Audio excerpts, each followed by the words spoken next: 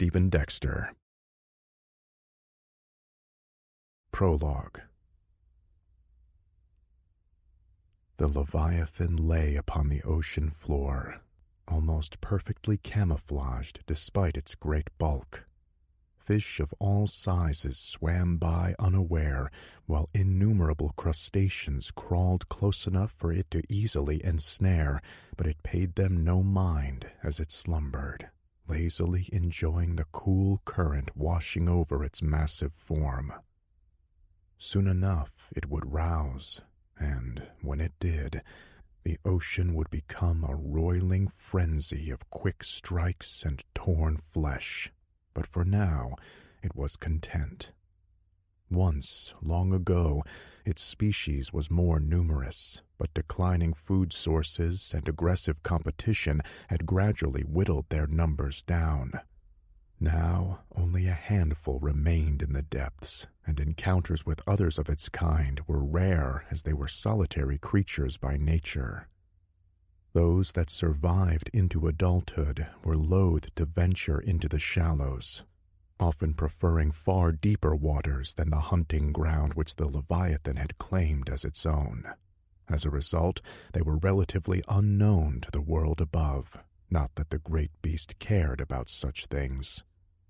There, safe in its territory, it was king of all it surveyed, doing as it pleased and fearing nothing. It was a blissful tranquility that wasn't meant to last. The ocean floor shuddered, causing the great beast to stir as the sand beneath it shifted and vibrated. Such disturbances were rare but not unknown, an annoyance at best, one that would quickly pass and be forgotten. Mere moments later, however, a much larger tremor hit, shaking the silty ocean floor and stirring up debris amidst the normally clear waters. A shock wave from some kind of explosion or eruption soon followed, disturbing the Leviathan's sensitive statistics and bringing with it a torrent of rushing water that roused it enough to take a cautious look around. Whatever had just occurred had been powerful enough to stun all of the smaller fish swimming nearby. Curious, but ultimately little more than a minor discomfort to a beast of its thrum. Something unseen jostled it, like a wave of energy passing through its body, electrifying its brain and jolting it fully awake. The creature scanned the surrounding depths with its keen eyesight, yet saw nothing to account for thrum. Another invisible pulse passed through it, causing it to recoil. Pain and discomfort flared within its mind, and it lashed out with its arms, causing the surrounding water to swirl in a chaotic maelstrom. Several long moments passed, and again the invisible enemy struck, driving the creature into a near frenzy. However, it could neither see nor sense where its foe was. All it knew was that it was being attacked, and whatever was responsible seemed to be both relentless and beyond its reach. The minutes drew out, feeling like hours, as more of the strange energy struck the mighty beast, driving its synapses into an uproar. Soon enough, its misery and confusion gave way to rage. It lashed out again with its many arms, striking at anything that moved. In short order, the water grew thick with the blood of any fish unlucky enough to be within the beast's vast reach. And yet still the thrumming continued, relentlessly tormenting the Leviathan with its inexorable power. It scanned the ocean floor again, looking for something, anything to attack that would stop this assault on its senses. However, all the surviving creatures within the immediate vicinity had fled following its initial fury. Finding nothing upon which to vent its anger, it began to swim, casting its mammoth form off the ocean floor and toward the surface. Soon enough, It detected something new, something worthy of its wrath, floating above at the far edge of its domain, daring to intrude where it did not belong. It didn't know if this newcomer was the source of its torment, but it intended to find out with swift and savage finality. "Say that again, please. I was distracted." Sidney Traco was actually bored out of his mind. This assignment was bullshit, and everybody aboard the floating shit trap known as the San Cristobal Tortuga knew it. They were out here for one reason and one reason only, to give the illusion that they were doing something worthwhile. In fact, the only one who seemed excited was the geologist standing in front of him. Dr. Riggle or Regal, some R-word Sidney couldn't be bothered to remember. "Those sediment samples we collected yesterday," the scientist said, calling up a chart on his laptop. "They're very unusual." "How so?" There was only one type of unusual that would have roused Sidney's interest, and that was confirmation that they'd found a pocket of natural gas. The bigger, the better. "We're not certain yet." "Come again?"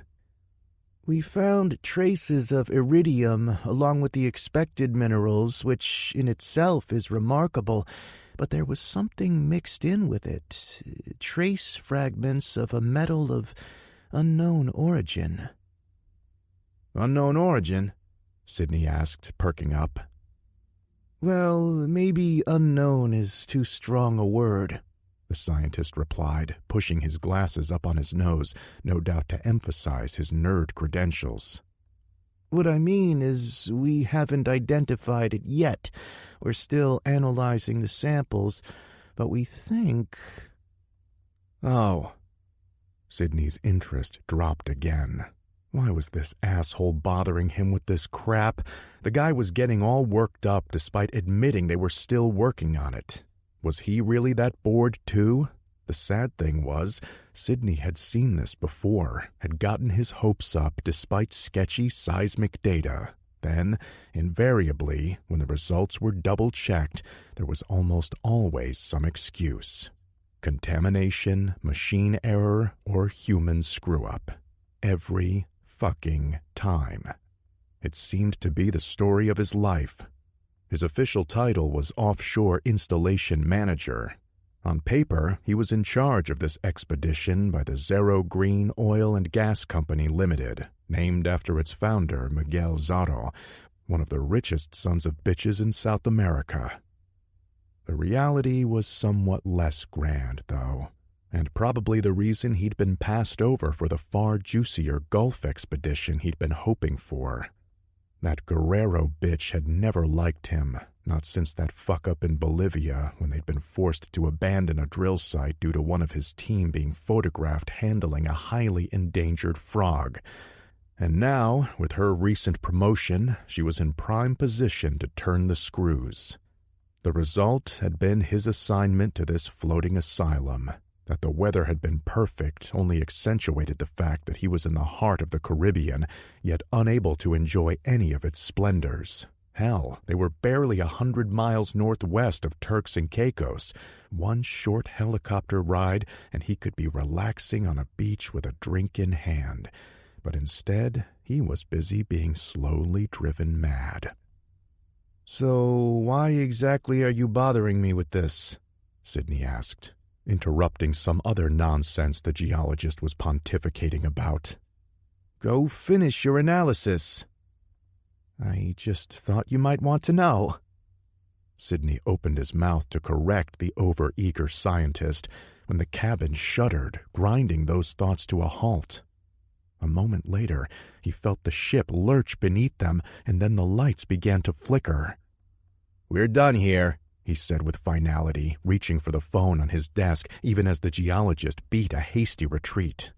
He put the receiver to his ear, impatiently waiting until it was picked up on the other end. "Mind telling me what the hell that was?" "I don't know," Jensen Greaves, the ship's first mate, replied. "But whatever it is, it's causing everything on the bridge to go haywire." Define everything. Sonar, geopositioning, hell, probably the coffee maker, too. What the fuck? Sidney replied, more to himself than the officer. Get someone from the floor on the box. I want to know what those clowns are doing. A minute or so later, Eddie Gunch, the drill crew's tool pusher, got on, although Sidney could barely understand him. The previously crystal-clear connection now garbled with static. We're working it, Draco. Working on what? I'm not... We were jetting when hit something hard and drill kicked in. Yeah, and? Sidney prompted, doing his best to try and fill in the gaps. And that's... Shit went nuts. I think... Hit a methane pocket. We're checking things now. Must have been a hell of a pocket to take out the entire fucking bridge, Sidney thought. Not that he gave a rat's ass about the bridge, the crew, or the whole damned ship for that matter. Well, that wasn't entirely true. He cared about it from a budgetary sense. It wouldn't have surprised anyone at headquarters if this operation turned out to be a bust. Hell, it was practically designed to be. But equipment damage was a whole other ball of wax. Shit like that would be dumped on his shoulders in a hot second. How's the drill? Pretty sure stuck. Trying. It retract it now. Some damage. Just fucking great. Might take some time. No, for sure. The controls are... Are what? They're acting weird, not respond... That was all he got before the line fell dead, the comms apparently following the lead of whatever the hell else was going on. Fucking wonderful. Sidney stepped on deck, heading for the ship's derrick. This was just his luck. The entire operation had been pretty much designed to be a clusterfuck from the start, but a necessary one. Zorro Green wasn't about to let their hard-fought drilling rights expire via entropy.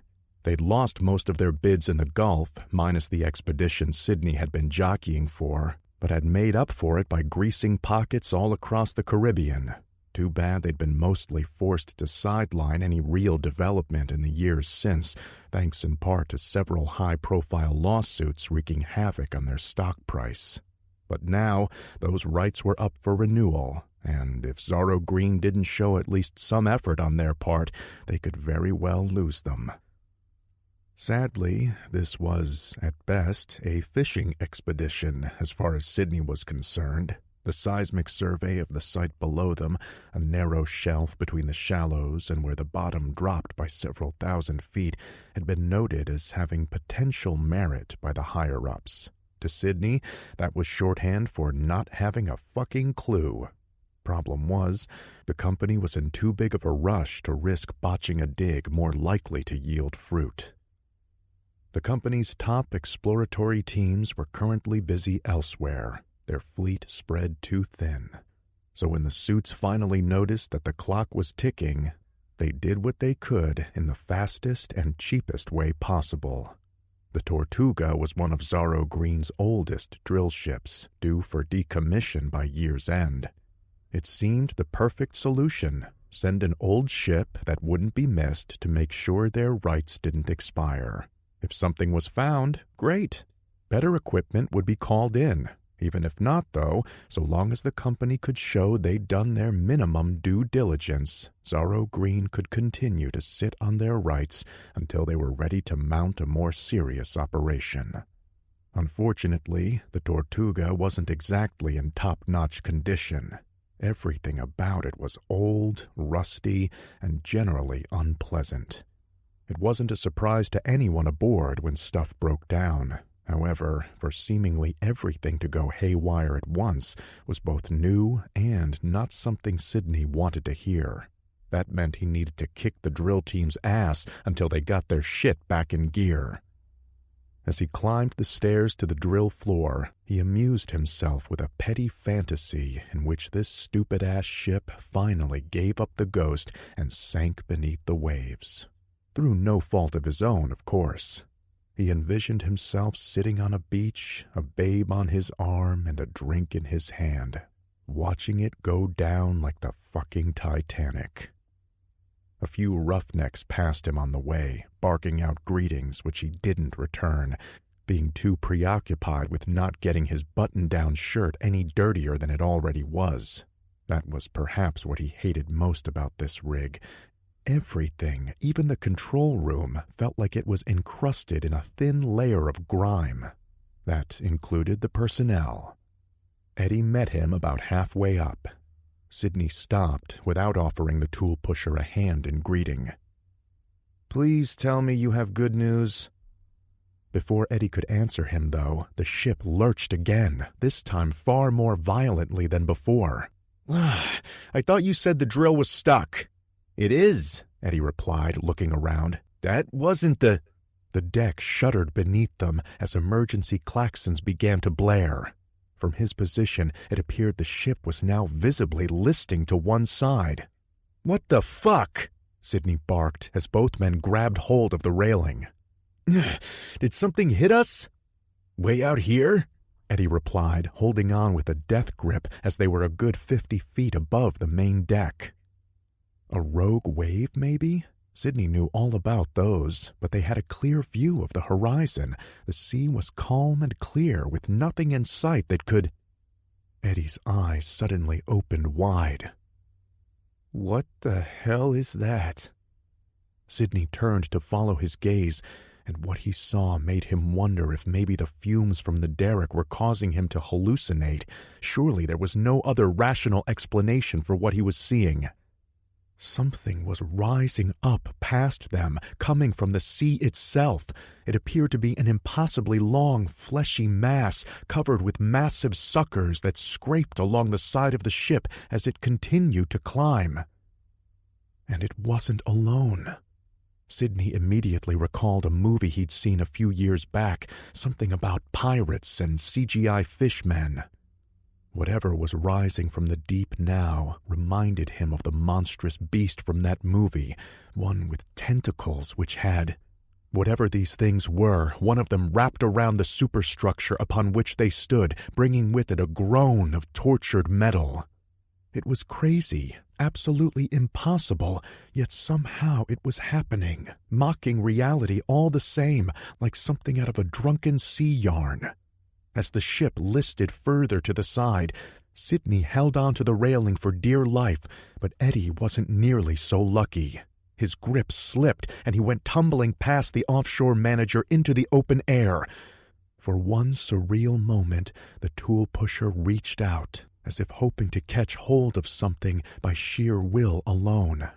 And then Eddie was gone, slamming into the deck below and staining the rusty metal with his blood. The ship began to lurch more violently. Sidney was no structural engineer, but it was painfully obvious the rig was beginning to give way under the assault of the nightmare tentacle wrapped around it. His feet slipped out beneath him as the Tortuga came dangerously close to capsizing, and he found himself hanging by his fingertips over 50 feet above the surface of the water. The screams and cries of the crew could be heard amidst the fatigue of metal being strained beyond its capacity, but nothing mattered to him beyond his own predicament. "I knew this fucking mission was cursed." Almost as if in answer to his thoughts, a great mass of orange-brown flesh emerged from the sea below. He had time to glimpse one massive eyeball glaring up at him, and then his finger slipped and he fell, desperately hoping to hit the water instead of the deck, but knowing it would likely be the equivalent of slamming into solid concrete from that height. Somehow, though, the thought of a quick death wasn't nearly as frightening as the alternative. Part 1. Chapter 1. Dr. Derek Jenner crept through the thick underbrush, moving quickly but deliberately. A small headlamp provided barely adequate light against the thick Pennsylvania woods. He bent low, examining the cold ground of the well-traveled game trail. There was no shortage of tracks, but he saw nothing out of the ordinary. He voiced as much. "Doesn't mean anything. This creature is said to be smart, at least as smart as a wolf, maybe even as smart as a man." "Over here!" A soft voice called from off to his left, nearly inaudible even in the stillness of the woods. Derek pushed past some brambles to find his tracker, Daniela Danny Kent, down on one knee, looking at something on the forest floor. In the glare of his headlamp, her thick blonde hair stood out against the seemingly endless green of the forest, even tied back in a ponytail as it was. "What have you got?" "Scat," she replied. "Fresh, and from something big." "Get one of the evidence bags so we can have it tested for DNA." "You got it." She removed her backpack and unzipped it, just as there came the crack of a branch breaking from somewhere in front of them. It was impossible to tell exactly where, but it had been close, and, more importantly, whatever caused it had sounded big. Derek started to push through the bushes, intent on finding out what it was. "Wait, this'll just take a minute." He turned back toward Danny. "Finish up and then follow. Keep your radio on." "Okay, just be careful." He threw her a quick smile. "Always am." Then he stepped through the bushes, knowing he was instantly lost to her sight. Even with their headlamps, they were lucky to see much more than 10 feet in front of them. It was a dangerous proposition when faced with a potentially lethal quarry. The mongrel man of Morganburg, as the media had dubbed it, wasn't nearly as well known as the Beast of Bray Road over in Elkton, Wisconsin. However, the local papers had latched onto this creature in recent years as sort of a local celebrity, especially after a few sightings and alleged disappearances. It was hard to believe, a living, breathing werewolf, but that's exactly what eyewitnesses described. Derek stopped and looked around, surveying the thick vegetation that seemed to be on all sides. It appeared to be a whole lot of nothing, yet he knew that could be deceptive. The bush able to conceal just about anything from sight. Such a beast could be standing mere feet away from him, and he would never know until it was too late. "This far out in the woods," he said aloud. "It's easy to believe. All of those stories that frightened us as children, they all become real out here under the stars. Suddenly, they don't seem so absurd when you can't reach over and turn on the lights. That's the point where you realize you have a choice. Run back home and pray it doesn't catch you, or head toward it and hope for the best." There came the crack of another branch, this one closer than the last. Derek prepared to push through the foliage once more, but then a voice cried out from somewhere in the darkness. "Ow! God damn it!" Derek stopped moving and sighed. "Cut!" "Relax," Julie Wilhelm, the show's camera operator, said. "We can edit around that." "I know." Derek let out a sigh. "But I was really hoping to do it all in one take." "Sorry to disappoint, Mr. Tarantino," Mitchell Harkness, the team's medic, replied, his wiry frame stepping out from behind a tree. "I guess we'll have to skip the Emmys again this year." Derek laughed. "Nobody appreciates our art. You okay, by the way?" Mitchell shrugged, looking embarrassed. "Yeah, I tripped on a rock." "Oh no, not a rock!" Danny called out, likewise joining them. She'd switched her headlamp to a higher setting, greatly increasing the illumination it provided. "And here Derek said we'd be safe leaving the guns behind." Derek turned to her and shook his head. "I'm so glad we don't broadcast live." Julie opened her mouth to reply, but he held up a hand. "Yes, I know. I still haven't decided if I want us doing that live Halloween show. Sounds like a waste of time." "Sounds like?" Danny offered. Okay, it'll definitely be a waste of time, but the kids will like it. Whatever locale or legend they picked for the live show, there was one thing they could all count on. It would be far from any actual activity. They'd spend 3 or 4 hours traipsing through a dark forest or spooky cave, knowing there wasn't anything out of the ordinary, especially since they'd be the ones to make sure of it first. In a way, it was ironic, he considered. They were one of the few active field teams qualified to track down actual cryptids, creatures such as Bigfoot that were considered little more than myth and legend by the general public, yet for the sake of the reality show they starred in, The Crypto Hunter, the same show that acted as their cover whenever they were on a real mission, they'd end up wasting an evening doing nothing but chasing their own shadows. This would be spliced in with them turning back to the camera to offer fake what-if scenarios about what might be out there, always just outside the range of the camera's lens. As for the mongrel man of Morganburg, it was a snipe hunt, nothing more than a local legend, probably started by drunk teens trying to cover their asses after staying out too late. It was why he and his team were out there unarmed with nothing but their cameras. Well, maybe not entirely unarmed. Derek checked the concealed shoulder holster he wore beneath his jacket. One could never be too careful. There were, after all, real predators in these woods. However, he was fairly certain none of them were werewolves. Even his superiors within the Department of Agriculture, keepers of a vast archive filled with data on species unacknowledged by science, agreed on that one. Sure, there was a known Squatch clan a few miles to the west, but they were mostly benign, and, so far as he could tell, none were currently in the area where they were filming.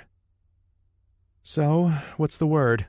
Julie asked, setting her camera aside so she could pull some brambles from her auburn hair. "Should we call it a night, or keep hunting until the full moon goes down?" Derek considered their options for a moment. It's getting late. Let's head back in. We can film the rest of that scene along the way."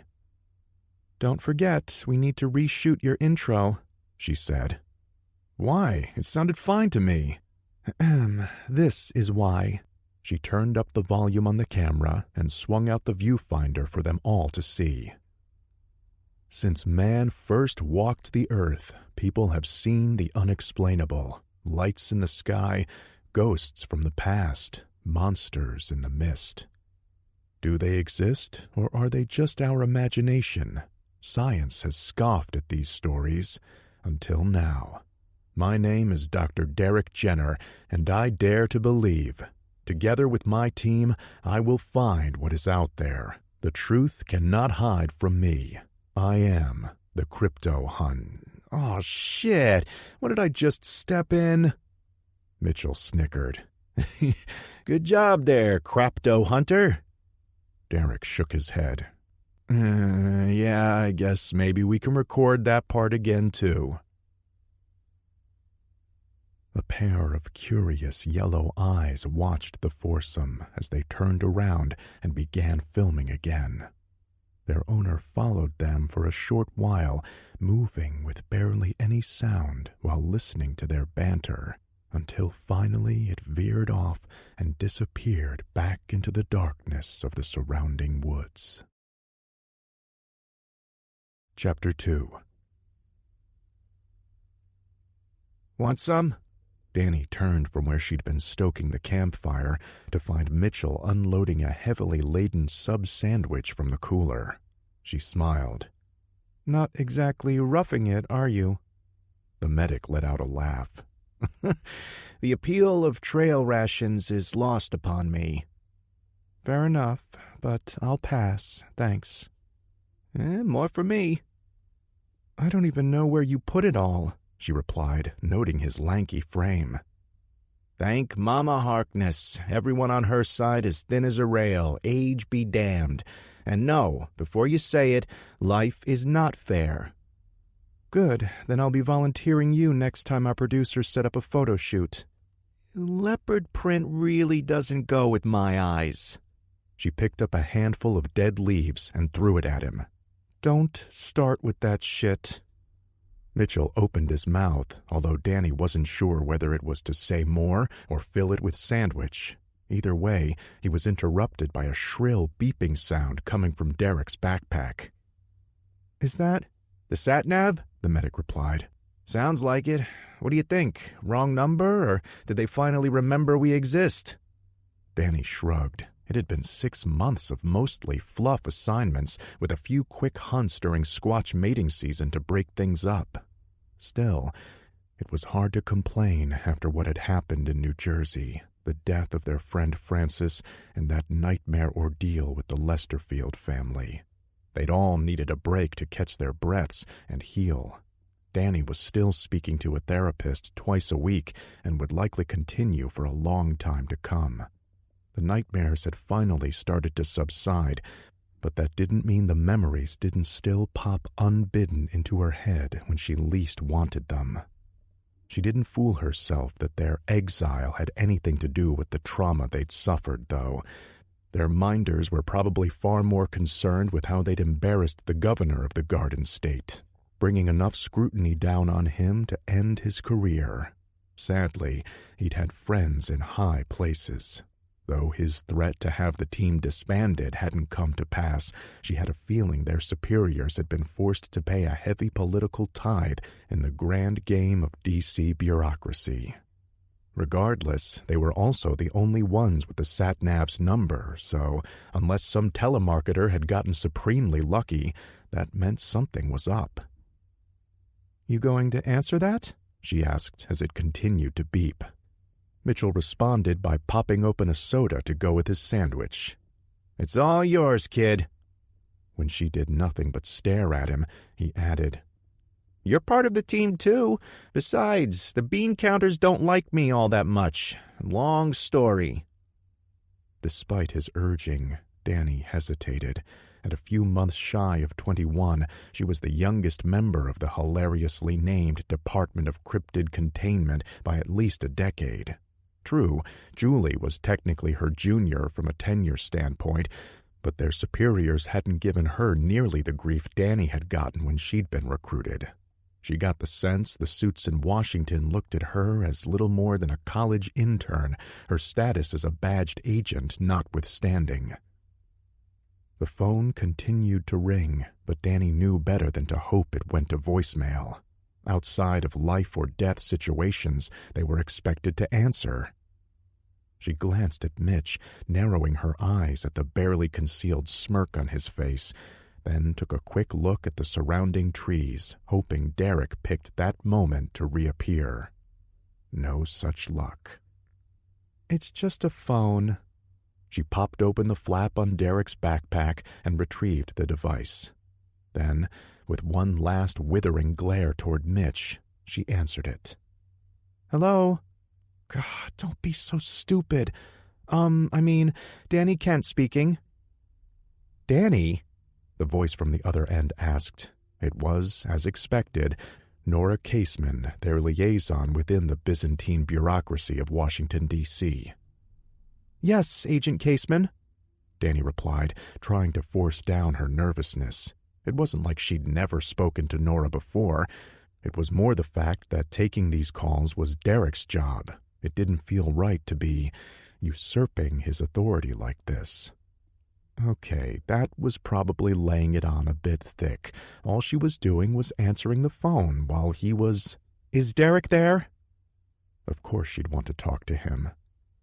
"Sorry, he's out shooting some footage with Agent Wilhelm." "Just so long as he's not shooting an actual werewolf," Nora replied with a slight chuckle. "I really don't need that kind of paperwork right now." "Just crypto hunter stuff," Danny said, forcing herself to relax. "I can take a message if you want." There came a pause from the other end. In her mind, Danny could picture the senior agent shaking her head as she replied, "No, it's nothing you're not going to learn anyway. I'm going to assume it's not exactly a secret that we've been keeping the team on the back burner lately." "Not really.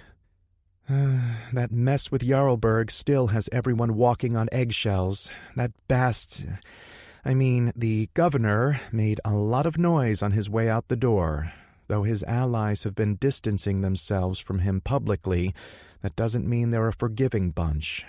I won't lie, they've been looking for an excuse to sink this program, so I've made it unofficial policy to not give them one. Danny knew she should keep her mouth shut and listen, yet she couldn't help but ask. So what changed? Nora let out a sigh. We can't hide forever.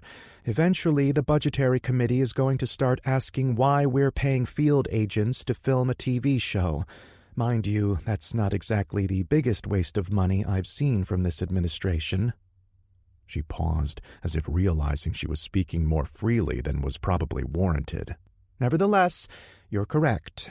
As soon as you can wrap up there, I need you all on a plane headed south. Danny raised an eyebrow that only Mitch could see, not that he was paying attention. Chupacabras? Or are we talking further south than that? Yeah, and a bit wetter as well. I can't believe I'm saying this, but they need you down in the Bermuda Triangle. The Bermuda Triangle? Danny asked after a few moments. They'd originally been scheduled to fly to the Bahamas following the debacle in New Jersey, she mused, but the mission had gotten deprioritized shortly thereafter, albeit that was probably more due to their time-out status. I know what you're thinking, but this has nothing to do with time vortexes, UFOs, or any of that crap. So what's this about, then? Danny asked, realizing she was starting to get into the groove of talking to their handler, taking on a more business-like approach and asking the question she hoped Derek would ask. I don't know if Derek told you or not, but last year, right before the shit hit the fan, you're talking about that giant squid case, right? Then she quickly added, Sorry to interrupt. Relax, Nora said. This isn't the military.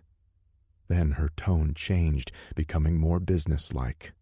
But yes, some months back there was an abandoned fishing vessel found with marks in its hull which seemed to suggest an encounter with a creature of considerable size.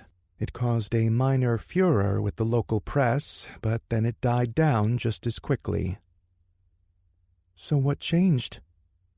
Nora paused, but when she spoke again, there was a bit of an edge to her voice. Have you heard of Zorro Green Limited? Aren't they an oil company? Among other things, they're a major conglomerate based out of Venezuela. I'll spare you the boring details and get to the point. Yesterday afternoon, they abruptly lost contact with one of their drill ships in the region. No SOS or anything, and it apparently just dropped off GPS. Their head office didn't waste any time reaching out to both the U.S. and Bahamian governments for assistance in the matter. Fortunately, we had a ship in the area that was able to respond. Did they find it? What was left? Mostly bits and pieces. Danny closed her eyes, trying not to envision it. Survivors? Just one, and he had quite the story to tell. Only one? Or at least so far as we can tell, Nora continued. Communication with the rescue ship has been choppy at best. Again her voice took on an edge. But it was enough that the agent in charge made the decision to contact my superiors. Agent Caseman was apparently insistent that this was a job for the DOCC. Wait, Agent Caseman? Before she could ask aloud, though, Danny remembered that Nora's ex-husband, Jacob, was likewise in the government's employ. She thought the tightness in the senior agent's voice had been due to the tragedy, but apparently it hit a bit closer to home, especially since she'd heard the divorce had been fairly recent. Though Danny had never met the man, she knew he and Derek were friends from way back, which had to make this that much more awkward for their handler. Nora, however, didn't volunteer any further information on the subject. maintaining a neutral tone as she continued filling Danny in on the details until she was done. "Pass the word on and tell Derek to call me back if he has any questions." "Will do." "Oh, there is one more thing, Danny," the senior agent said. "Yes?" she replied, curious to hear what Nora had to say. "How have you been?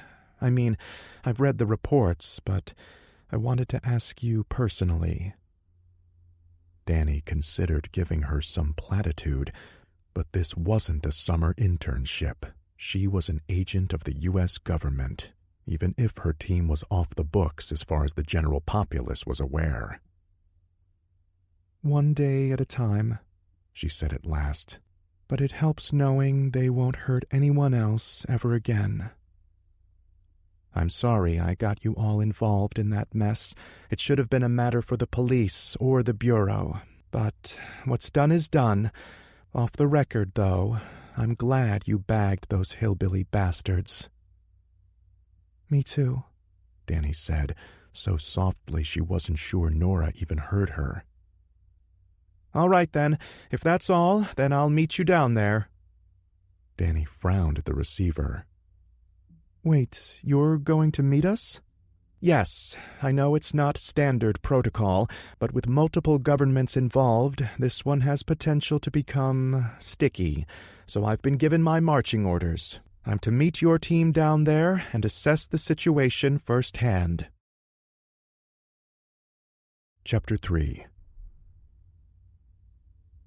"That sounded a lot less fun than my dinner," Mitchell said once Danny ended the call and put the sat-nav away. "Care to fill me in?" Danny glared at him sidelong. "I wouldn't want to ruin your digestion with actual work." "Relax, kid. You did great. Besides, Nora's not exactly a hard-ass, at least not compared to our last liaison." He was interrupted by the sound of movement from the surrounding brush. A few moments later, their missing teammates stepped into the clearing, looking no worse for the wear. "Whose hard ass are we discussing?" Derek asked idly. "Definitely not his," Julie said, gesturing at Mitch as she started to pack her camera up. "Pretty sure he's allergic to the gym." "What can I say? My mind is my most potent weapon, aside from my wit, of course." Derek sat down next to him and grinned. "Do I need to make any comments about firing blanks on both accounts, or is that a given?" "I'd be insulted if you didn't." He shook his head, then turned to Danny. "Everything okay? You look a little pale. Please tell me Mitch didn't offer you any of his Vegemite again." "I did, but she's a food snob." "One with working taste buds," Danny replied, taking a deep breath. "I'm fine. Nora called. Caught me off guard since you weren't around to answer it." Derek nodded, raising an eyebrow. "I see, and I assume the senior team member around the fire left you to sink or swim." "It was just a phone call," Mitch said. Danny shrugged, but decided not to press the issue. Nerve-wracking or not, she'd gotten through the conversation unscathed. "First time in the hot seat jitters, I guess." "I'm sure you did fine," Derek replied. "Besides, Nora likes you." He then inclined his head toward the medic. "Better than him, anyway." Mitchell threw back his head and laughed. "See? I told you." Derek listened intently as Danny brought the team up to speed, warring emotions stirring within him. The fact that they were once again being called in on something political had him worried. His team was used to operating on their own, running solo missions in remote locations where they could do their job unhindered. It went hand in hand with what they did. After all, one didn't usually hear of Thunderbirds flying around Times Square. The simple fact of the matter was that the prehistoric throwbacks they normally dealt with tended to be found where people mostly weren't. It was only when their paths crossed and turned bloody that Derek's team was brought in. Their job was simple: Save lives, preferably on both sides. Culling a rogue Sasquatch, for example, was regrettable, but doing so not only saved human lives, but potentially spared others of its species from the wrath of vengeful locals. That debacle in New Jersey, though, had been an utter clusterfuck, born from human ego and resulting in nothing but loss and suffering for so many. Now, to be called in again for a mission in which there were agendas attached, the very idea threatened to make his blood boil, but that wasn't all. There was also the locale to consider. Being out at sea would afford them the same anonymity as the deep woods. However, if they were forced to bring their work closer to shore, for whatever reason, that would almost certainly cause an issue. The Bahamas weren't exactly remote. The last thing they needed was to land a big fish, so to speak, in plain sight of thousands of beachgoers. However, there was also the flip side, the excitement of a new mission. In his time running the team, he'd known loss and sorrow, but there was also the joy of having seen things few others had, and it was all because the U.S. government had an interest in keeping extant megafauna off the public's radar, even if his team had never been given a concrete answer as to why. But that was the government for you. He'd been dealing with them long enough to know that for every report that was eventually declassified, there were 10 more that had been redacted enough to look like a game of Mad Libs. After hearing Danny out and considering things, he decided to focus on the positive. Rather than worry about government agendas, they'd do what they did best, assess the situation and do what was needed to rectify it. And if they got to see something new and interesting in the process, well, that was icing on the cake. The rest, well, Nora could deal with it. They had their job and she had hers. "Thoughts?" Derek asked once Danny had finished relaying the details. Later on, he planned to call Nora back and ask more questions, but for now it was best to get the others' opinions, including theories on what they were facing. "I've always favored Speedos over swim trunks myself," Mitchell replied. "Thoughts on this sea monster, I meant." He held up a hand. "And not that kind of sea monster either." "Giant squid, maybe?" Julie asked. "Or those bigger ones? What are they called?" "Colossal squid," Derek offered. "Maybe, but in either case it would need to be considerably larger than any specimen observed to date. Not that we haven't seen that before. They also tend to be found in deep water, not at the surface sinking boats." "So we drop some lines at the continental shelf and do a little sport fishing on Uncle Sam's dime." Derek turned toward the medic. "Not going to complain if that happens, but there's also the fact that we had a similar case dropped in our lap a few months back." Danny nodded. "I mentioned that to Nora. She said it got deprioritized." Meaning we were deprioritized, Derek surmised. "But it still makes me wonder if we're even dealing with the same creature." "Which is a big if," Julie said. "I mean, this is still just a one-off so far, isn't it? There's no pattern established here. Why even bother calling us in at this point?" "Apparently we were requested by name. Isn't that right?" Derek inclined his head toward Danny, who nodded. "There's also the fact that the missing ship belonged to a member of Big Oil. Don't doubt that they have a bit more pull than the local fishermen." Mitch leaned forward. "So, are we just going to ignore the rest?" "What do you mean?" "How this is all conveniently happening in the Bermuda Triangle?" "Ah, I see. Is this the part where we put on our tinfoil hats?" The medic laughed. "Just putting it out there. Ignoring sea monsters for a moment, this isn't the first time people have reported strange things out there. Like, for instance, the radio interference from that rescue ship. All I'm saying is the place has a rep." That could simply be a case of broken equipment. And this monster might be nothing more than misidentified seaweed, but we're still taking it seriously. Derek held up a hand. Point taken, but orders are orders. That said, our first and foremost duty is to assess whether this creature exists and is a threat. That's top priority, above busted radios, smoothing ruffled feathers, or even finding the lost city of Atlantis. Agreed? There were nods from all around the campfire. All right, good. Then let's wrap up here, head in, and get some research done. I'll touch base with Nora to figure out when our flight's leaving, but knowing our gracious government, let's assume it's a red-eye.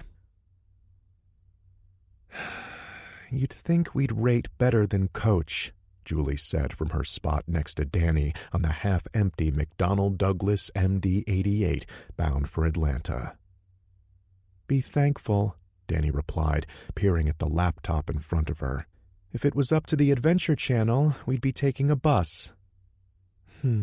Is that schoolwork or research? Derek gave me permission to access the archives last night. Figured it would give me a chance to get caught up while we're in the air. Julie understood that was about as much as Danny could say, at least on a public flight. Though the other travelers appeared to be preoccupied with their own affairs, there was still their cover to maintain. As far as their audience was concerned, they were nothing more than the cast of a run-of-the-mill reality show, chasing shadows in the woods and calling it evidence. Of course, there were those who thought otherwise, some who'd come perilously close to figuring out the truth. Julie knew full well, because she'd been one of them. After her sister had gone missing, she'd been stonewalled by both the police and her own colleagues at WGXP News. In desperation, Julie had turned to the internet, searching for anything that might help her, and learning some of the crazier theories that abounded in cyberspace. Then she'd heard that the cast of the Crypto Hunter was visiting the state, purportedly to conduct an investigation close to where her sister had last been seen. It had seemed like a long shot, but it had paid off, albeit not quite in any way she could have foreseen. Hell, the ordeal had nearly killed them all. In the end, though, they'd pulled through as a team, which in turn had led to her being offered a full-time position within the DOCC. Best of all, they'd managed to save her sister. Sadly, Sophie had since withdrawn from the family, refusing all attempts at contact. It was heartbreaking, but Julie clung to the hope that her sister just needed time to heal, much as Danny had. Speaking of which, it was time to get her mind in gear. Her sister was always in her thoughts these days, but for now she had a job to do. Besides, as a former reporter, research was right up her alley. It also didn't hurt that her current duties tended to be far more engrossing than the banal human interest stories that had once been her bread and butter. Need a study buddy? She asked the younger woman. Danny turned toward her and smiled. You bet. This stuff is usually pretty interesting, but it's still easier staying awake if someone's there to nudge me. Then consider me your nudge, Julie said. She liked Danny. The girl was brave and resourceful, but lacked the cliquish ego one might expect from a college-aged co-ed. Some of that might have been the sobering reality of what they did, coupled with the fact that the poor girl had lost friends and family along the way. Julie didn't enjoy prying into other people's business as a habit. However, it was second nature from her reporting days. Not to mention, she thought it best to familiarize herself with her new teammates. After all, their lives could very well depend on one another. She knew that Danny, her brother Harrison, and several of their friends had been in the wrong place at the wrong time. Though the papers had reported it as a bear attack, the truth was far more sinister.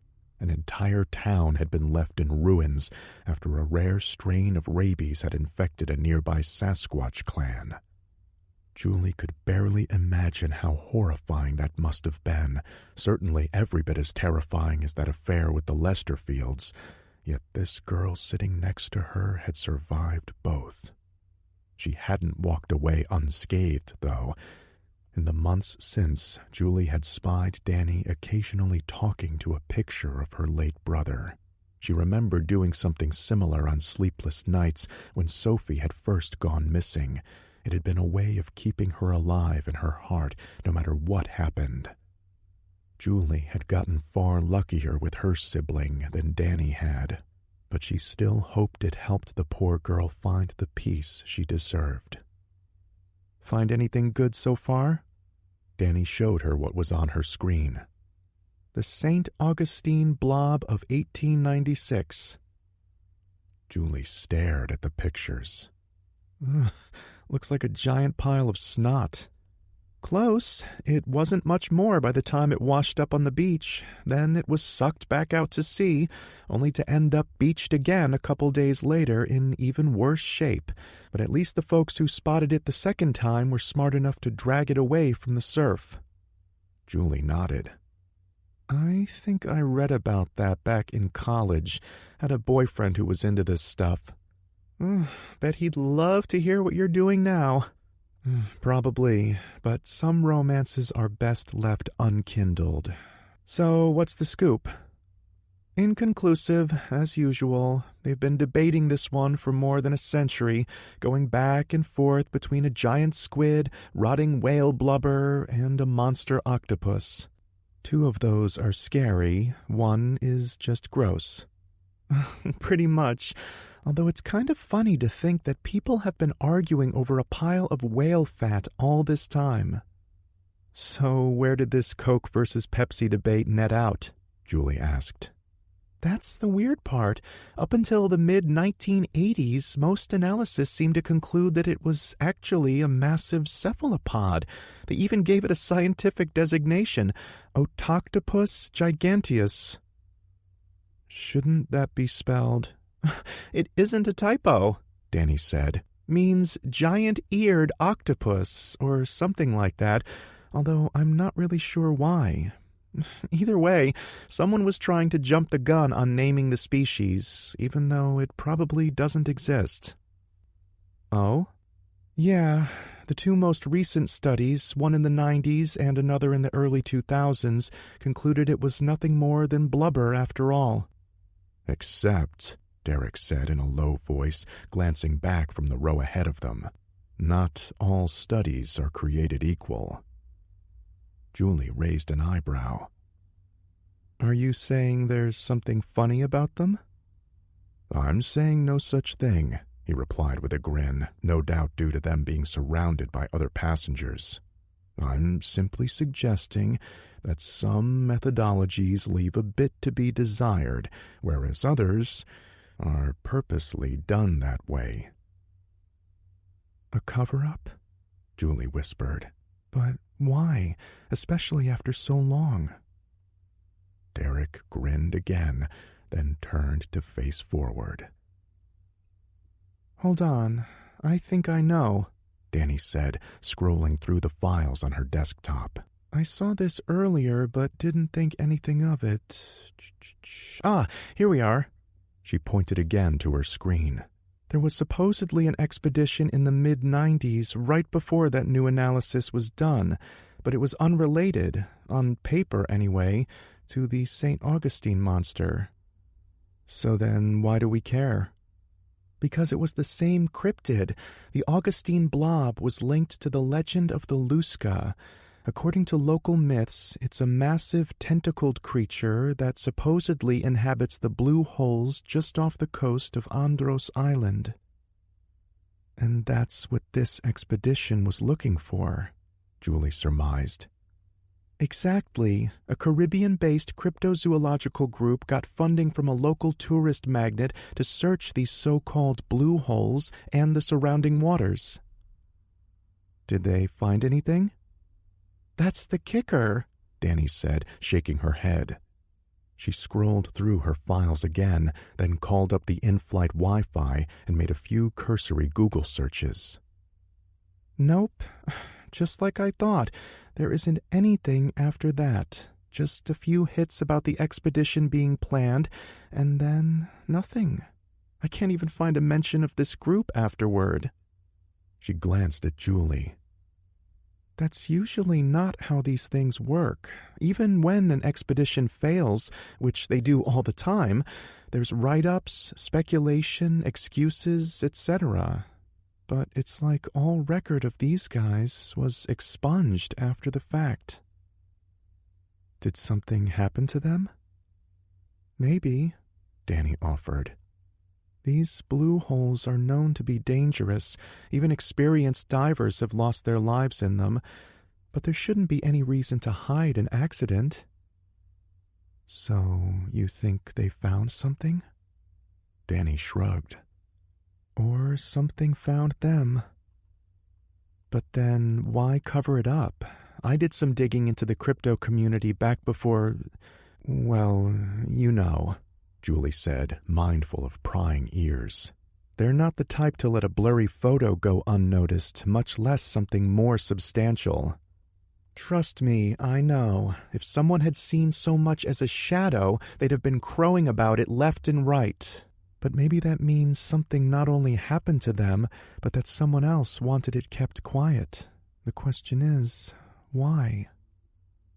Julie considered this for a moment before a possible reason hit her. "I think I might have an idea. I did a piece on popular vacation spots a few years back, pure fluff, but I gave it my due diligence. Anyway, the Bahamas has one of the most thriving economies in the Americas, based entirely off tourism." "Makes sense. Can't say I'm not looking forward to a beach day or two." "Same here, but imagine what might happen if a news story broke about something in the water." Danny inclined her head. "Like in that old movie Jaws?" "Not that old," Julie said with a huff. "But yes, a big hungry shark is definitely going to affect the summer crowd." Danny nodded. "And that was just one. But think of what could happen if word got out that there was perhaps an entire population right off the coast. It might cause a panic. Worse, lots of people would choose to spend their vacation dollars elsewhere." "Makes sense, and we're talking about something potentially a lot bigger here." "How much bigger?" Julie asked. "That's a good question." Danny clicked open another tab on her web browser.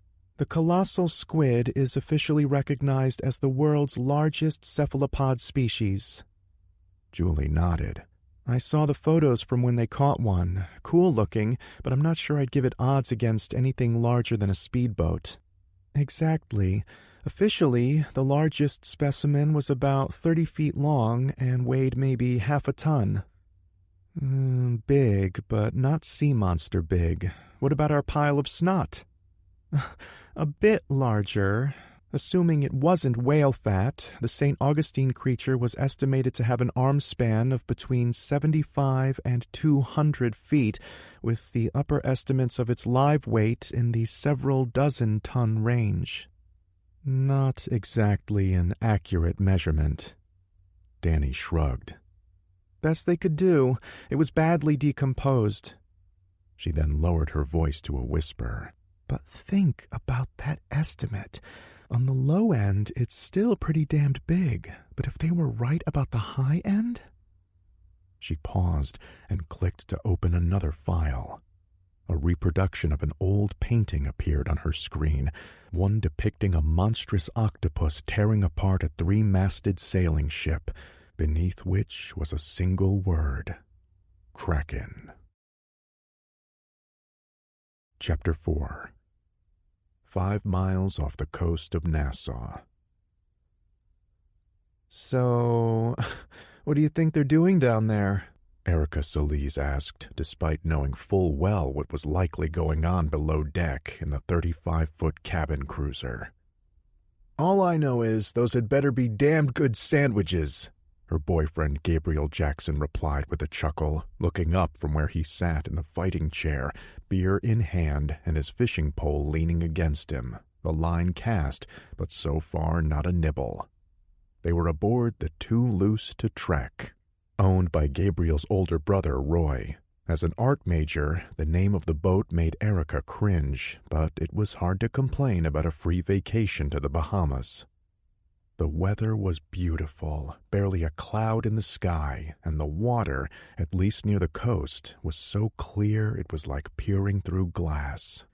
This far out, trying their hand at deep-sea fishing, that wasn't quite the case, but she still couldn't deny it was beautiful. Roy had invited them down to celebrate both his recent promotion to vice president at the firm he worked for, as well as his 6-month anniversary with his wife Marianne. Erica hadn't been too impressed with Marianne. She was a bit too blonde and bubbly to be anything other than a trophy bride. The fact that Roy could barely keep his hands off her made Erica slightly uncomfortable. Public displays of affection weren't really her thing.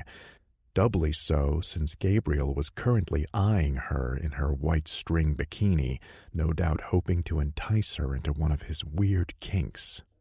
"Why don't you come over here and keep me company while we wait for them? We could pretend you're the naughty little mermaid and I'm your prince." Ugh. Marianne had gone below to fetch some snacks while the men were busy casting for sailfish, or trying to. Roy had followed her shortly thereafter. That had been 20 minutes ago. Not helping was the occasional grunt heard from inside the cabin, making her desperately wish she'd stayed back at shore. Who does that? She thought. Who invites their brother out fishing and then disappears for a not-so-quickie? "Sorry, this little mermaid has no interest in your trident," she replied, stepping onto the narrow walkway leading around the boat. "I'm going to the front to catch some rays." "It's called the bow," he called back. "Or, if we add an L, it could be called the "Keep dreaming, King Neptune," she replied, gripping the railway to keep herself from slipping. Though a swim sounded good, she preferred somewhere where she could still touch the bottom. As she made her way forward, she was certain she heard a soft moan coming from inside. Erica stopped to listen, but then realized what she was doing and began heading forward again. "So gross," she said to herself, just as a splash of cold water hit her backside. For a second or two, she lost her grip on the railing, leaving her teetering on the edge before she managed to grab hold again. "God damn it, Gabe, that wasn't funny." "Huh? What wasn't?" her boyfriend asked, popping his head around the corner. "You splashed me." No, I was resetting my line and grabbing another beer."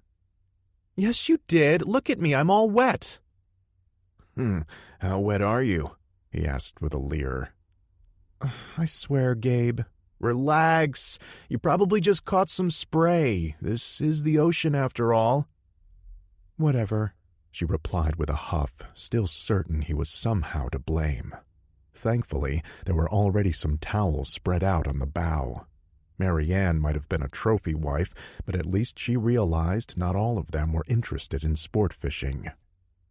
Erica lay down, the sun warm against her brown skin, and then called up a playlist on her phone. Nothing but silence greeted her, however, as the app crashed back to the home screen. A few more attempts produced the same result until she finally gave up in disgust. "Piece of shit." She closed her eyes and had just barely settled down when there came a whizzing sound from the back of the boat. For a moment, Erica wasn't sure what it might be, but then she heard the whoop of joy from her boyfriend and realized it was the reel of his fishing rod. I think I got something." "That's nice," she whispered, leaning back again. "Keep it to yourself." "Holy shit, this thing is huge!" She chuckled softly as the boat rocked in the current. "Good luck trying to convince yourself of that." "What the... fuck!" A heavy splash came from the rear of the boat, cutting Gabriel's cry short, just as the boat rocked again. Erica sat up and looked around, wondering if maybe a wave had hit them, but there wasn't anything to be seen from her vantage point except calm water. There came more frantic splashing from the back. Giving up on her plans, she let out a sigh and got up again. Knowing Gabriel, he'd gotten too excited and fallen overboard.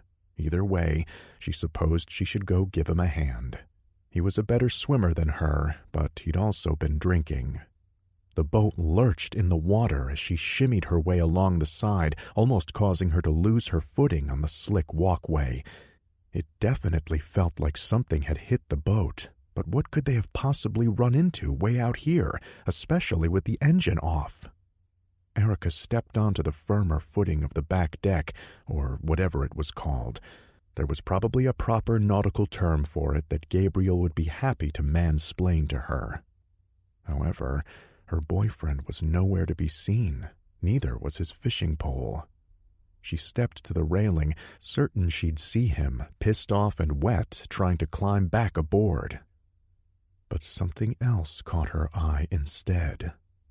A large, gelatinous mass was pressed up against the boat. She'd been right. Something had hit them after all, no doubt propelled by the tide. Whatever it was fleshy, brownish red, and huge, easily as wide as the ship itself. What the hell? Had Gabriel fallen overboard and maybe gotten trapped beneath this thing? Oh no! She quickly looked around for something to use to push it away from the boat, spotting a long-handled fishing net nearby. Erica grabbed it and leaned over the railing, prodding at the mass in the hope of freeing her boyfriend, hoping it wasn't too late to... In the next second, though, it was as if the sea itself had erupted around her.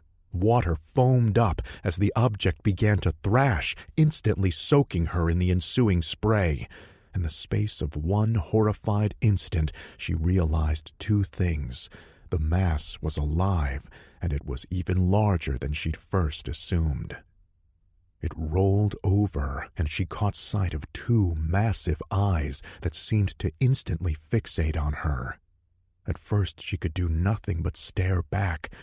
Then something impossibly strong wrapped around her torso, ripping into her skin and squeezing hard enough to cut off the scream that wanted to escape her lips. Erica was lifted from the deck, little more than a child's plaything in this monstrosity's grasp.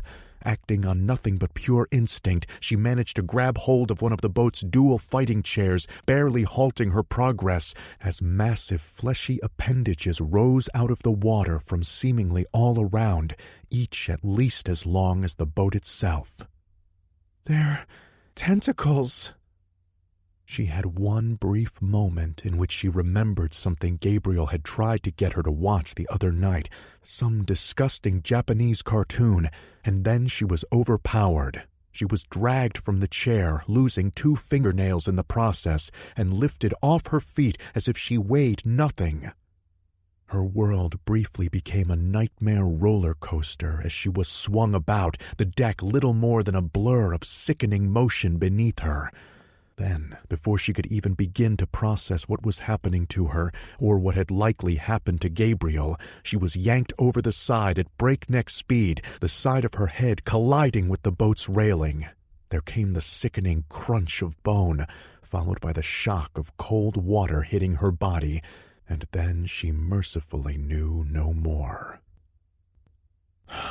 "Did you feel that?" Roy Jackson asked his wife, rolling his sweat-slicked body off of hers. "I'm pretty sure we rocked the whole fucking boat." "Jerk," Marianne replied, punching him lightly on the arm. "I can't believe we did that. Your brother is right outside." "That's what makes it so awesome," he said with a laugh. He wasn't kidding either. Though he'd locked the door at his wife's insistence, he knew that wasn't foolproof. Someone could have peered through the windows or popped the hatch on the bow. The thought of being caught by his brother, or better yet, Gabe's hot-ass girlfriend, had not only caused him to follow his wife down below, but it allowed him to finish so explosively that he was certain he was at least 3 pounds lighter. There was no denying it had been the best sex they'd had in months. And though his wife had protested at first, he knew for a fact that she had come at least twice. The scratches up and down his back were a testament to his performance. Marianne grabbed her bikini bottom and began to tie it back on. You realize they probably know what we were doing, right? It doesn't take that long to carry up a tray of sandwiches. You'd be surprised how clueless Gabe can be when he wants to be. And Erica? With any luck, my little brother got the hint and decided to make good use of their time alone. For all we know, they could be going at it right now up on deck. The thought of catching them in the act caused Roy's dick to twitch again. He reached over and grabbed the string of his wife's swim top. Want to go watch? Maybe we can get it going from both sides of the door this time. She slapped his hand away. Down, boy. There's no way you're getting round two while they're still aboard. Roy was pretty sure he could have convinced her otherwise if he pressed the case. But just then, the boat lurched to the side, followed by a muted noise that almost sounded like a tree branch cracking. Maybe they're the ones rocking the boat instead, Marianne said, getting dressed. Not unless they're into some really rough stuff. He let out a sigh. I guess I'd better go take a look, make sure the moron didn't hook something bigger than he can handle. He started toward the door when Marianne cleared her throat from behind him. Forgetting something, Romeo? He turned to find her holding his swim trunks. Oh yeah, might need those. Sorry, hon, but I don't think either of them need to see the Loch Ness Monster. The thought of Gabe's girlfriend checking out his junk caused Roy's prick to twitch again. At the speed of thought, he indulged in a quick fantasy of Erica joining them in the cabin, all while his brother cluelessly chugged beer and waited for a bite on his line. Realizing he was in danger of getting another raging erection, he quickly slipped his trunks on and tried to think unsexy thoughts, like visiting Marianne's family during the holidays. A boner killer if ever there was one. He reached for the doorknob when his wife once again caught his attention. You'll need this, too. She handed him the platter full of sandwiches. He took it, then, balancing it in one hand, opened the cabin door. Sorry, bro. Needed to check the bilge pumps, he called out, knowing it was a pathetic lie, but also realizing his brother probably wouldn't question it. Gabe was the type to just go with the flow, a useful trait for times like these. However, his words were met with nothing but the breeze and the gentle lap of water against the hull. Gabe? He stepped out, seeing nothing but an empty deck, one far emptier than it should have been. What the fuck? One of the fighting chairs was missing, seemingly torn right out of the hull. What the hell had that idiot done to his boat? I'm gonna kill that little shithead. Roy put the sandwiches down and turned back. Hey, Mare, can you check the hatch, see if they're up front? She turned away, grumbling to herself. I swear they'd better not be doing anything. A few seconds later, though, she called back. No one's up here. Roy looked around. Where the hell had they gone? It was a nice day for a swim, but it would have been stupid for them to take a dip without saying anything first, especially if they'd just caused thousands of dollars in damage to his fucking boat. Nevertheless, he stepped to the aft rail, leaning on it as he looked out at the vast sea around them. The glare off the water was too bright to see much, though. Hey, Gabe! He called out. Are you out? The words died on his lips as his left hand slipped, almost causing him to stumble. He caught himself and stepped back, noting the railing was slick. Roy's first assumption was that it was simply spray from the ocean, but that quickly gave way to much darker thoughts as he looked down and saw the bright red stain of fresh blood coating his hand. Chapter 5. Danny had expected the weather to be nice, but what she found upon leaving Androstown International Airport was beyond even her expectations. If only all their future assignments could be in such a wonderful place. It was night and day compared to trudging through a cold, damp forest. The field of the morning sun on her face was almost enough to make her forget that the last leg of their journey had been anything but smooth. Danny had been on plenty of rough flights since joining the team, but whatever they'd flown through on their approach to Andros Island had given new meaning to the word turbulence. The seatbelt sign had come on relatively early during the flight, and the attendants had been tight-lipped about it. Even the look on Derek's normally unflappable face had suggested he'd had doubts as to whether the plane would shake itself apart before landing. But they'd made it safe and sound, and despite the seat-gripping fear of earlier, she couldn't help but feel 1,000 times better stepping foot into the light tropical breeze that spoke of fun, sand, and surf. Danny knew they were there to do a job, but found herself hoping for at least one free day nevertheless. Maybe she'd get lucky, and Mitch would ask her to assist him in setting up his lab, something that almost always resulted in plenty of free time, as he was both a workaholic and terrible at delegating assignments. As usual, they had only their luggage and some Adventure Channel gear with them. However, they'd managed to not be recognized. No doubt their status as D-list celebrities was far less interesting than the tropical paradise they were now entering. Under normal circumstances, they'd pick up their real gear later. It wasn't uncommon for them to step foot from an airport and find their custom SUVs already waiting for them, black, unmarked, and loaded to the rims with firepower. However, Derek had dissuaded them from that notion early on in their flight. "Much as I might miss having easy access to my rifles," he told them, "it probably wouldn't do much good against a sea monster. Besides, we'll be meeting up with Jake at some point. Don't doubt for a second that he'll have everything we need." That ought to be interesting, Danny considered. Supposedly, he was the reason Derek had gotten into this line of work to begin with. However, unlike most of their missions, Jake's ex-wife Nora was also on her way to brief them in person. "Not on her way, already here," Danny noted, recognizing her as she approached from the direction of the short-term lot. "Speak of the devil, and she shall appear." Nora was a fit woman in her early 40s, with light brown skin, a tight smile, and shoulder-length dark hair which she normally kept in a tight bun. Today was no exception. In fact, Danny realized, nothing about her appearance, down to her crisp suit, seemed any different than when she was in the office. Truth be told, she stuck out like a sore thumb against all the visitors in shorts and sundresses. If this was her idea of undercover, they were going to have a hard time blending in. "Enjoying the weather?" Derek greeted as they walked up to her. "Not really," Nora replied. "Too damned warm for my blood." "In all fairness, you might be a wee bit overdressed." "And if this were a pleasure cruise, I might agree, Dr. Jenner." Derek laughed and stepped forward. "It's good to see you, Nora."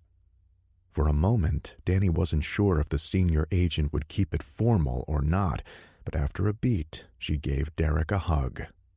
"Likewise. It's been too long." "Not by design." Derek stepped back, allowing the other team members to greet her, albeit a bit more formally than he had. Once they were finished, he asked, "So, can I assume our penance has finally been paid?" She looked away for a moment. "That probably depends on how this mission goes." "Fair enough," Derek said with a slight shake of his head. "Is Jake here yet?" Nora frowned. "No, there's been some complications." "Complications?" Danny found herself curious, considering they were talking about Nora's ex, but to the senior agent's credit, she barely batted an eye. "Of the mechanical variety." After a moment, she added, "I wouldn't worry. They should be underway again soon. In the meantime, how was your flight?" About the same, complication-wise, Julie said. It wasn't that bad, Derek replied. Mitchell chuckled. Says you. I was starting to think that tomorrow's headline would read, "Cast of Crypto Hunter Lost in Bermuda Triangle." You assume we'd make the front page, although as far as obituaries go, I could think of worse. Danny nudged him with her arm. Personally, I'd prefer to hold off on mine for another 60 years or so. If it means anything, Nora said, so would I. After another beat, she turned and beckoned the group to follow. That's enough chit-chat. The Coastal Defense Force just got word of another incident that we think might be related to the Zorro Green sinking. I'll brief you on the... Dr. Jenner! Excuse me, Dr. Derek Jenner? The group turned to find a tall, lanky man heading toward them. He was tanned, had his blonde hair up in a man bun, and was wearing cargo shorts and an unbuttoned shirt. Despite his overall laid-back appearance, an expensive-looking camera hung from around his neck. Before he could reach them, however, Nora let out a sigh, then moved to intercept him. There will be time for autographs later, sir. For now, I'll need you to please... Rather than stop, however, he neatly sidestepped her. Sorry, lady, but this is official business. She looked like she wanted to say something to that, but Derek was ready, a smirk on his face. You heard the man. It's official business. What can I do for you? This was nothing new for the team, playing their parts so as to maintain their cover, but Danny was curious to see how Nora would handle it. In her day-to-day duties, there was no secondary identity to protect. She was a government agent 24/7.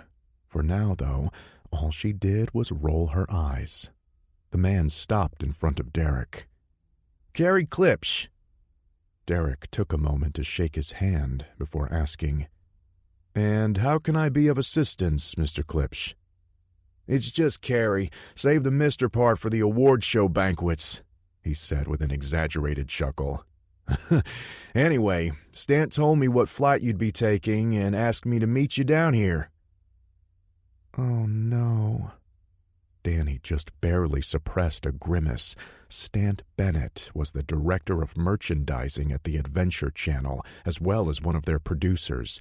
He, or his assistant anyway, was always signing them up for conventions and whatnot.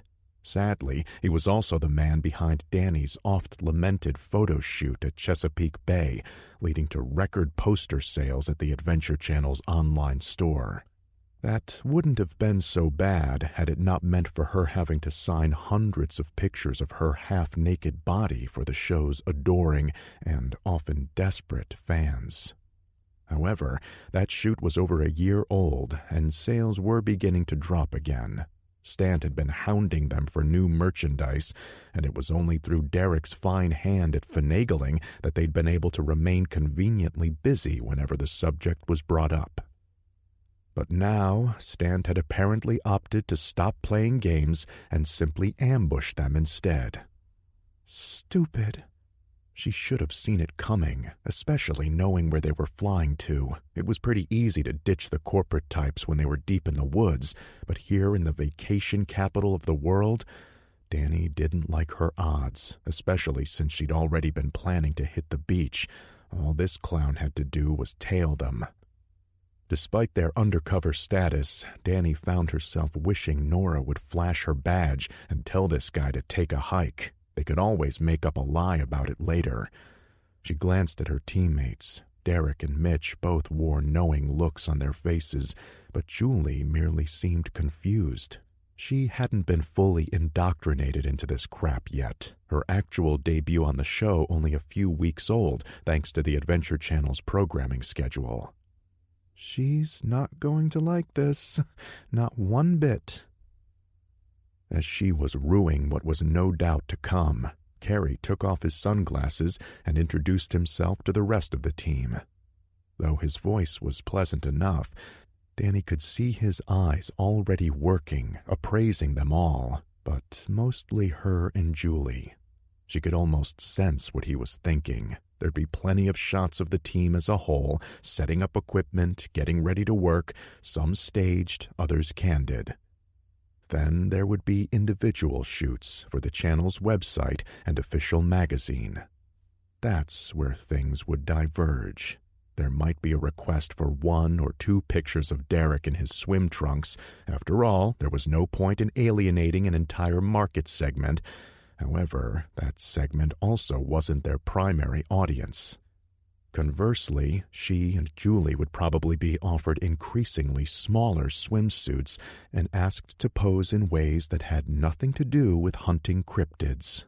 Worst of all, there was likely no way around it. It was the price of fame, minor as theirs might be, as well as part of maintaining their cover.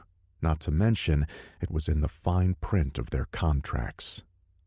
The introductions out of the way, Carey immediately launched into his spiel. All right, so I know you guys have a tight schedule, and I don't want to get in the way. That's great, Derek interrupted, because So I figured we could shoot first over at Jalia. My assistant is out there setting things up now. Then maybe if there's time before you fly out, we can get some action shots at Zorko's. I bet Stant would go wild for that. I'm sure we can work something out, Derek said, gesturing toward Nora. But for now, we have an interview with Ms. Jackson, Nora replied.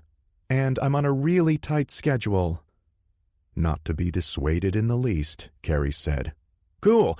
Well, I don't want to hold you up, but I'm willing to bet you don't need the entire team. If I can just borrow a few folks for now, I'm sure we can get caught up later.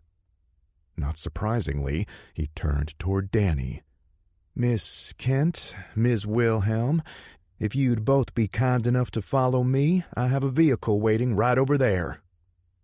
I need my camera operator to record the session, Derek replied, throwing Danny an apologetic glance.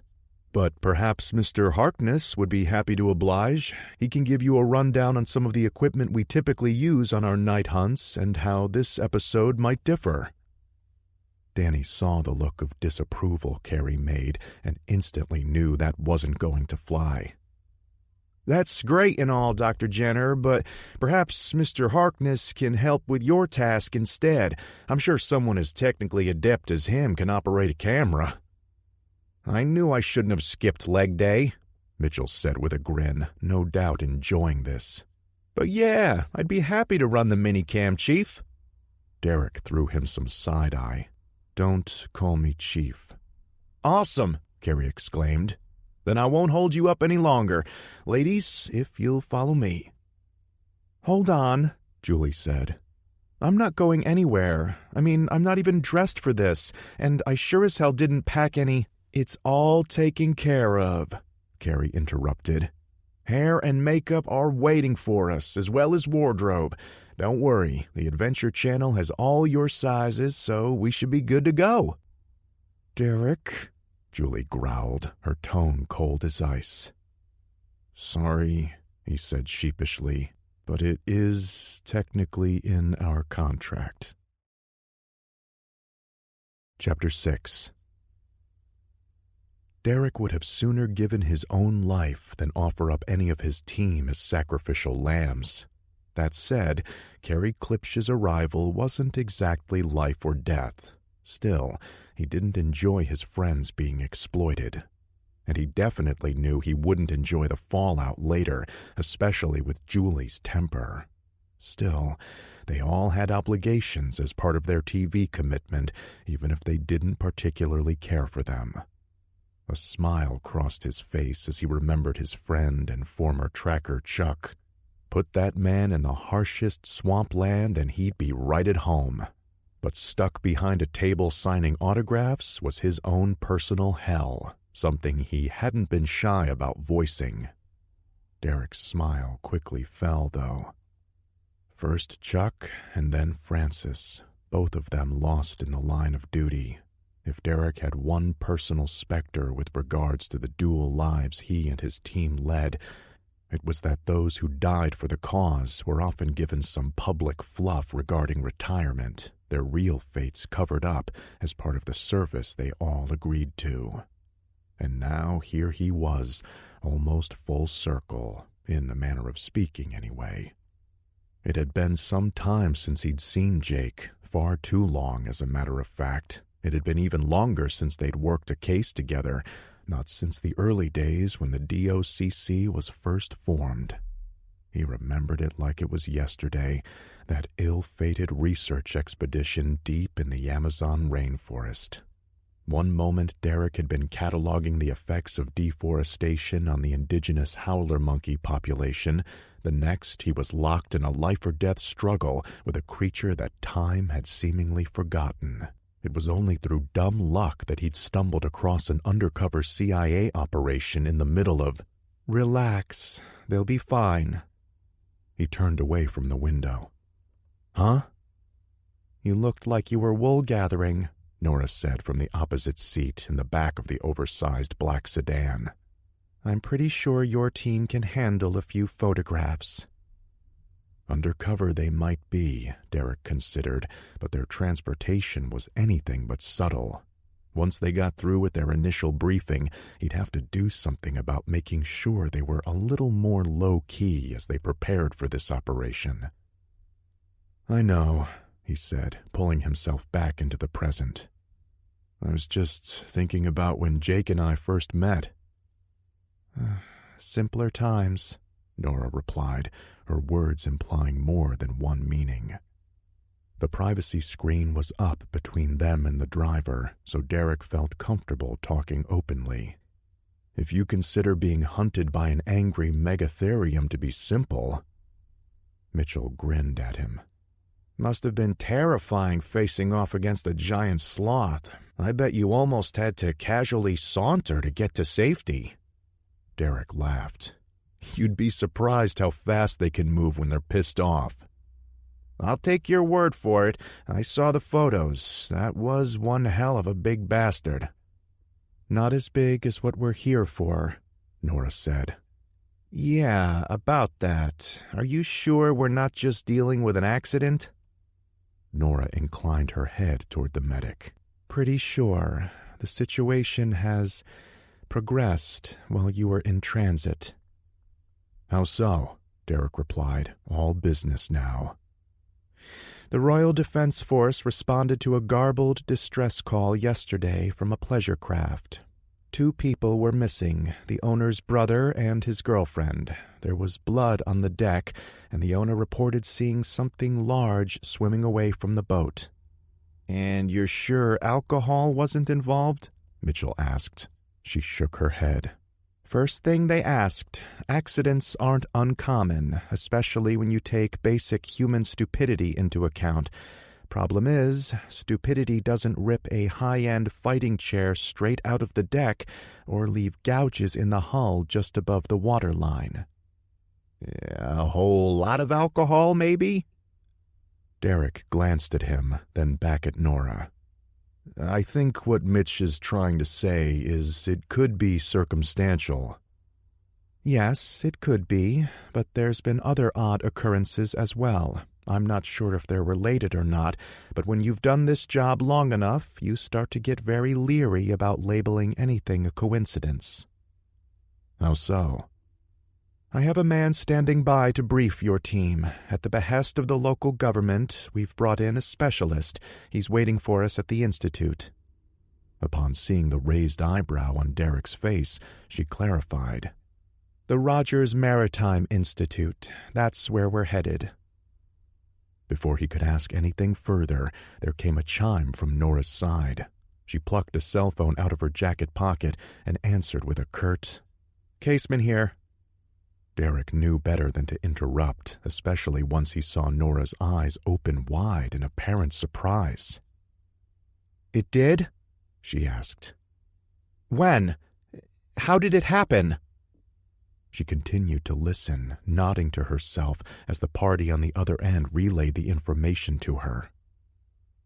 Okay, do what you can. In the meantime, clamp a lid on this, and do not, under any circumstances, let that Guerrero woman know before we arrive. I don't want her boss stirring up more shit until we can assess damage control."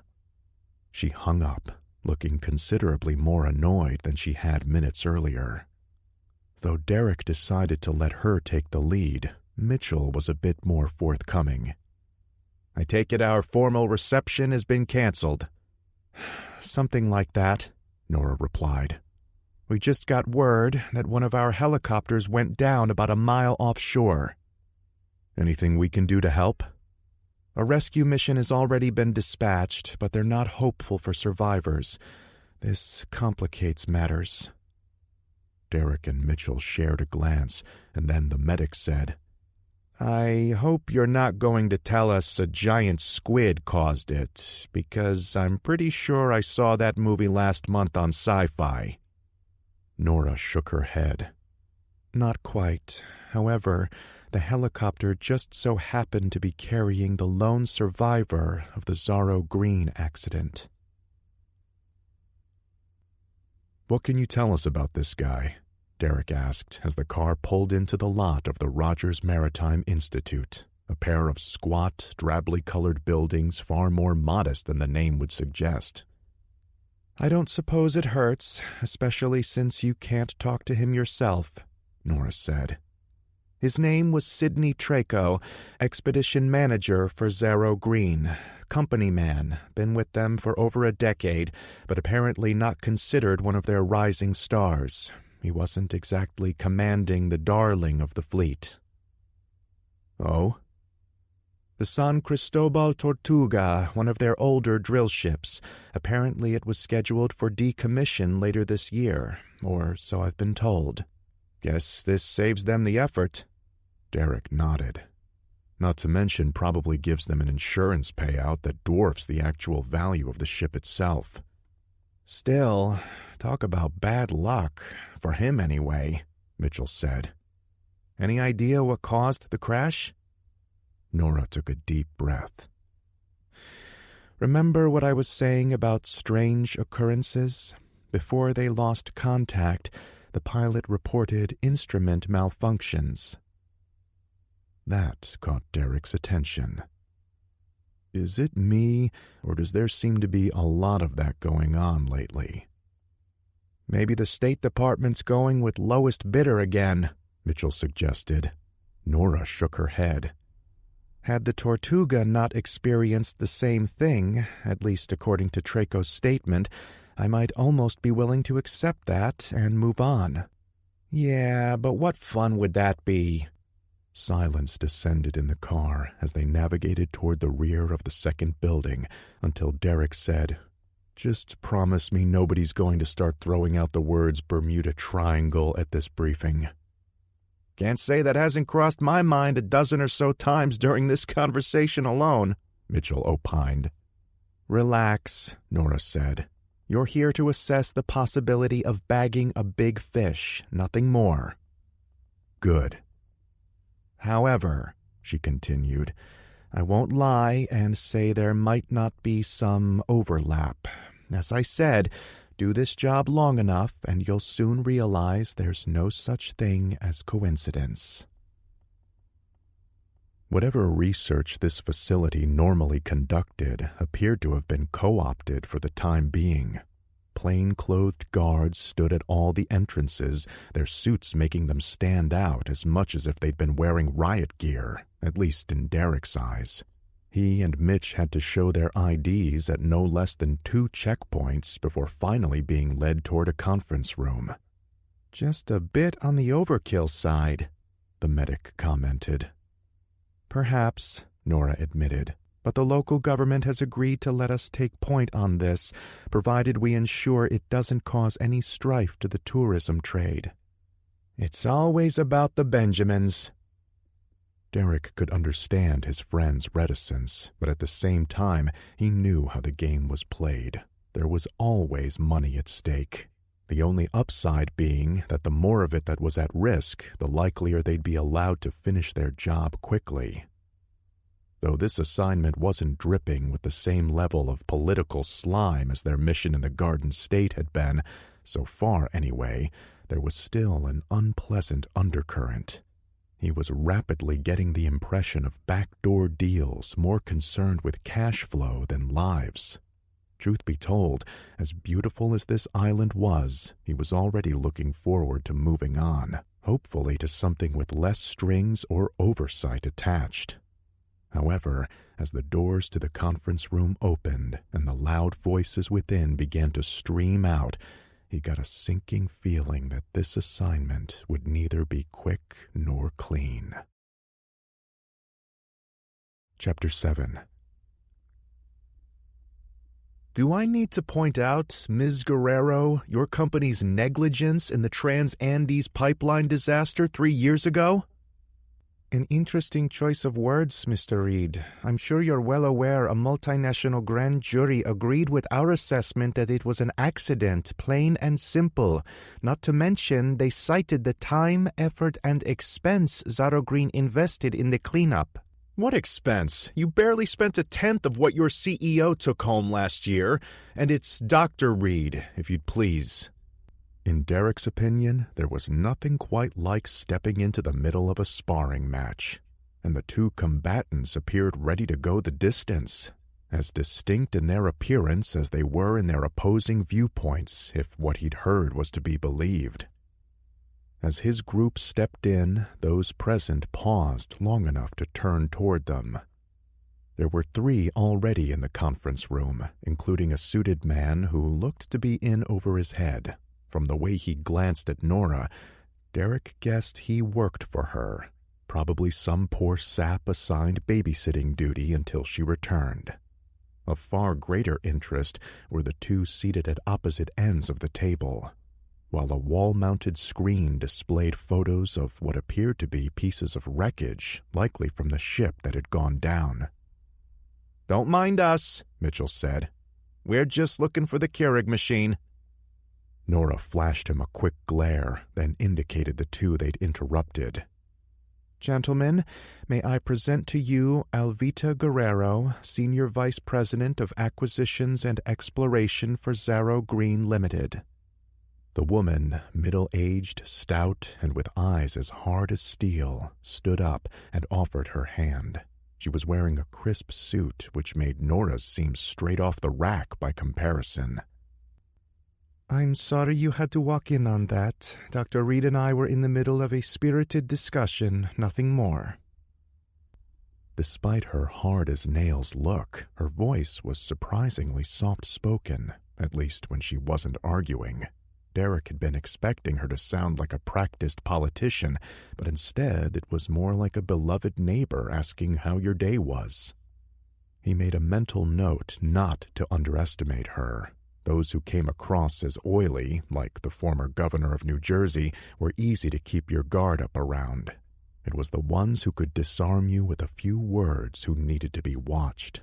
Derek wasn't stupid. He sincerely doubted she'd risen to her current rank by virtue of being everyone's best friend. Still, there was no point in being rude.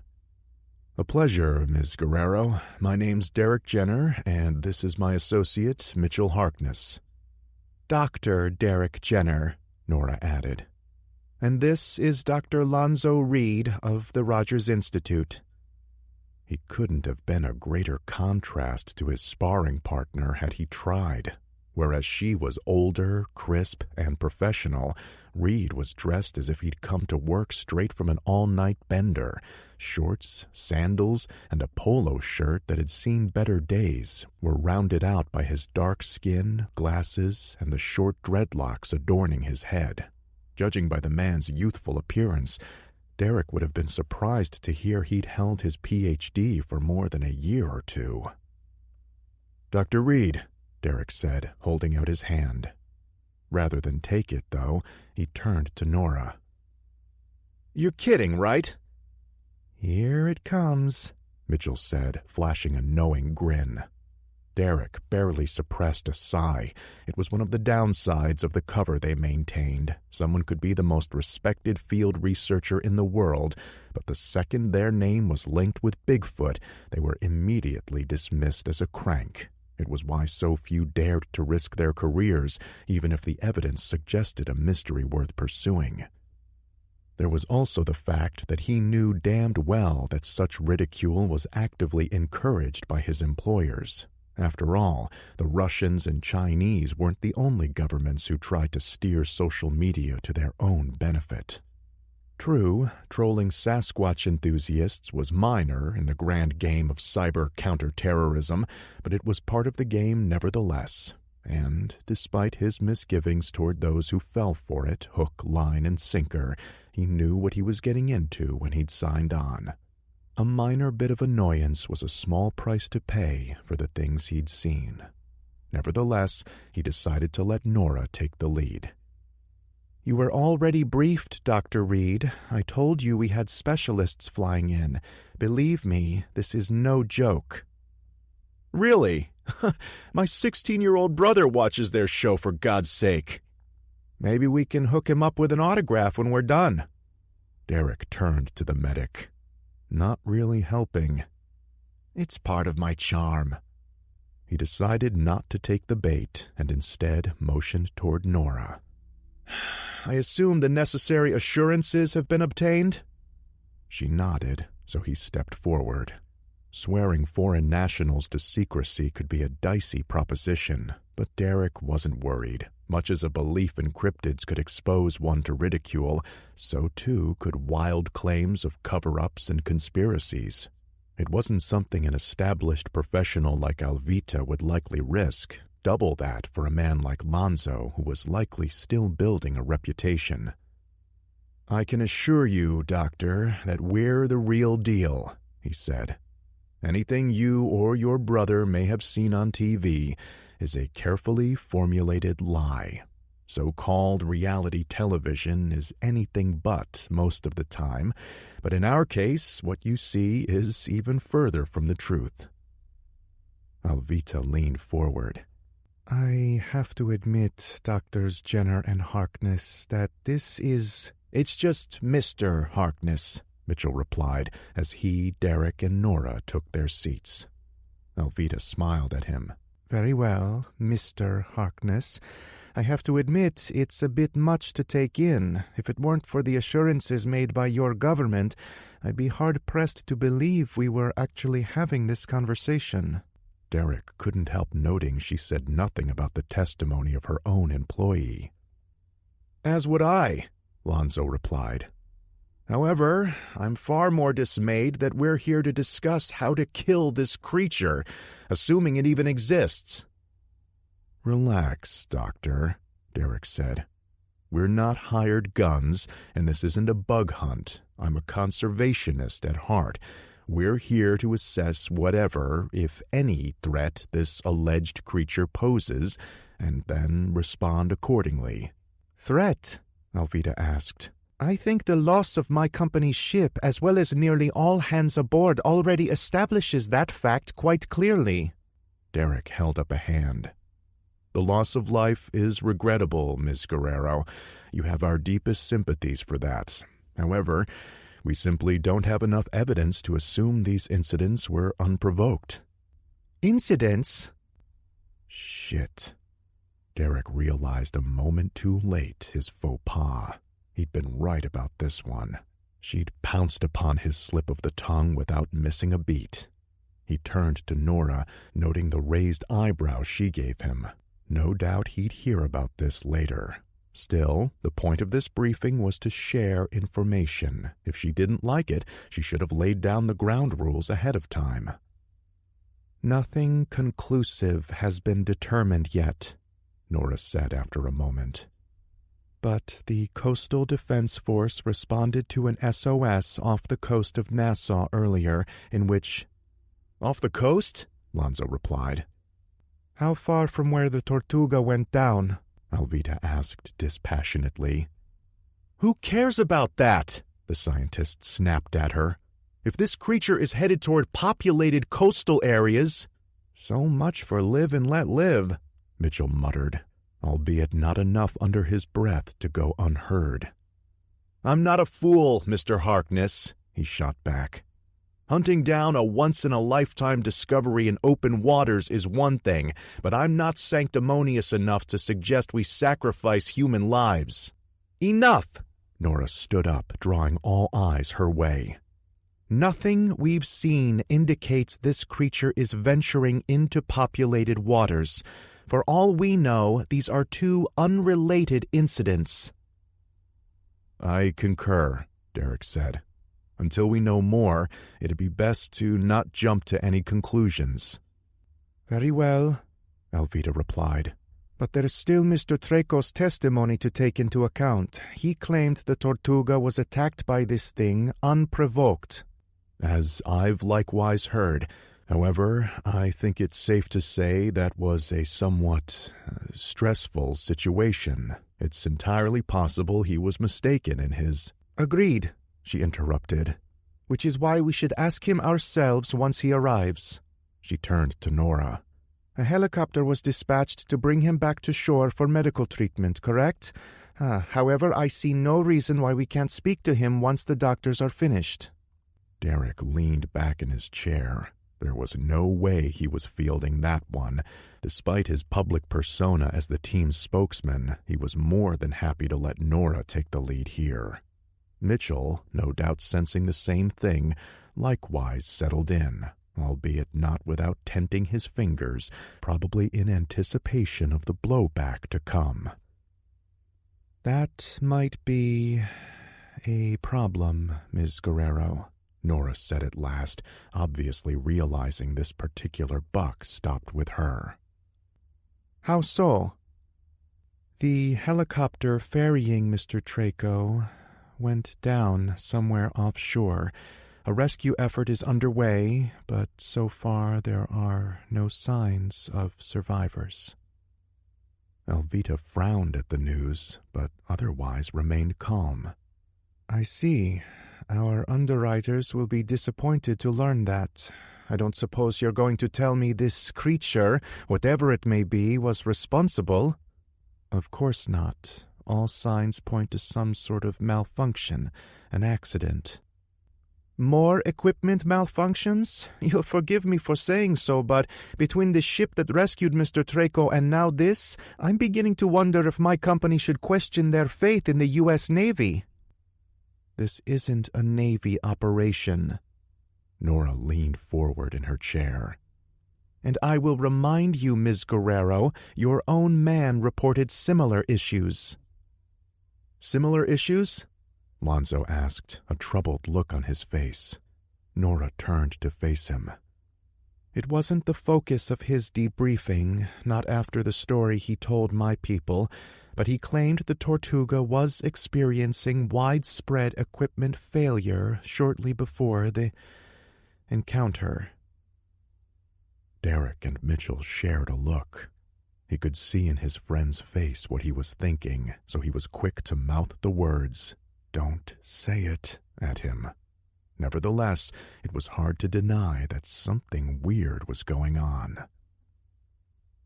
I don't think this is a coincidence, Lonzo said a moment later. How so? Alvita asked. Is this somehow my company's fault again, or are you proposing that we're dealing with a beast that's capable of shorting out electronics wherever it goes? Quite the opposite. He turned away from her to face Nora. Agent Caseman, why did you call me into this meeting? You were already told why. Humor me, please.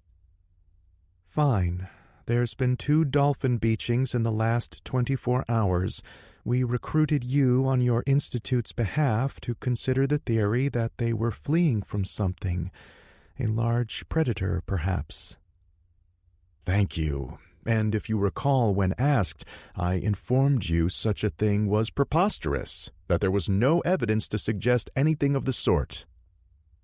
I do. He nodded. But what if the two are actually related? I don't understand. Go on, Doctor, Derek said, interrupting his boss. He was curious to see where the young scientist was going with this. "Thank you, Dr. Jenner. Yesterday, right before the first beaching, I was out performing a diagnostic update for one of our sonar arrays. It had started acting strange out of nowhere, randomly throwing back bad data. I thought maybe there was a software issue, but there was nothing wrong that I could find." And then these beachings happened. "Not to mention what happened to that Zorro green boat," Mitchell stated. "And then the rescue ship and the helicopter too, and let's not forget our airplane." "What airplane?" Alvida asked. "We had kind of a stressful flight in." "Okay," Lonzo said. "So let's think of this from another angle, perhaps. Instead of all of this being unrelated, let's try assuming for a moment that they're connected." "And we're back to a dolphin-eating sea monster that somehow zaps helicopters out of the sky," Alvida said dismissively. "Not necessarily," Derek replied. "It makes more sense if we maybe flip that around. Instead of assuming some creature is responsible, what if something else is causing all of this? Something that's not only making man-made equipment go haywire, but is also messing with the local sea life, causing it to go crazy." "So these dolphins and the creature," Nora asked, "could be related, but not necessarily as cause and effect. What if both are the effect? What if there's something out there driving them both nuts, causing the dolphins to run ashore and some heretofore unknown creature to lash out?" "You realize we're back to Bermuda Triangle theories again, right?" Despite his words, however, Mitchell's tone suggested he thought Derek might be onto something. "Much as I hate to admit it, Occam's razor. Right now, it's probably the least crazy theory we have." "It's still pretty crazy." "Not arguing." When no one else at the table offered either suggestions or disagreement, Nora finally asked, "So then, what could be causing it?" "No idea," Derek replied, "but at least it gives us something to test." "Agreed," Lonzo said. "If there's some phenomenon out there causing this, it should be easy to detect. We could use the Institute's research vessel. It's packed with nearly every sensor we have access to." "Okay," Nora replied. "How do we do this then?" "Simple," Derek said, only half jokingly. "We take this boat out, and if everything breaks down, then we know we're onto something." Chapter 8. "I'm going to kill Derek, and then I'm going to kill Nora, and if Mitch even looks at me wrong, I'm going to castrate him for good measure." "It wasn't that bad," Danny said, enjoying the air conditioning as they stepped into the hotel lobby. "I felt like a piece of meat." "Hey, at least we got to wear the one pieces for most of it. I've worn dental floss with more fabric than some of the bikinis he had hanging in there." She considered what she'd just said, then added, "Okay, fine, not exactly dental floss, but you know what I mean." Julie shook her head. "I know I'm probably overreacting, but all I can think about are my old colleagues coming across me in some calendar. It feels like I dropped out of journalism to do porn." "Now you're overreacting," Danny replied. "How different is this than going to the beach? Are you seriously telling me that if we get a day off, you're going to spend it in an overcoat?" "No." "Okay then, so you gain a few fans and have to sign some autographs. Believe me, you have nothing to be ashamed of, lady. You are tight." Julie stopped walking, a smirk on her face, which soon broke into a grin. "That's probably more than I can say for some of the clowns back at WXGP. A few of them would be lucky not to be towed back out to sea." Danny joined her in a laugh, even if she too was annoyed at having been dragged off for a TNA shoot when there was work to do.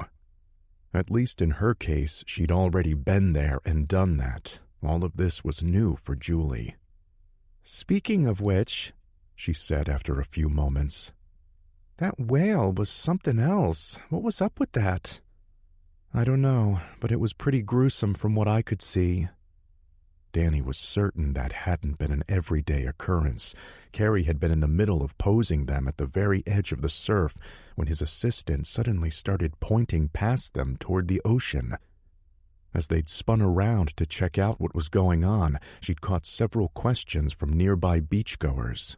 What's it doing? Is it trying to beach itself? This is so cool. Grab my camera. They'd spied a large mass jutting from the sea, maybe 100 yards from shore. For one brief moment, Danny was convinced they'd found their quarry, or it had found them. But then a spray of foam had confirmed that what they were looking at was actually a whale. The poor thing appeared to be struggling, stuck in the shallows as it was. Several in the crowd stopped their picture-taking long enough to wonder aloud whether something could be done to help it. However, before anyone could do much more than gawk, the sea around the whale began to churn in a froth of frenzied splashing.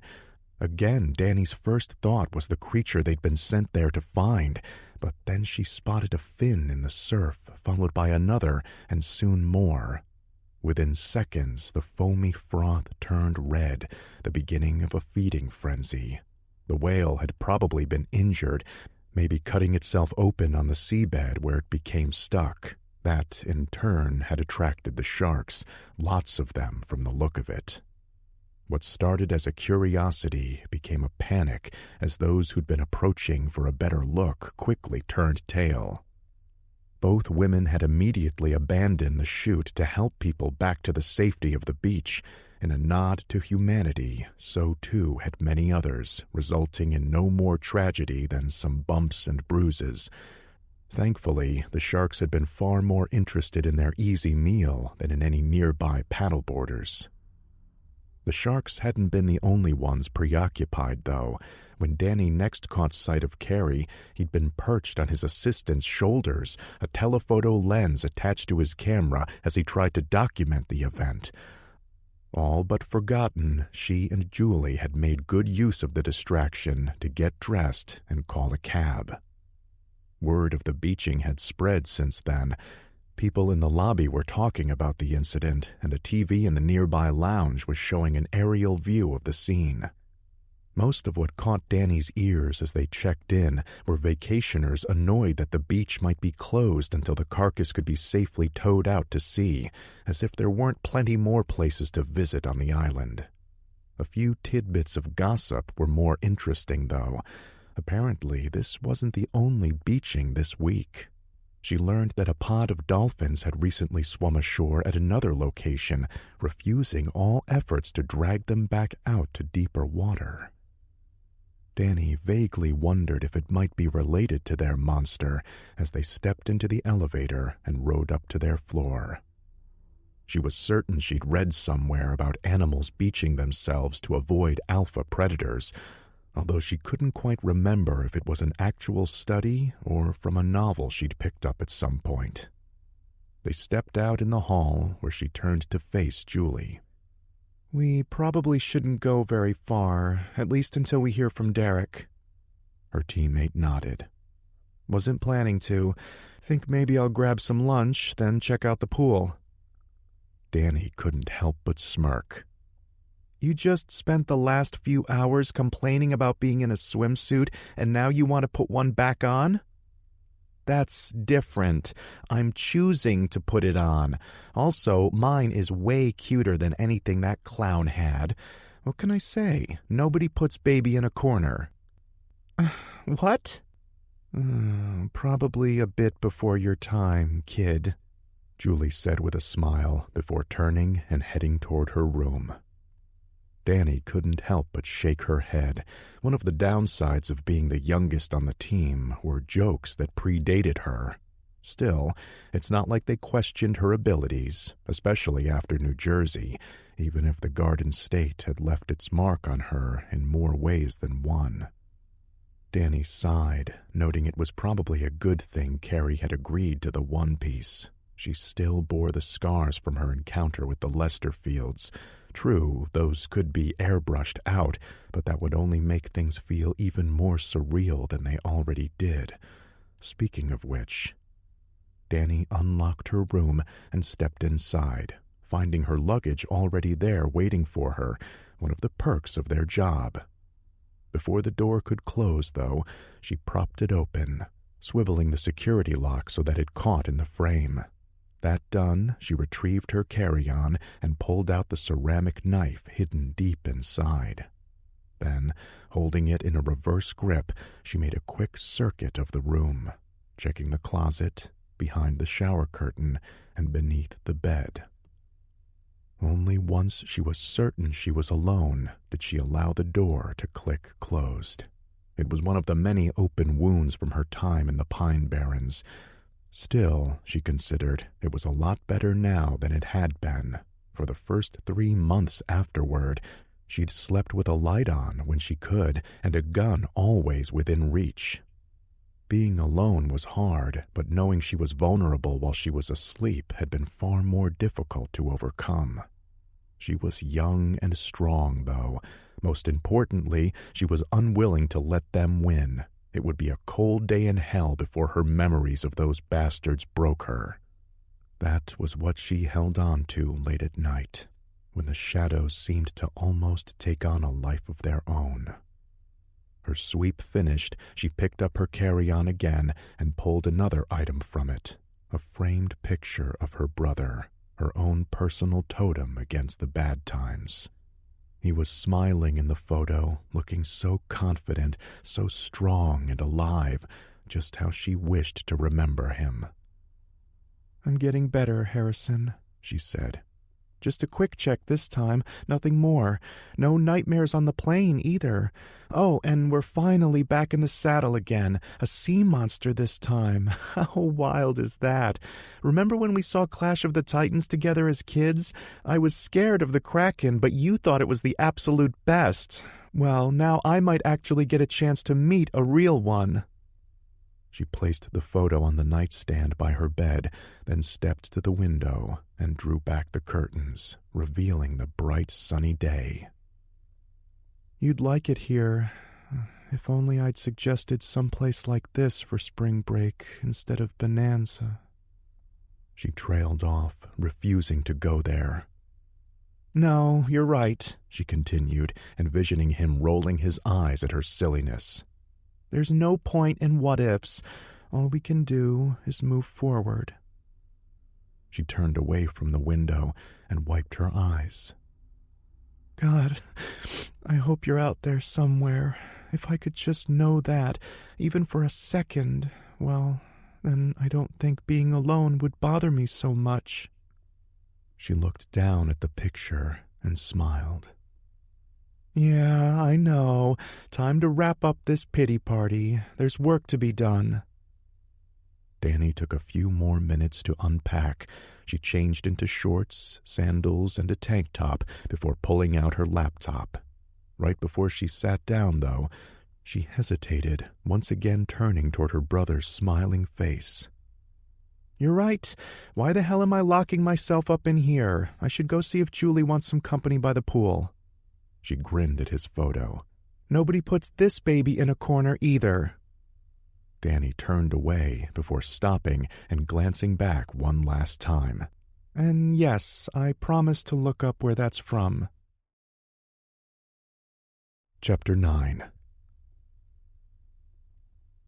The Leviathan floated in a sea of blood and viscera, the act of killing having saturated its complex nervous system with enough neurochemicals to temporarily calm it.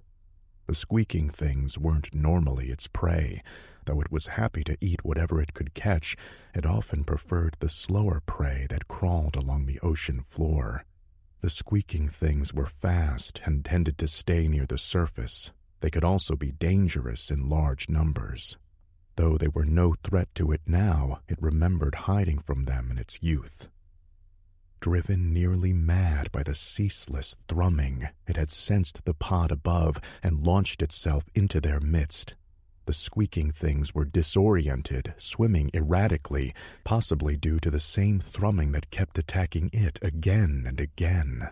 It neither knew nor cared. All that mattered was they were slow to respond when it lashed out at them. Calves, females, and even fully grown bulls were torn to shreds before they could mount a defense, their black and white skin soon red with their own blood.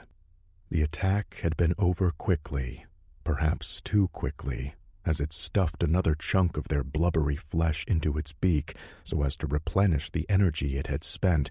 The thrumming once again became impossible to ignore, sending it into an agony of confusion, pain, and misery. Intelligent as it was, it didn't know how to make this anguish go away, despite having tried its best to destroy the thing responsible. After that first burst of confusion and rage, it had killed something large upon the surface, sending dozens of tiny screaming creatures into the water to splash about in a panic.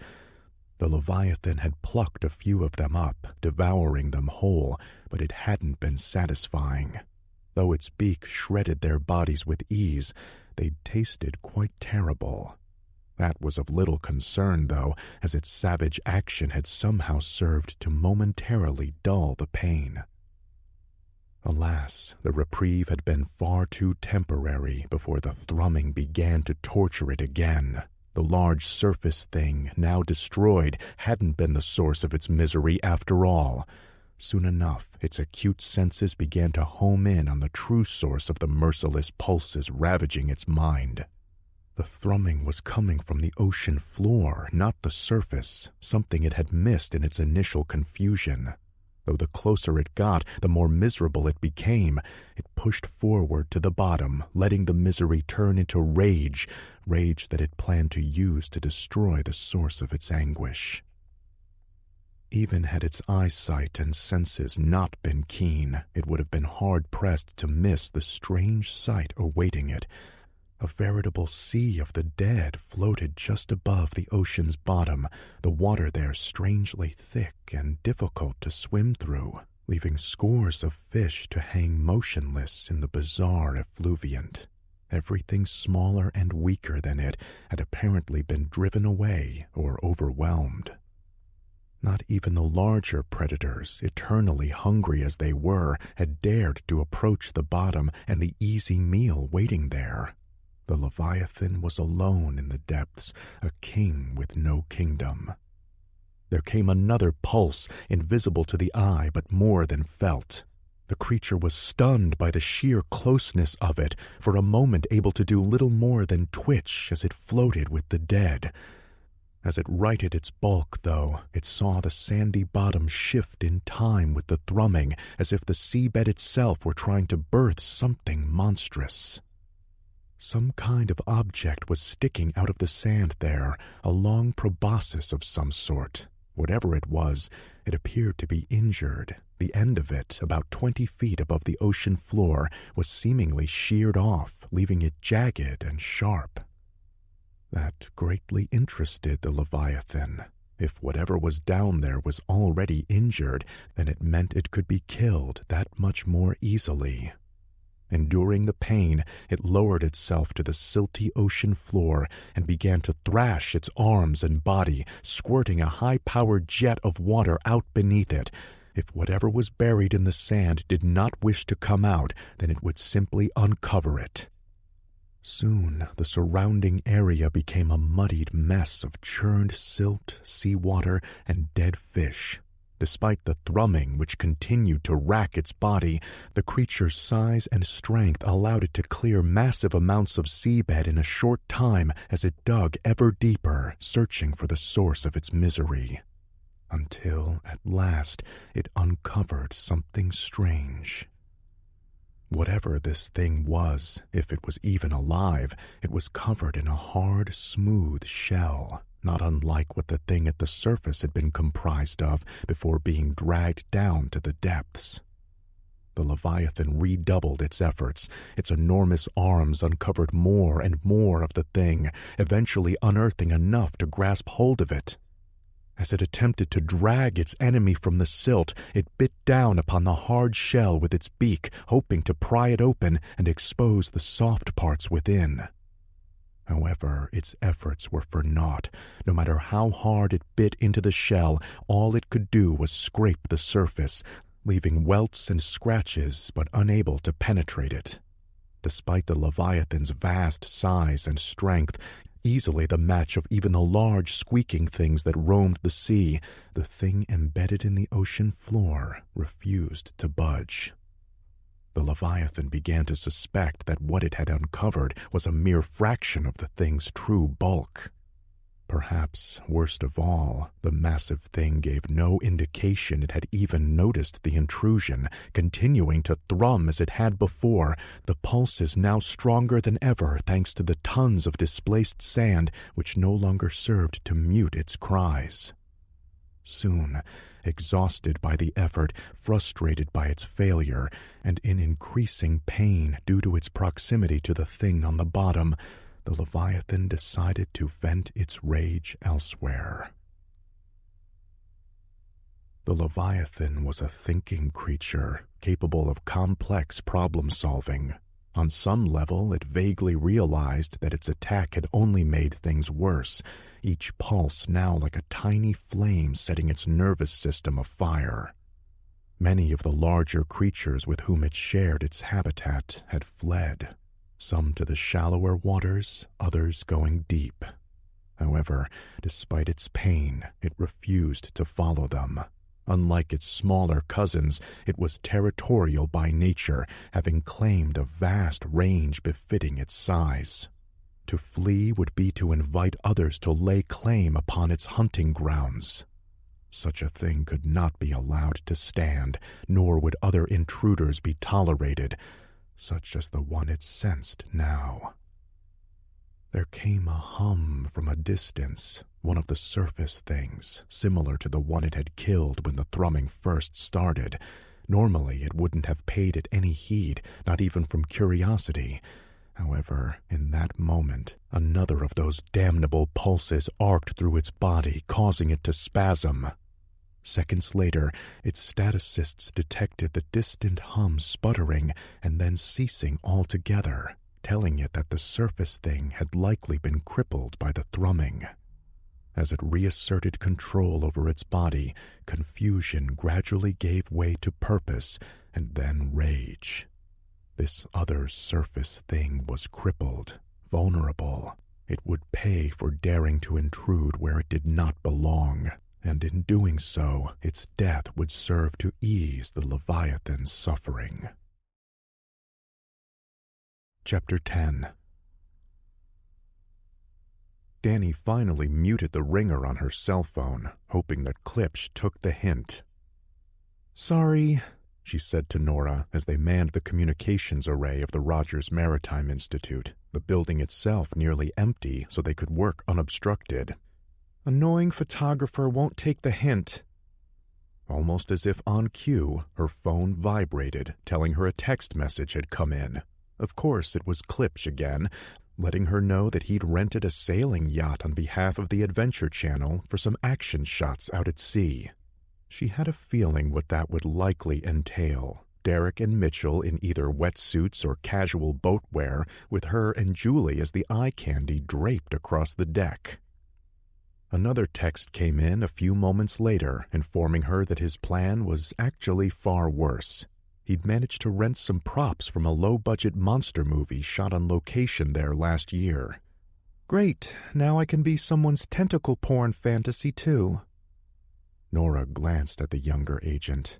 "I have to admit, some days I'm split between being glad I work behind the scenes and envying your team the spotlight." At Danny's raised eyebrow, she chuckled. "But now isn't one of those times."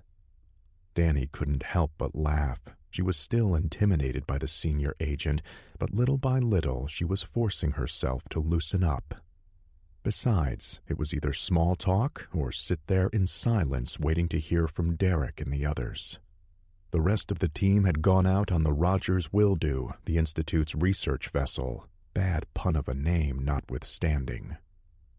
While she and Julie had been making their escape from Klipsch earlier, the others had made some progress with regards to a plan of action, although Danny wasn't sure what it had to do with actually tracking down their quarry. By the time she and Julie arrived around mid-afternoon, Nora having finally sent a car to collect them, the group had been deep into discussions regarding the reported equipment malfunctions and whale beachings.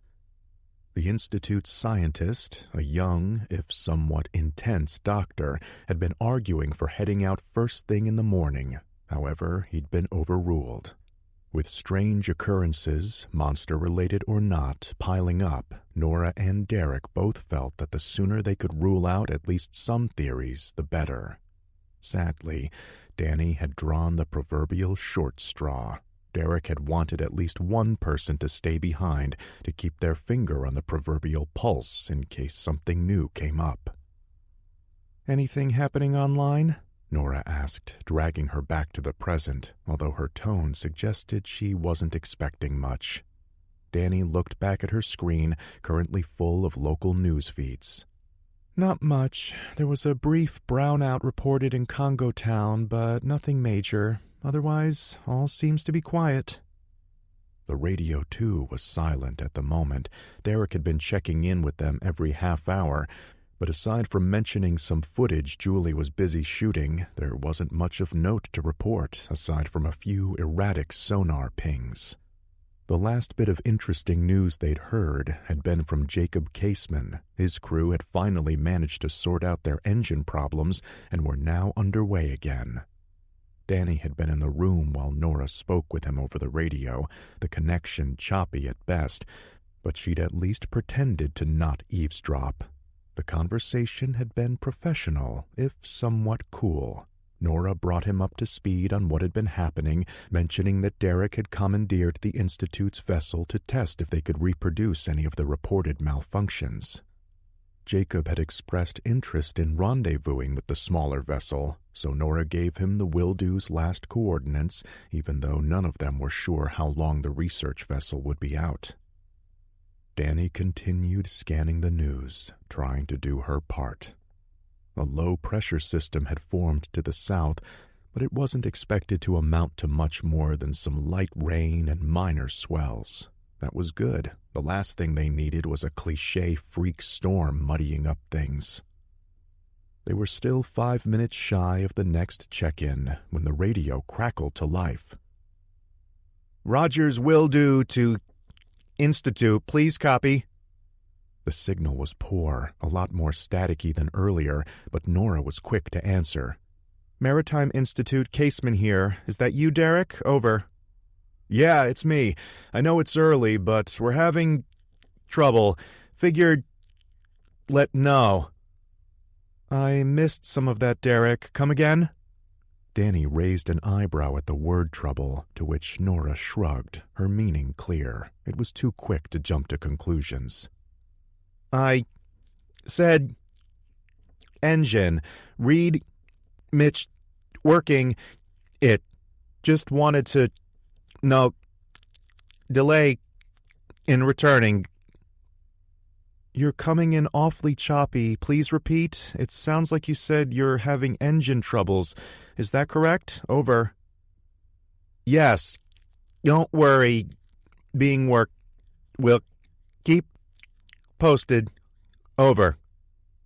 The connection cut off abruptly. Nora tried to hail the vessel again, but got nothing but static in return. "That can't be a coincidence," Danny said. "I can't say I'm not leaning toward that conclusion. For them to go out looking for equipment failure and then to find it, that's a bit too uncanny for me." "So what do we do?" "I'll try to hail Jacob again to let him know. Otherwise, we keep doing what we're doing. It sounds like they're working on it. But relax. If things get bad, they always have the sat-nav on them." Danny nodded, unsure of how to feel. However, Derek's voice had sounded unworried, at least the part she could understand.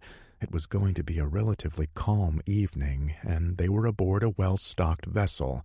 For now, there was little for them to do except wait, and maybe hope that the next time they heard from him, it wasn't via SOS. "Did you understand a word of that?"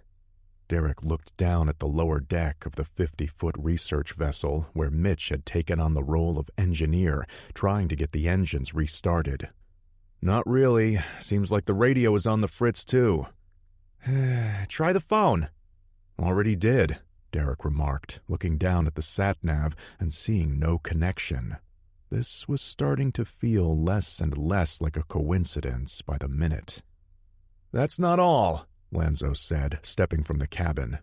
"GPS is down, and I'm pretty sure the side-scan sonar array is reporting false positives." "Pretty sure?" The scientist shrugged. "Mostly sure. Sorry, that wasn't meant to alarm anyone. What I meant is it's acting strange. Everything appears to be functioning fine 1 minute, then suddenly it'll be full of contacts that weren't there a moment earlier." "So, we're hunting sea ghosts now?" Mitchell asked, popping up from the access hatch to the trawler's twin diesels. "Pretty sure that's a whole other TV show." Derek chuckled. "Never hurts to expand our audience a bit." He wasn't laughing on the inside, however. They'd run into the very same equipment issues they'd gone out there to test, seeming to confirm something strange was indeed going on. Now it was time to regroup back at shore so they could discuss their findings and mount a proper expedition, assuming they could get things back up and running again. Though he was confident in Mitch's ability, Derek didn't like being a sitting duck. Fortunately, they hadn't come entirely unprepared, even if the vastness of the ocean suggested a slim chance of randomly bumping into the creature which had attacked the Tortuga. Still, Derek was forced to wonder whether they'd brought enough firepower to dissuade a sea monster on the off chance one found them. "Maybe we should have brought a couple of proton packs with us," Mitch remarked, dragging Derek's attention back to their conversation. "Speaking of which," Lonzo said, "it might be out of line for me to ask, especially considering the not-so-thinly veiled threats your Agent Caseman seems to like throwing around, but how exactly does that work? I mean, how can you do what you do while keeping such a high profile? It seems counterintuitive." "That's exactly why it works," Mitchell replied from below, continuing to tinker with the engines. "Haven't you ever heard of hiding in plain sight?" "Of course I have. Most of the creatures in these waters excel at it." "Let's just hope the thing we're looking for isn't one of them," Julie replied, joining them at the stern. She'd taken advantage of the earlier lull in activity to head to the bow for some footage, at least before their current equipment woes started. Derek nodded. "Can't say I disagree. The thing is, Dr. Reed, sea life may have millions of years of evolution to fall back on, but what we have is just as powerful: human nature. You see, people are social animals. We have an inherent need to belong. What my team does, our cover anyway, exists on the very fringe of science." "Yep," Mitchell called back, his voice echoing in the hold. "Whereas early maps had captions like, 'Here be dragons,' you could look at what we do as, 'Here be crackpots.' There's so many shysters and con men out there trying to shuck fake footprints, it's hard for any real scientist to cast their lot in this field and survive with their reputation intact. But that's what makes it perfect for us. I mean, what's easier to believe, that there's actually a government conspiracy to cover up the existence of cryptids, or that anyone who believes it is simply a nut job?" "I suppose," Lonzo replied, adjusting his glasses. "I mean, I'm out here with you, and I still barely believe it." "And why should you?" Derek asked. "Your work involves studying this ecosystem, and now you're being asked to accept a creature that science says can't exist and the fossil record doesn't readily support." "I get all of that, in a sense, of course, but why cover it up to begin with? When mountain gorillas were first discovered, the world learned of them. When a new species of insect is found, nobody races to arrest everyone involved." Mitchell popped up from where he was working and shared a glance with Derek. "The truth, Doctor," Derek said, "is we don't know either.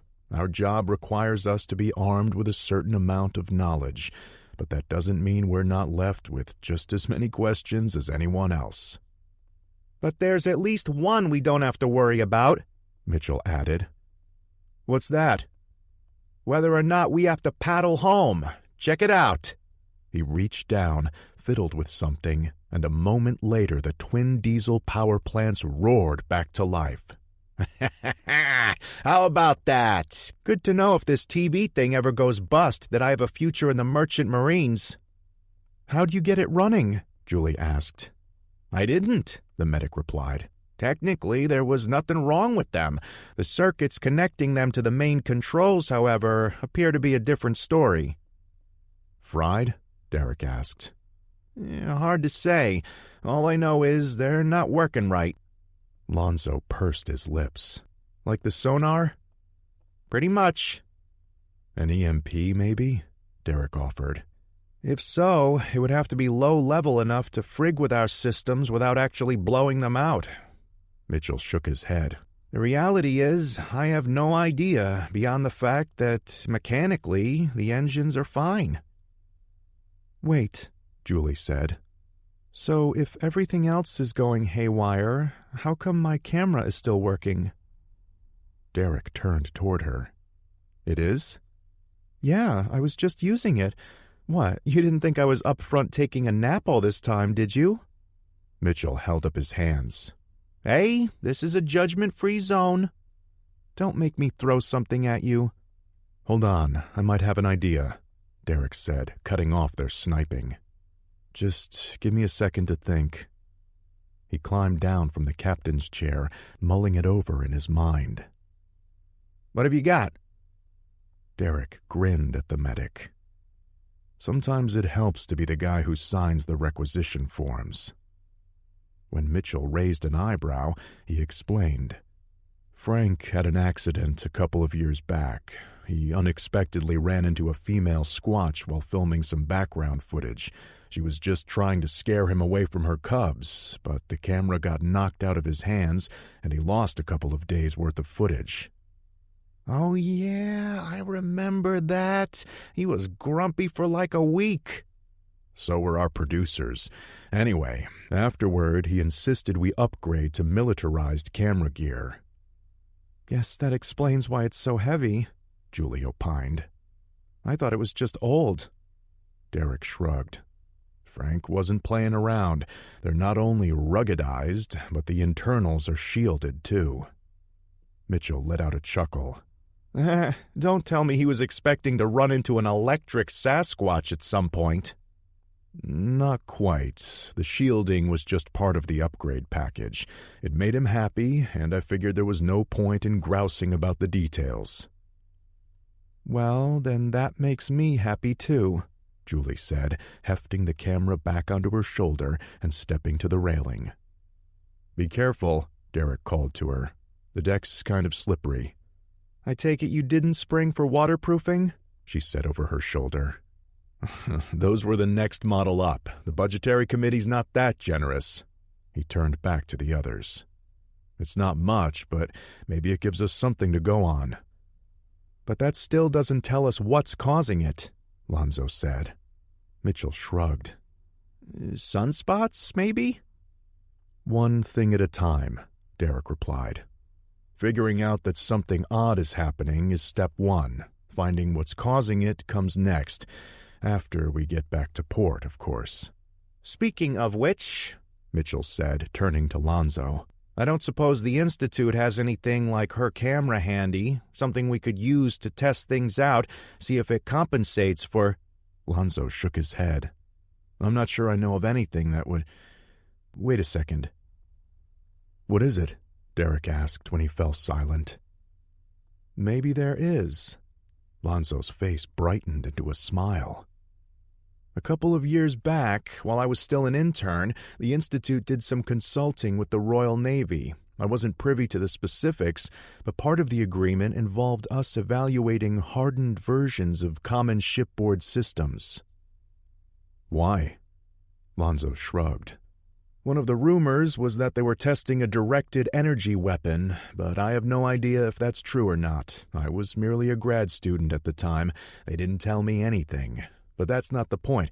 The point is, please tell me the Institute didn't throw everything away once they were done. That's exactly what I'm getting at. I remember the prototypes being too unwieldy for us to make use of, so they were put into storage. I'm not sure what's there, but if I could maybe dig out a sonar array or... That would at least be something. What do you think, Mitch? The medic nodded. Better than hunting ghosts. Let me just make sure we can still steer this thing. Then I say we head in for a refit. See to it. I'll try to raise Nora again. Maybe she can put some folks to work back at home base, have that stuff ready for us when we put in. Sounds like a plan, Chief. Then we can... guys? Julie called out. I hate to interrupt the Nerd Fest, but I think we have some company. Derek stepped to her side as she lowered the camera and pointed. Sure enough, there was a dark shadow visible just below the water's surface, a couple dozen yards from the stern. Something large was moving toward them, and it looked like it was about to surface. Chapter 11. The Leviathan moved quickly through the sea, propelled by a powerful jet of water as it closed on its prey. Confused and enraged by the constant barrage against its senses, it realized it had two choices, fight or flee. The latter was out of the question, though. The thing on the surface was the intruder here. To run now would be to cede its territory to a lesser foe, one smaller and weaker than it. Normally, it was both curious and cautious. Under different circumstances, it might have swum close enough to investigate, then use its speed to jet away once its curiosity was sated. However, its mind was currently in agony, and the only way it knew to ease that pain was in the form of swift, savage action. "Any luck with the sonar, Doctor?" Derek asked. Reed shook his head from his spot at the instrument cluster. "The reading keeps changing. I can't tell what's a ghost and what's not. I'm pretty sure whatever's circling us isn't a ghost. Mitch!" "Coming!" The medic stepped on deck, dragging a waterproof weapons case with him, then used his thumbprint to unlock it. "Step right up, ladies and gentlemen. Grab yourself a prize." "What kind of snacks did Nora pack for us?" "Not as much as I'd like," Mitchell replied. "This was supposed to be a 3-hour tour, not a hunting trip." "Don't remind me." "Hopefully it's enough to give whatever's out there a bad taste in its mouth." Don't tell me it's full of your nude selfies," Derek replied. Mitchell put a hand over his heart. You wound me, sir." "I'm not going to ask." Julie stepped in, putting her camera down. "Ladies first." Mitchell handed her a Remington special-purpose marine shotgun. "Goes with your eyes." "Thanks, but I'm more concerned with my ass right now." "Join the club." He grabbed a duplicate weapon for himself, then pulled out a Navy-issue M4, which he handed to Derek. "And a Cupid doll for our beloved host." "Appreciated," Derek said, slapping in a magazine. "Doctor?" "I'd probably just end up shooting myself. I'll man the equipment." "Okay, just keep your hand near the throttle. If you hear me give the signal, open it all the way up." He glanced at Mitchell and lowered his voice. "Will it work?" "It should, but it's a spit and bail wire bypass. Just don't hold it against me if we end up getting eaten by a megalodon or something like that." "Noted." "Get ready," Julie shouted. "I think it's coming."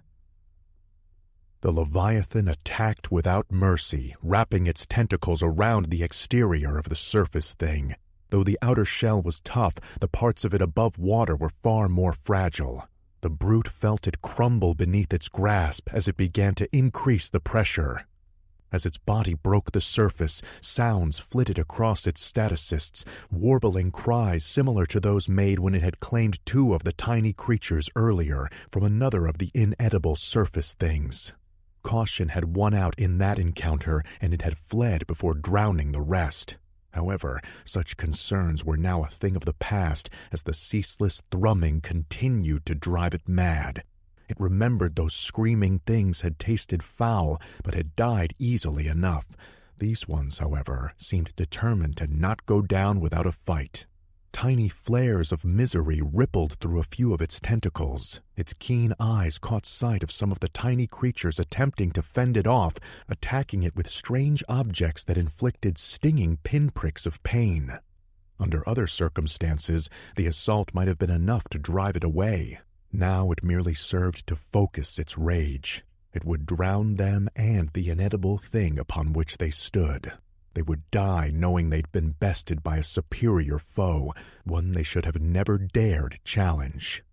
It lashed out with 5 of its arms, compressing its powerful muscles until it felt the surface thing's shell finally begin to crack. It used its remaining appendages against the tiny creatures futilely attacking it, crushing 2 of them, then dragging 2 more beneath the waves. In its domain they stood even less chance than they had before, but still they fought. For a minute or so, anyway, their struggles growing ever weaker until they stopped moving altogether. The Leviathan, however, refused to give up its grip on them, lest it be a trick. At last, the inedible surface thing finally broke apart, crushed beneath its awesome power. Barely recognizable from what it had once been, it sank toward the black depths below. The Leviathan followed moments later, dragging the dead things still in its grasp as if they were gruesome trophies of its recent triumph. "Out of the way! I want to get this!" Julie cried, pushing past Derek and Mitchell. She'd quickly discarded her gun and grabbed her camera again once they'd spied the sprays of water breaching the surface of the ocean. Killer whales, a whole pod of them from the look of it. It was a magnificent sight, one she knew their producers would appreciate. "Albeit probably not as much as their photo shoot," she said to herself, glad to have left Klipsch far behind. "Guess they weren't ghosts after all," Lonzo said, sounding far more relieved than he had at any point during this journey so far. The orcas circled the boat a few times, the big bulls coming closest. Julie managed to get the majority of it on camera. It was great footage, the kind you simply couldn't stage. Thank goodness her predecessor had insisted on top-notch equipment. However, majestic as they were, there was something harried about the way the whales moved. Julie was no biologist, but this didn't seem to be a leisurely swim. They were moving too erratically. Then, as abruptly as they'd appeared, the pod began to move off. "What was that about?" Mitchell asked once they were gone. "I think they were checking us out," Lonzo said after a moment. "Curiosity?" Julie replied, shutting down the camera. Any dialogue they needed to add could be redubbed later. Though they reviewed all footage before sending it to their editors, she'd learned it was a good habit to stop recording before anything potentially incriminating was caught on film. "I don't think so," Derek said. "Did you see the way they were moving? I don't think they were circling us just to say hi." Lonzo nodded. "Agreed. And did you notice how the calves were herded into the middle? That's the type of behavior they show when they feel threatened." "By us, or something else?" Julie asked, suddenly glad her gun was still within reach. "Hard to say, but it certainly seemed like they were giving us the once-over. The question is, why? I mean, it's not like boats are uncommon in these waters." "Sonar," Derek offered, turning to Lonzo. "Whales rely on it. Is it possible that whatever's messing up ours is doing the same to theirs? Maybe that's why they were giving us the stink eye, to make sure we weren't something else." "I'm not sure there's any way to know," he replied. "Although, I suppose it's possible." He appeared to mull it over. "Probable, even.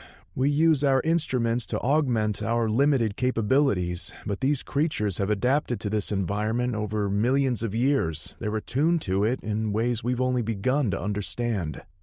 "So are you saying we're dealing with messed up whales instead of a—" Derek held up his hand, interrupting her. "Nobody's saying anything of the sort, especially since I'm pretty sure killer whales didn't sink that drill ship." "At the same time," Lonzo continued, "the way they were acting toward us, it was as if they were trying to decide whether we were a threat. Since they moved off, I'm guessing they decided we're not." Julie agreed with the medic, but then found herself compelled to ask, "But what if they hadn't?"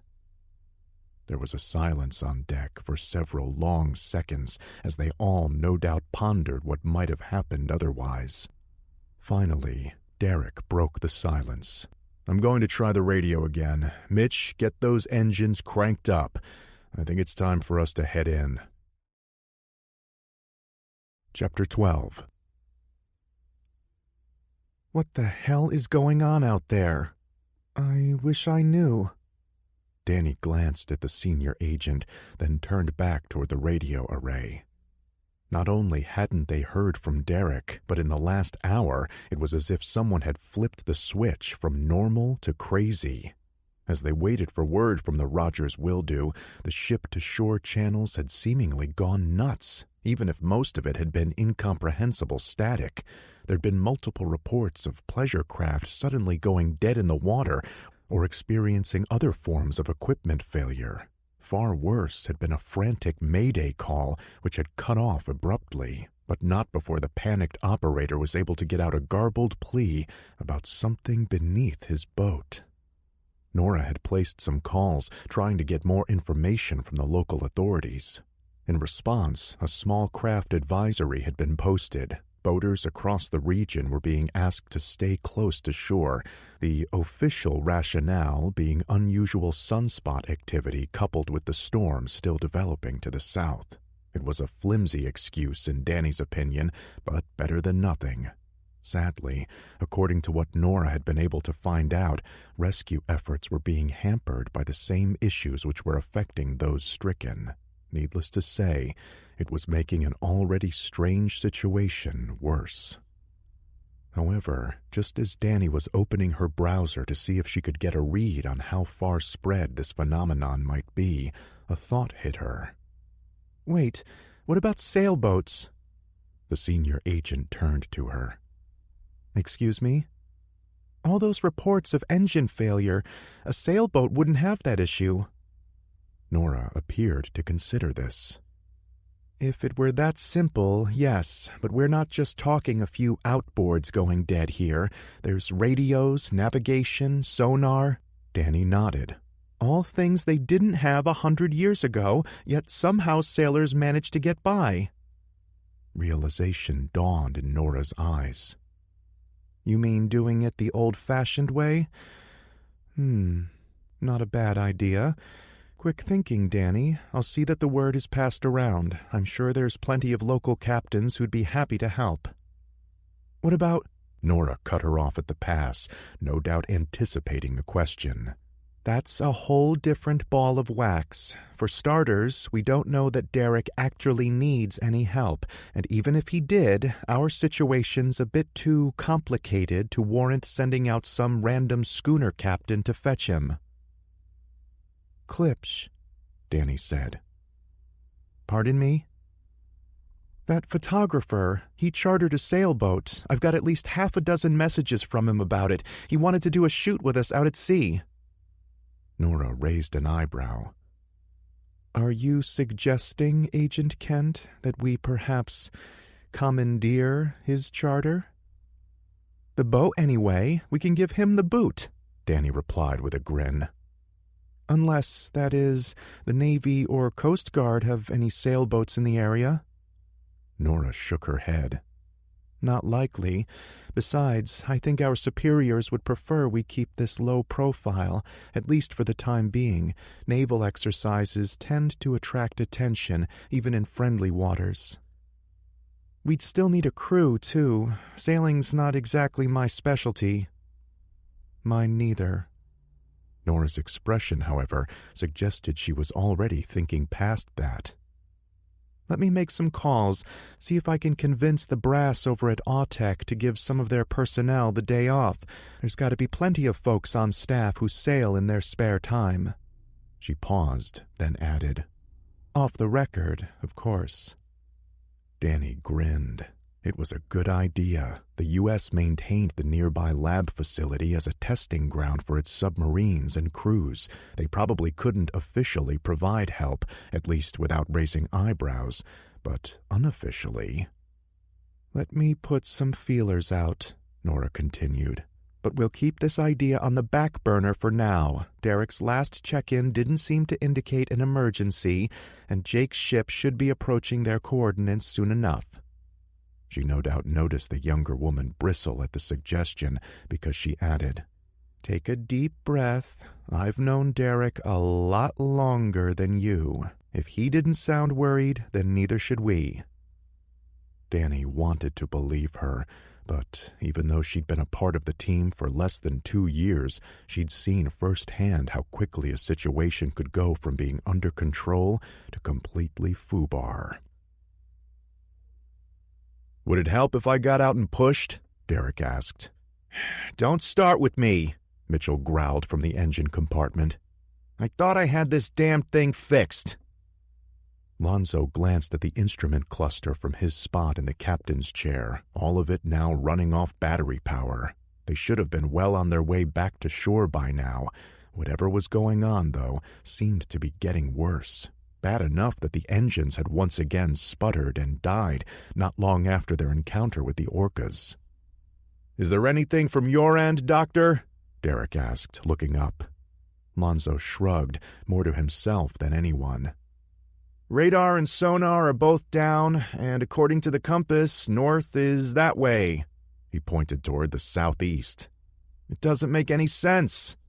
Welcome to our world. Our job is to make sense of the senseless. Yeah, Mitchell added, popping his head up.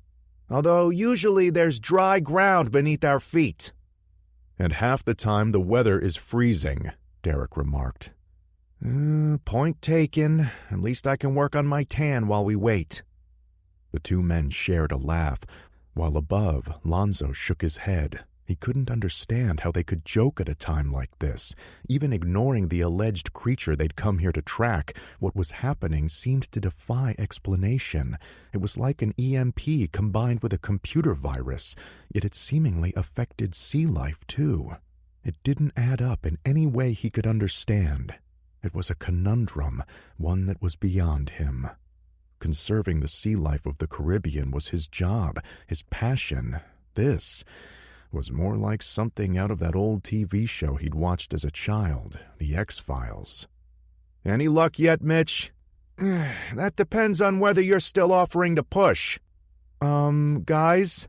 Their camera operator Julie called out. That might not be necessary. Look! What now? Lonzo turned in the captain's seat to find her standing at the stern, pointing out to sea. For a moment, he didn't see anything save the endless horizon of ocean meeting the rapidly clouding sky. Then he spied it, little more than a grayish dot just barely visible against an expanse of nothing. Derek ducked back into the main cabin, returning moments later with a pair of high-powered binoculars. Definitely not a cruise ship, he announced after taking a look. Think it's Jake? Mitchell asked, popping his head up from the engine compartment again. I'd bet your life on it. The medic laughed at the unfunny joke. Ha ha! It's about time. Do you think they see us? Julie asked. No way to know from this distance, Derek replied, peering through the binoculars again. But maybe we can up those odds. You could try the radio again, she offered. Even if they can't hear us, maybe you can do that thing they always do in the movies with Morse code? Not a bad idea. Anyone here know Morse code? Lonzo sighed. There's a flare gun in the top cabinet right before you reach the galley. On it. Derek turned and headed back in. The ship was almost certainly heading their way, Lonzo noted. Already it appeared larger in the distance. They must have figured out a way around the electrical issues. Either that, or the vessel, obviously much larger than their own, was simply better shielded. None of that mattered, though, compared to getting back to the Institute and reassessing what was happening. As for the so-called beast haunting these waters, it was probably little more than panicked misidentification brought on by a mix of these occurrences combined with overactive imaginations. Lonzo turned back to the instrument cluster, satisfied that was the likely answer. There was still the issue of figuring out this phenomenon before it wreaked further havoc with the local marine life, but that would hopefully be made easier once they were done searching for mythical sea beasts. Still, Lonzo found himself unable to relax. He remembered listening as a child as his uncle, a former merchant marine, regaled him with stories of strange happenings at sea, rogue waves, dead calms, a massive shark he claimed to have once seen, and tales of ships getting lost because their compasses refused to work. That last one was a classic yarn of the Bermuda Triangle, one it was easy to laugh at once he grew older. Yet wasn't that exactly what they were experiencing now, only worse? That's what bothered him most as his eyes roamed over the malfunctioning displays. He spied a large hit on the sonar screen, almost as if the device were mocking his thoughts, then let out a sigh. He was a man of science, not some hustler trying to sell haunted boat rides to tourists. He was used to the unexpected, had trained to deal with it. However, the unexpected was different than the unexplained. Words like strange and weird were for the lay people. A man of his education should be forming hypotheses, not thinking back to the ghost stories his family told as they passed around a bottle of rum. "Oh, knock it off!" He slapped the side of the sonar array out of frustration as the ghost reading appeared to close in on their location. Derek reappeared on deck a minute or so later, flare gun in hand. "Found it." "Hold that thought," Mitchell called from the engine compartment. "Maybe we can meet them halfway." "Oh?" the team lead replied, loading the gun. Yeah, the medic said, his voice echoing from below deck. "There's a burnt-out actuator here. I think if I can bypass it... there!" A moment later, the engines once again roared to life just as Mitchell popped his head up from the hold. "There we go!" "Finally got it?" Julie asked, sounding doubtful. "Sue me for being better with DNA sequencers, but I think so. We should have steering and throttle control again. Fingers crossed it'll hold this time." Derek nodded. "Okay, just to be safe, let's make sure we have their attention and then see what we can do about it. Either way, it beats swimming back to shore." He raised the flare gun over his head. Before he could pull the trigger, though, the boat lurched violently to the side, throwing Lonzo from his chair. What the hell? Shit! Lonzo fell to the upper deck just as the pop of the gun sounded from below, followed by the hiss of the flare discharging. However, something was wrong. There came a flash of light, but it wasn't from above as it should have been. It instead came from the direction of the aft deck. That and the panicked cries of his shipmates told him all he needed to know. What just happened? Sadly, there was no answer, save that it had been in the space of a heartbeat for their situation to turn dire. "I think you should see this, sir." Jacob Caseman's second-in-command turned to him and handed over her binoculars. "What the hell now?" the senior agent replied under his breath. He lifted the binoculars to his eyes, wondering what else could go wrong on this godforsaken mission. They'd been sailing back to Florida, having neutralized their target, a group of drug runners based out of Cuba, when the call had come in regarding that Zorro Green ship. Normally, it wouldn't have been their problem. The decommissioned Reliance-class cutter was no longer a rescue vessel, having been refitted for more covert operations. However, Zorro Green had political ties to Washington, so his superiors had okayed the action, no doubt sensing an opportunity to gain clout with the oil conglomerate. It was supposed to be a quick thing, ascertain what happened, then fish out any survivors and shuffle their asses onto a chopper as soon as possible. Jacob wasn't averse to missions of mercy. If anything, a bit of good karma didn't hurt to balance out the less savory assignments he'd been party to over the course of his long career. Too bad it hadn't gone according to plan. The Nest, the unofficial nickname of their vessel, outside of an IMO number that was changed every time they put into port, began experiencing issues shortly thereafter. Something his engineer Vakovsky had at first attributed to the ship being almost 50 years old. Then, when they'd finally reached the Tortuga's last known coordinates, they'd found only a single survivor hanging on to some debris, one with a crazy tale to share. Under different circumstances, Jacob might have concluded the man, one Sidney Traco, had come unhinged due to the trauma he'd suffered. However, then Vakovsky had examined the pieces of wreckage and reported odd cylindrical marks in the metal that he couldn't easily explain. A less experienced agent would have quickly dismissed the evidence as crackpot, but not Jacob. He was well aware that the world contained more than the general public was aware of. Hell, years back he'd been partly responsible for the creation of the somewhat unfortunately named Department of Cryptid Containment, including recruiting its current leader, a man who also happened to be one of his best friends. It had been a crazy time in his life, but a satisfying one. Something he missed. Too bad his and Derek's work had long since diverged, thanks to the changing priorities of his service. It also hadn't helped that the dry irony of the U.S. government had stepped in during the years since, placing Nora as the DOCC's handler within the ATF. It had been a kick to the balls, with Uncle Sam knowing just where to aim. The reality was, his life hadn't been the same since they'd separated. They might have been oil and water during the final years of their marriage, but that didn't mean he hadn't spent many a night awake wishing it had worked out differently. And now, with it over, all he had left was his career and a few close friends. Bringing Derek into the fold on this, however, had meant contacting Nora first. Not that he gave a damn about following the proper channels in a case like this, but because he had no idea how to reach his friend otherwise, he and his team constantly hopping from one godforsaken location to another. Nora, for her part, had been a bastion of professionalism when he'd eventually reached her, the delay not helped by the fact that his ship seemed to be slowly dying of old age. But then she'd mentioned that she'd be touching base in person on this one. It was odd for her to volunteer for field work these days, especially on an assignment like this.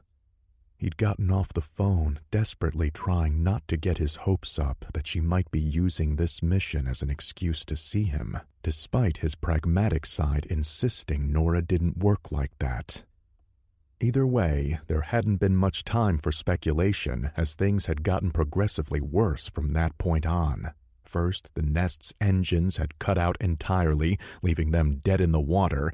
Then their chopper had gone down en route to shore, taking the lives of both Traco and Becky Asher, his team's pilot, a seasoned pro he'd have trusted to fly through a hurricane unscathed. The unlikelihood of these events being little more than bad luck had in turn set his team to chattering like monkeys, speculating about computer viruses and foreign operatives.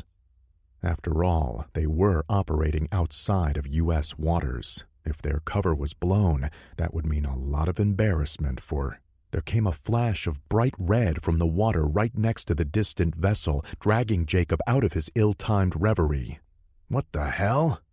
A misfired flare, perhaps? That wasn't like Derek. Jacob had trained his friend himself and knew him to be both a crack shot as well as a stickler for making sure his team was up to speed on their training. He quickly saw, however, that an errant flare was perhaps the least of their worries, as something large surfaced just off the stern of the other vessel. Jacob Caseman was a practical man. He didn't waste time trying to fool himself into thinking he was looking at a hunk of blubber or maybe whale spooge. Instead, he quickly made a mental calculation of the scope of the potential threat, only to realize the other ship was likely outmatched, and with them still too far away to do anything about it. He lowered the binoculars and turned to his lieutenant. "See if we can coax some more speed out of this rust bucket, Mac, and then get the 50s ready. I think we're going to need them." Chapter 13. Derek was used to being outmatched. He'd gone up against thunderbirds, giant ground sloths, squatches, and more, most of which dwarfed his 6-foot frame. But this was the first time he actually felt tiny. There came a cry from down in the hold where Mitch had disappeared when the ship first started to list. "Ow, son of a—" "You might want to get out of there," he numbly replied to the medic, unable to take his eyes off the creature which had surfaced behind their vessel, so close he could have reached out and touched it had he been insane enough to try. "What do you think I'm doing?" "Jules?"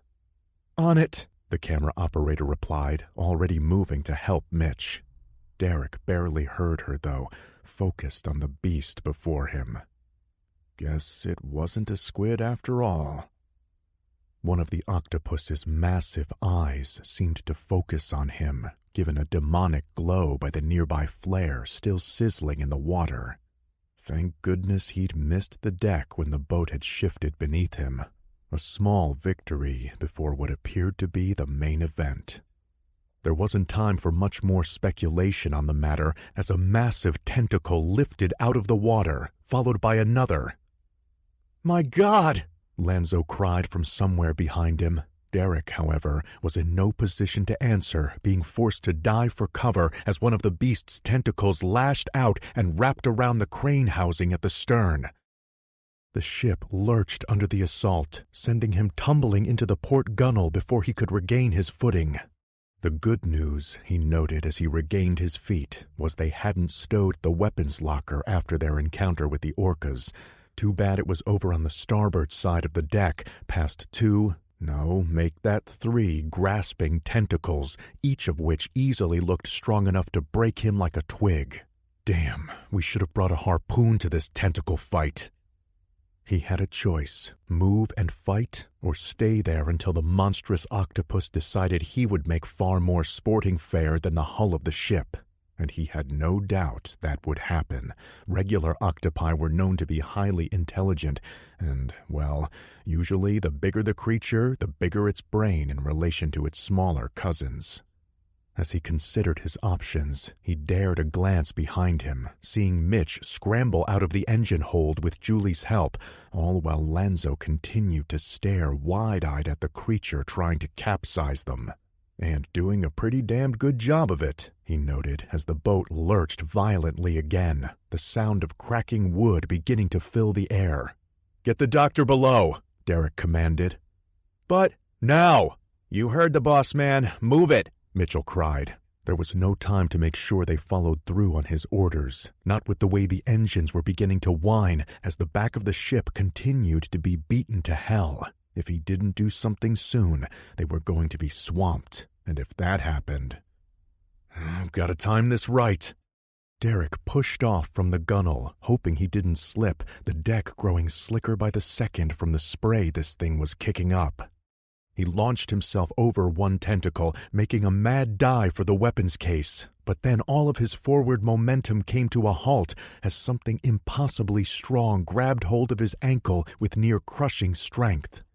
Derek managed to latch on to the winch's controls as he was dragged back, slowing his progress for a moment, but knowing he had no chance of winning against such brute. A deafening boom sounded from close by, drowning out all other noise. A split second later, the tentacle let go, sending him tumbling face first onto the deck. Derek shook his head, wiping a thin smear of blood from his brow, then looked up to find Julie standing there, shotgun in hand. She mouthed something at him. "What?" he cried, barely hearing her over the ringing in his ears. "I said court-martial me later." "This isn't the army," he replied, scrambling behind her as she fired again. "Then feel free to write me a sternly worded letter when this is over." "Stern, ship humor," he mumbled, reaching into the locker and grabbing hold of his own weapon. "What?" Never mind. He stepped up next to her and took stock of the situation, noting she'd clipped one of its tentacles, thankfully enough for it to drop him. Not bad, considering it was a moving target. Even better that she'd managed not to hit him. "What's the plan?" Julie asked, chambering another round as the ship's stern began to drop dangerously low in the water. It was as if the beast were attempting to use its own mass to drag them down. "I'd tell you to run, but we wouldn't get far." Leveling his rifle, he tried to formulate a strategy that would hopefully keep their oversized foe at bay, for now anyway. Cephalopods weren't exactly his specialty, though, so he decided to keep it simple. "Focus on the arms, I'll keep the head busy." "What do you mean something's attacking them?" The message which came back was even more garbled than the one before it, but Danny caught enough to understand that Jacob's ship was closing in full steam ahead on Derek's location, minutes away at most. It did little to put her mind at ease. "Come again," Nora replied into the radio. "We didn't catch all of that." Danny was no stranger to how quickly a situation could turn into a complete clusterfuck. One moment you could be on a relatively uneventful hunt, the next one of your teammates could be lying dead, shot by a clan of murdering bastards. And now it was happening again. "No, it isn't," she told herself, trying to force the memories away. "They're dead." Whatever was out there with Derek and the others, though, was most certainly not, meaning they couldn't just sit there and hope for the best. Apparently, she wasn't alone in her thoughts, as Nora put down the radio with a muffled curse and turned toward her. "I think it's time we paid a visit to your photographer friend and his sailboat." The Leviathan was growing frustrated. Already in pain from the near-constant thrumming, it had swum in an agonized daze, until at last it had sensed another of the surface things nearby. Though it was no longer certain it was even in its claimed waters, that didn't matter. It was an apex predator. Anywhere it swam became its territory, which made the surface thing an intruder to its domain. So it had attacked, the violent action temporarily soothing its torment as it sought to destroy this new enemy. Yet this one was proving difficult, though only slightly larger than the last foe it had bested. Dragging the screaming things aboard to the depths, this surface thing's denizens were seemingly far more effective at defending their nest. Pinpricks of pain lit up its ganglia as the tiny creatures pecked away at its powerful arms, doing relatively little damage, but causing it to become unfocused in its attacks. As it flailed its arms, trying to figure out how best to destroy this challenger to its supremacy, sound blared out, and then something struck its sensitive siphon, causing it to recoil. For a moment, no more, it knew fear. But then the rage took hold again, stronger than ever. The Leviathan tensed up, preparing to grab hold with more of its arms. The surface thing was already foundering. A bit more effort would be all that was needed to send the annoying, screaming things into the water, where they would be easy prey. Before it could bring its monstrous strength to bear, though, it hesitated, sensing something else approaching, another enemy. Something much larger than the surface thing it was battling. In a daze of red-hot rage, it concluded its current foe was nothing, weak prey that had merely gotten lucky. This new challenger, however, would need to be dealt with swiftly and with finality. Derek and his teammates retreated as far as they could without entering the ship's cabin, affording them a modicum of cover as they continued firing upon the massive octopus. Julie and Mitch focused on the creature's whipping tentacles, their weapons barely enough to dissuade the beast whenever it tried to grab a solid hold on anything. Derek, in the meantime, peppered its head with controlled bursts, hoping to blind it or perhaps injure it enough to cause it to break off. What then? He asked himself, although he had no immediate answer. Despite the ship's engines working again, he didn't like their odds of outrunning this thing should it give chase. But maybe they didn't need to. A boat horn sounded from nearby, drawing Derek's attention to the other ship, an old Coast Guard cutter from the looks of it. More important was the fact that it had managed to close a good deal of distance between them. No, not Coast Guard, he thought, noting the ship's dull gray colors. However, he was damned glad to see it regardless of its paint job. Looks like the cavalry has arrived, Mitch cried. Derek could see crewmen scrambling on the deck of the much larger vessel. Yep, now let's just hope they don't decide we're acceptable losses if it means taking this thing out. Julie glanced sidelong at him. They wouldn't actually do that, would they? Derek tried to shrug, but it turned into a stagger as the stern suddenly bobbed up, nearly knocking them all off their feet. A moment earlier they'd been dangerously close to the waterline, maybe seconds away from being flooded. All at once, though, the octopus slipped below the surface, letting go of their vessel and dropping back into the sea, leaving them battered, but still in better shape than Derek could have ever hoped for. Did we just win? Julie asked. Yeah, is this the point where we start talking about swimming with bow-legged— Ow! Mitchell flinched as she slapped his arm. Derek wasn't so quick to drop his guard, though. I don't know. The behavior of octopi, unknown species or otherwise, wasn't exactly in his wheelhouse, but he'd seen animals crazed out of their mind before, whether by disease or other causes. They typically didn't retreat willingly. If anything, they tended to act like they were cornered, fighting until you killed them, or vice versa. If so— Julie pointed, directing their attention past the stern. Look! Even with the glare of the sun shining off the water, the wake was obvious, as was the dark shadow rapidly moving beneath the surface, away from them and toward the cutter. Look at the size of it, Mitch remarked. He wasn't wrong, but that wasn't as important to Derek in that moment so much as the fact that the creature had seemingly decided they were the lesser of two evils. A small voice in the back of his head reminded him that this thing had supposedly managed to sink a drill ship, a vessel considerably larger than both the boat he was currently on as well as the one coming to their aid. Apparently the crew aboard the other vessel realized this too, as, a moment later, they opened fire. Chapter 14. Give me some good news, Mac. McAvee's pause, however, told Jacob everything he needed to know before she even spoke. No sign of the creature, sir. Is that no sign as in it escaped, or no sign as in we haven't found the body? I think it went deep. Think? Sonar is still fragged. Readings are all over the place. Jacob blew out a frustrated breath. Under different circumstances, he'd have chewed any of his subordinates a new asshole for bringing him a basket of maybes. He'd trained them better than that. But even he had to admit these were far from ideal conditions against an enemy they couldn't have anticipated when they'd set sail. Hell, how would they even know if they'd killed it? Did dead sea monsters float to the top like oversized carnival goldfish?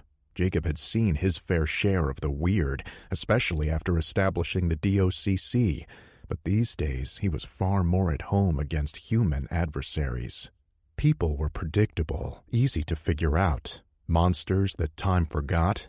Well, Derek was welcome to keep that shit to himself. Countermeasures? He asked, not expecting much in return. They were equipped to take down drug smugglers and their cargo, not engage with the beast from 20,000 fathoms. It was a rhetorical question anyway. Most of their cash were small arms, with a couple grenade launchers and 50s for when they needed to bring the pain, more than enough for what they typically dealt with. Although, maybe their supply of— We could try the ASGs.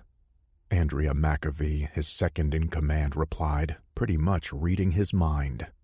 Jacob nodded.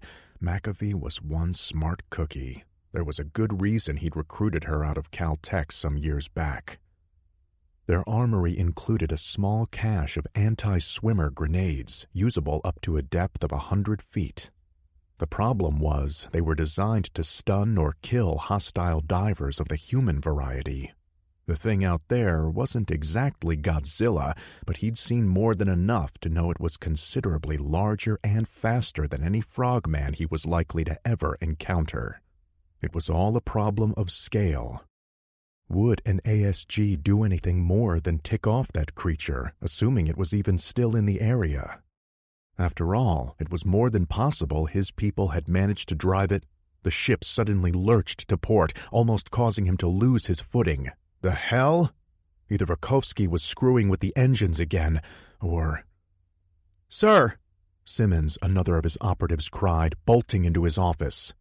"Sorry to interrupt, but I think you need to see this." Jacob didn't hesitate. He simply turned and followed her, having a sinking sensation of what might be awaiting them once they arrived on deck. Julie was half tempted to retrieve her camera, despite knowing there was no way this would ever be allowed to make it to the public eye. The journalist in her felt it should be documented regardless. After all, what were the chances she, or anyone else for that matter, would ever see such a sight again? However, she remained rooted to the spot next to her teammates, watching the spectacle that was unfolding several hundred yards away. "Think I saw this on The Late Show once," Mitchell said, wide-eyed. "How did it end?" Derek asked. "Dunno. The special effects sucked, so I turned it off." "Pity. I think we could all use some inspiration right about now." Julie shifted over as Dr. Reed joined them, there being little reason to keep him confined to the cabin at this point. "My God, is this really happening?" he asked, giving voice to the question they were all likely thinking. Growing up at the Jersey Shore, Julie had seen cutters before, much like the one that had come to their rescue. What was new, though, was the thrashing shape hanging off its side, as if the ship had grown a massive fleshy tumor. Even at this distance, and against the background of the much larger vessel, the beast seemed huge, like something that had been dredged up from a forgotten world. Yet, at the same time, it didn't appear all that different from the octopuses she'd seen at the Camden Aquarium, except maybe a magnitude larger. Had she not been witnessing this with her own eyes, she could have almost fooled herself into thinking she was watching a normal-sized octopus attack a toy boat. The rat-tat-tat of machine gun fire, however, served to drive home just how deadly a game this actually was. "Why don't they kill it already?" Lonzo asked. "What are they waiting for?" "I sincerely doubt they aren't trying, Doctor," Derek replied. Julie's experience wasn't nearly his equal, but even she could understand the chaos that must have been unfolding on the other ship. No less than 5 of the beast's monstrous tentacles had latched onto the other vessel, allowing it to pull itself up the side, while at the same time causing the cutter to list dangerously. Crew members were scrambling back and forth along the deck, some firing at the beast, others aiding their effort.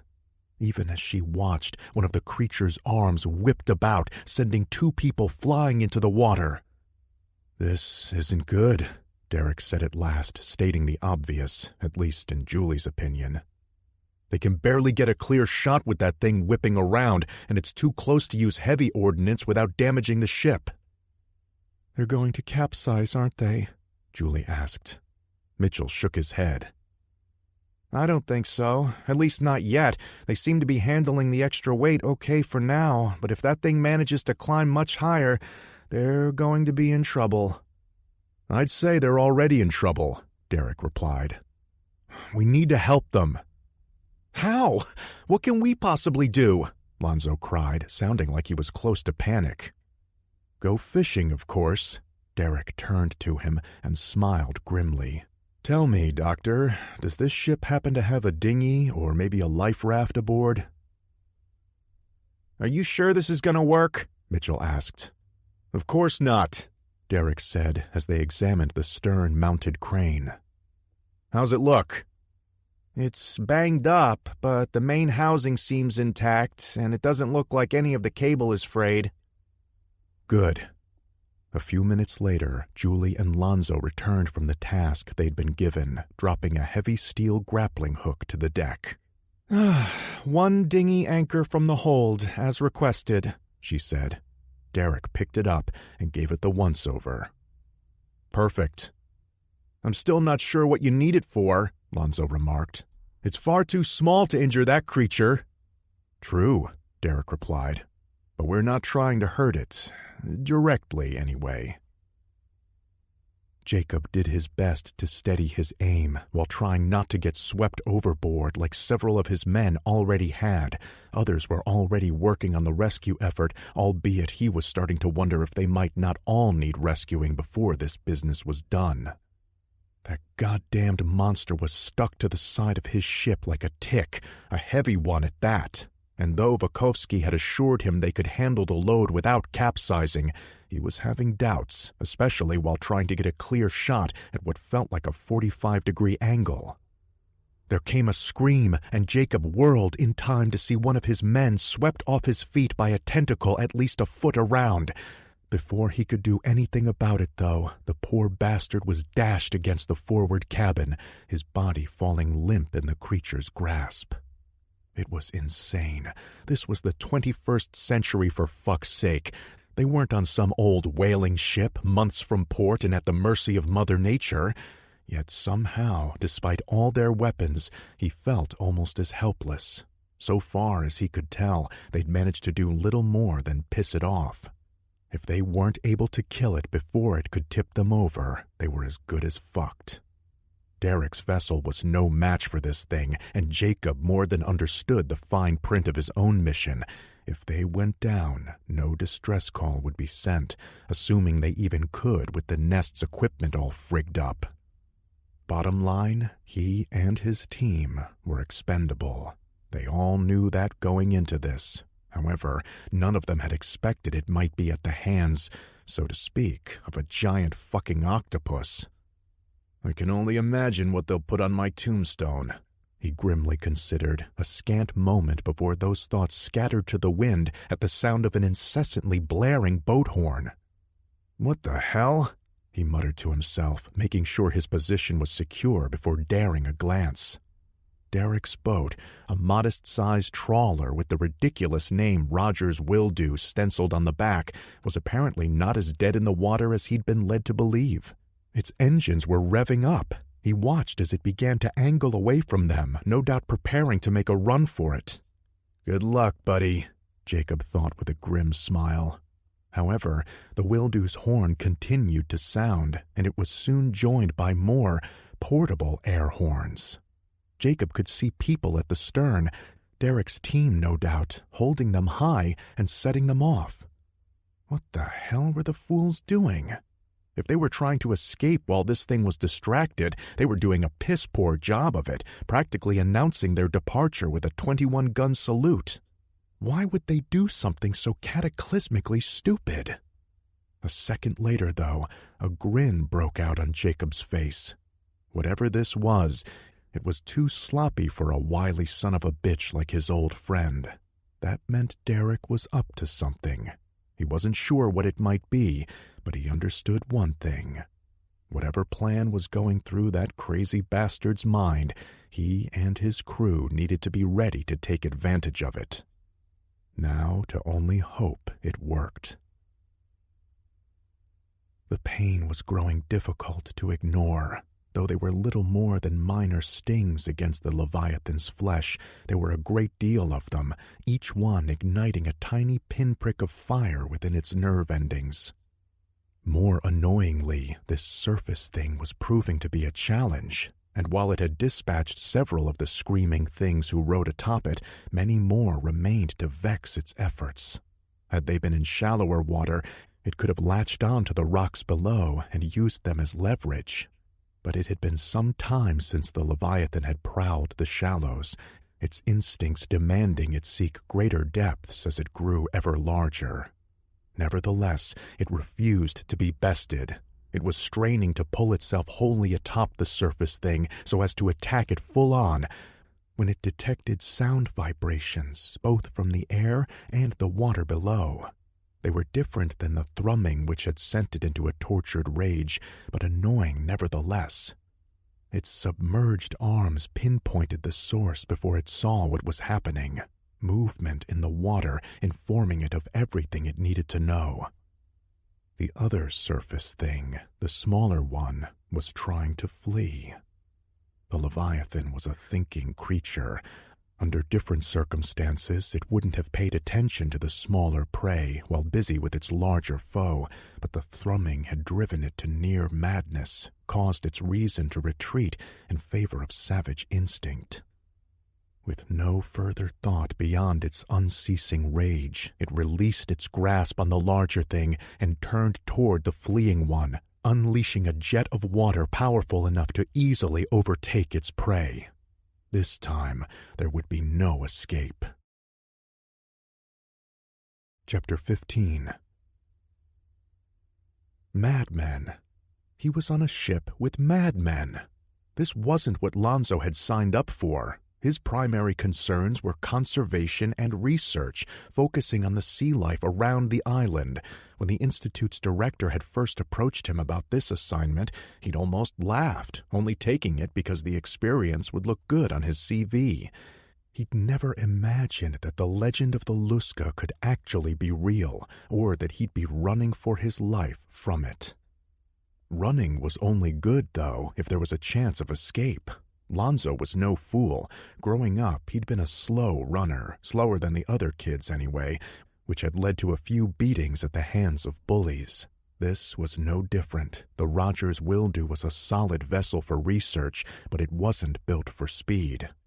Acceleration, however, was probably their more pressing concern. Octopi could reach 22 knots in short spurts, regular-sized species anyway, but they were dealing with something here that was unknown to science. It might be slower due to its size, or evolutionary adaptations may have compensated for that, owing to the fact that such a massive beast would still need to catch prey.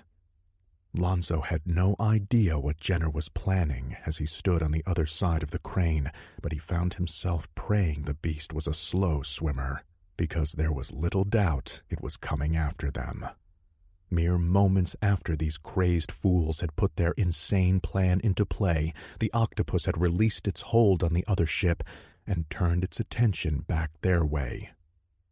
"Give it everything you've got, Mitch," Derek called to his teammate, who was currently manning the ship's controls. It was all Lonzo could do to hope the man had been thorough in his repairs. If not... "What do you think I'm doing?" the medic called back. "Well, do it faster. It's taking the bait." "You mean us?" Lonzo screamed inside his head, wishing he'd never suggested taking the Rogers Wildew out. As the creature quickly closed the distance between them, he realized this was one mystery he would have been glad to have never learned the truth about. Derek hadn't been sure his gambit would pay off, but now he was thinking it might have worked a bit too well. The monstrous octopus was definitely coming for them, much faster than anticipated. Time to reel in this fish, hopefully. "Turn on the crane, Doctor, if you'd be so kind." "It's too soon," Lonzo replied. "It's not over the—" "It's moving a lot faster than that winch will. Trust me, it'll work out." And if it didn't, Derek silently noted, at least there wouldn't be much chance for the others to call him out on it. Lonzo flashed him a doubtful look, then pulled the lever, retracting the line they were towing behind them. In a way, what they were doing was trying to shoot a fish in a barrel. Yes, it was a big fish, but the Atlantic Ocean was the second largest barrel in the world. If their foe deviated in the slightest, going deep or attacking from another angle, they were likely done for. He took some small solace in knowing that, at worst, they'd at least given the crew of the other ship a chance to regroup. For now, there was no mistaking the heavy wake rapidly bearing down on them. Either it was the creature, or they'd somehow managed to piss off Moby Dick along the way. A bulbous, fleshy mass broke the surface a moment later, answering that question. "Damn, that thing is big." Derek remembered seeing the preserved body of a giant squid at the Smithsonian. This thing made that exhibit look like a bath toy in comparison. Still, large as this creature was, there was something nagging in the back of his mind as he watched it close in. Now was not the time for introspection, though. Derek steadied himself, then took aim with the M4. Might as well season the pot a bit. He squeezed the trigger, firing a burst at the octopus. It was probably little more than a gnat bite to the brute, but he wasn't trying to kill it so much as... Derek lost his footing and fell as the research vessel shuddered beneath him, decelerating rapidly as the line behind them suddenly pulled taut. He sat up, slightly dazed, to see both Lonzo and Julie had fared slightly better, both having managed to grab handholds near where they stood. One upside, at least she hadn't caught his rather ungraceful tumble on film. More important was what the tortured whine of the winch meant. "Did we hook it?" "It's trying to run," Reed cried, frantically working to reverse the controls. "Don't! It'll rip the crane right out of the deck," he warned, "if it doesn't drag us under first." Julie, however, stepped between the doctor and the controls before he could ruin things. "It doesn't matter. We just need to hold it for a few minutes." Derek threw her a nod of thanks, then he pushed himself to his feet to find the sea behind them whipped into a froth as the massive octopus went absolutely nuts. No doubt about it, they'd managed to hook it good. The question now was whether they could hold it long enough. The rest, well, it was up to the crew of the other ship. "Everyone get to the bow," Derek ordered, choosing to hope for the best. "We want to be as far away from that thing as possible when the fireworks start." "Fireworks?" Lonzo asked. "What?" "Now, Doctor!" Derek grabbed his arm and began guiding him forward. Mitchell was waiting for them, holding onto the railing as the ship shuddered under the assault. "Ha! The taxidermy man, he gonna have a—" "Oh, shut up," Derek replied, pushing past him. "The crazy son of a bitch did it," Jacob mused. In the space of an instant, Derek's plan became crystal clear. They hadn't been trying to run. They'd been trying to hook the damned thing, using their own vessel as a float to keep this fish from escaping. Problem was, they likely didn't have long. Jacob wasn't sure whether that big motherfucker could drag the research vessel down or not, but he wasn't about to chance waiting around to find out. "McAvee, you're in charge of the rescue effort," he said to his lieutenant before turning and raising his voice. "The rest of you, I want every last piece of ordnance we have unloaded into that thing now. 50s, the launchers, even seashells if you have them." Jacob gave a subconscious nod as his people readied to unleash hell. Then he leveled his own M4 at the creature thrashing about in the waters directly to their east. With all the spray it was throwing up, he wasn't sure how much damage he could do, but at this point, every little bit counted. "Open fire!" The Leviathan was enraged beyond anything it had ever known before. With the scent of its own blood in the water and the damnable thrumming continuing to assault its senses, it was driven into a frenzy. The things which even now challenged it, daring to think they were its equal, would be proven wrong. It would squeeze the life out of them, squeeze them until they struggled no more. Then it would drag them down to the depths, where it would eat its fill before leaving the rest for the scavengers to pick clean. Lonzo had been raised a Christian, though his faith had lapsed in recent years. But if there was indeed a hell, then surely it couldn't be much worse than this. He and the others strapped on life preservers at the bow of the Rogers Wildew, preparing to abandon ship if necessary, a suicidal move at best. However, it was equally dangerous to stay, as explosions and gunfire filled the air. A constant drizzle of seawater rained down on them, although whether from the weapons or the creature's manic struggles, he didn't know. All he cared about at that moment was surviving, something he was certain was impossible with the madness all around him. As far as he could tell, his choices were staying and being hit by stray gunfire or getting ripped to pieces by a cephalopod straight from his childhood nightmares. In that moment, he remembered well the tales told to him by his uncle as he talked about the monstrous beasts that haunted the waters off these islands, wishing to God he hadn't dismissed them as nothing more than tall tales. Now, as the water line drew ever closer thanks to the beast's struggles, he realized he was paying the price for his arrogant disbelief. Derek knew it was stupid to pop his head up during a firefight. He'd been in enough to know better, but he also had no delusions of living forever.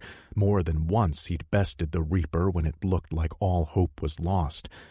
Hell, last year alone he'd come frightfully close to meeting his end at the hands of that family of crazed zealots.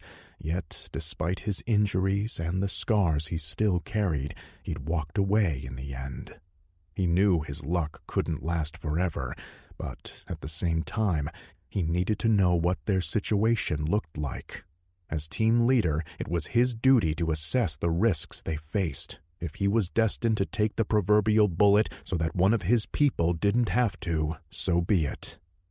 That said, he had no intention of being stupid about it. An explosion sounded, causing him to duck beneath whatever cover the ship's cabin afforded. He popped his head up again, just as a spray of seawater rained down on him. The octopus continued to struggle, trying to dart every which way, its movements growing panicked as it was peppered with gunfire. Muzzle flashes lit up across the deck of the cutter as they continued to pour it on. It was difficult to tell how much damage they were doing with the amount of foam the beast was kicking up, but Derek hoped it was enough. The crane housing at the stern looked like it was about to give, and black smoke was rising from the hold as the engines were pushed to their limit. Despite all that, the outmatched vessel continued to hold. It was an incredible sight to see, one straight out of a summer blockbuster.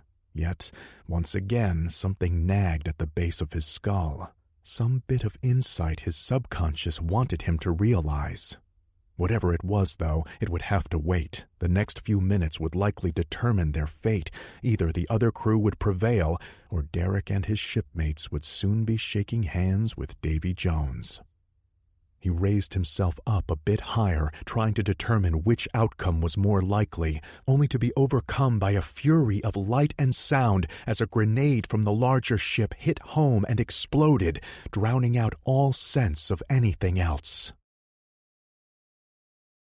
Chapter 16.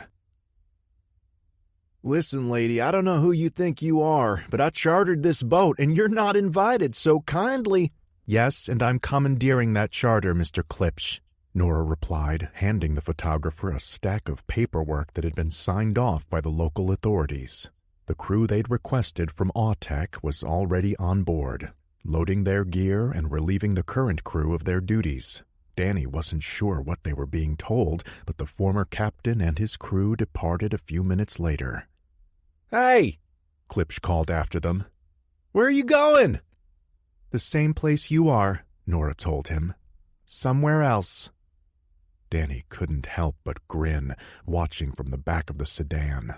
The window cracked just enough for her to eavesdrop, but not enough for the photographer to notice her presence.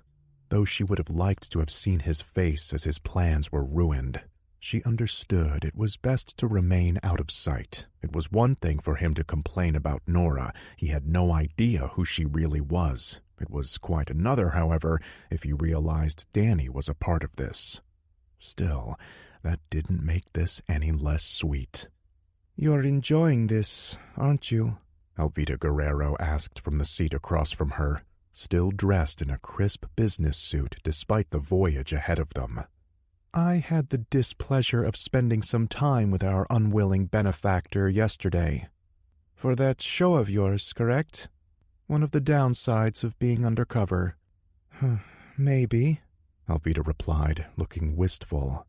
But I remember the days when I could still fit into a bikini. I'm not sure I would have minded the attention all that much. Danny raised an eyebrow at the older woman. She'd questioned Nora upon hearing that the Zorro Green rep had been cleared to accompany them. However, the senior agent had merely shrugged.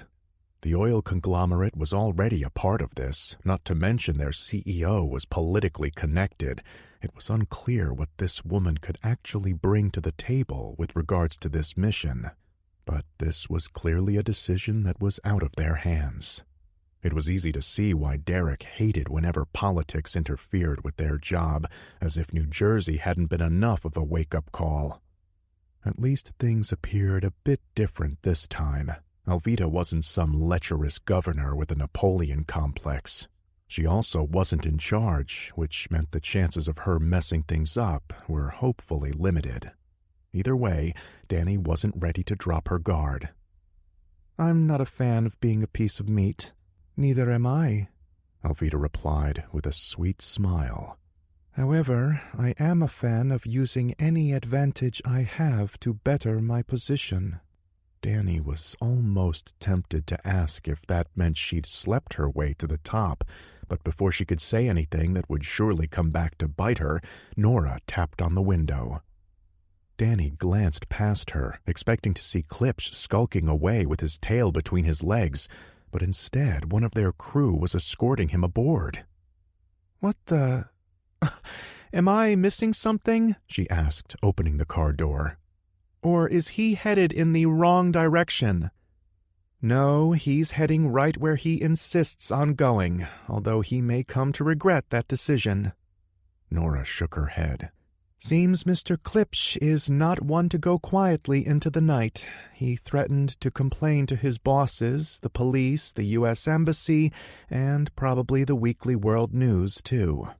This seemed the easiest way to handle things without wasting more time." "How so, if I may ask?" "You may. Seems Mr. Klipsch left his equipment aboard, so I'm having him escorted to his cabin while we make final preparations to shove off.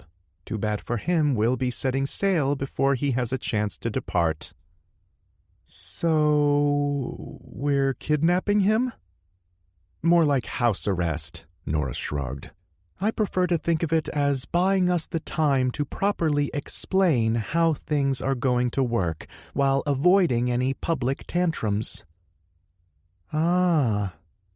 Danny knew the drill, had seen Derek do it at least a dozen times. That said, he was a natural at disarming people with his words. She imagined Nora impatiently badgering Klipsch that he could either sign the affidavits ensuring his silence, or else intimidating the man with not-so-idle threats. On the flip side, the guy was kind of a self-absorbed asshole. Either way, Danny was far more interested in setting sail than worrying about that jerk. "Ms. Guerrero," Nora said, moving to block the older woman.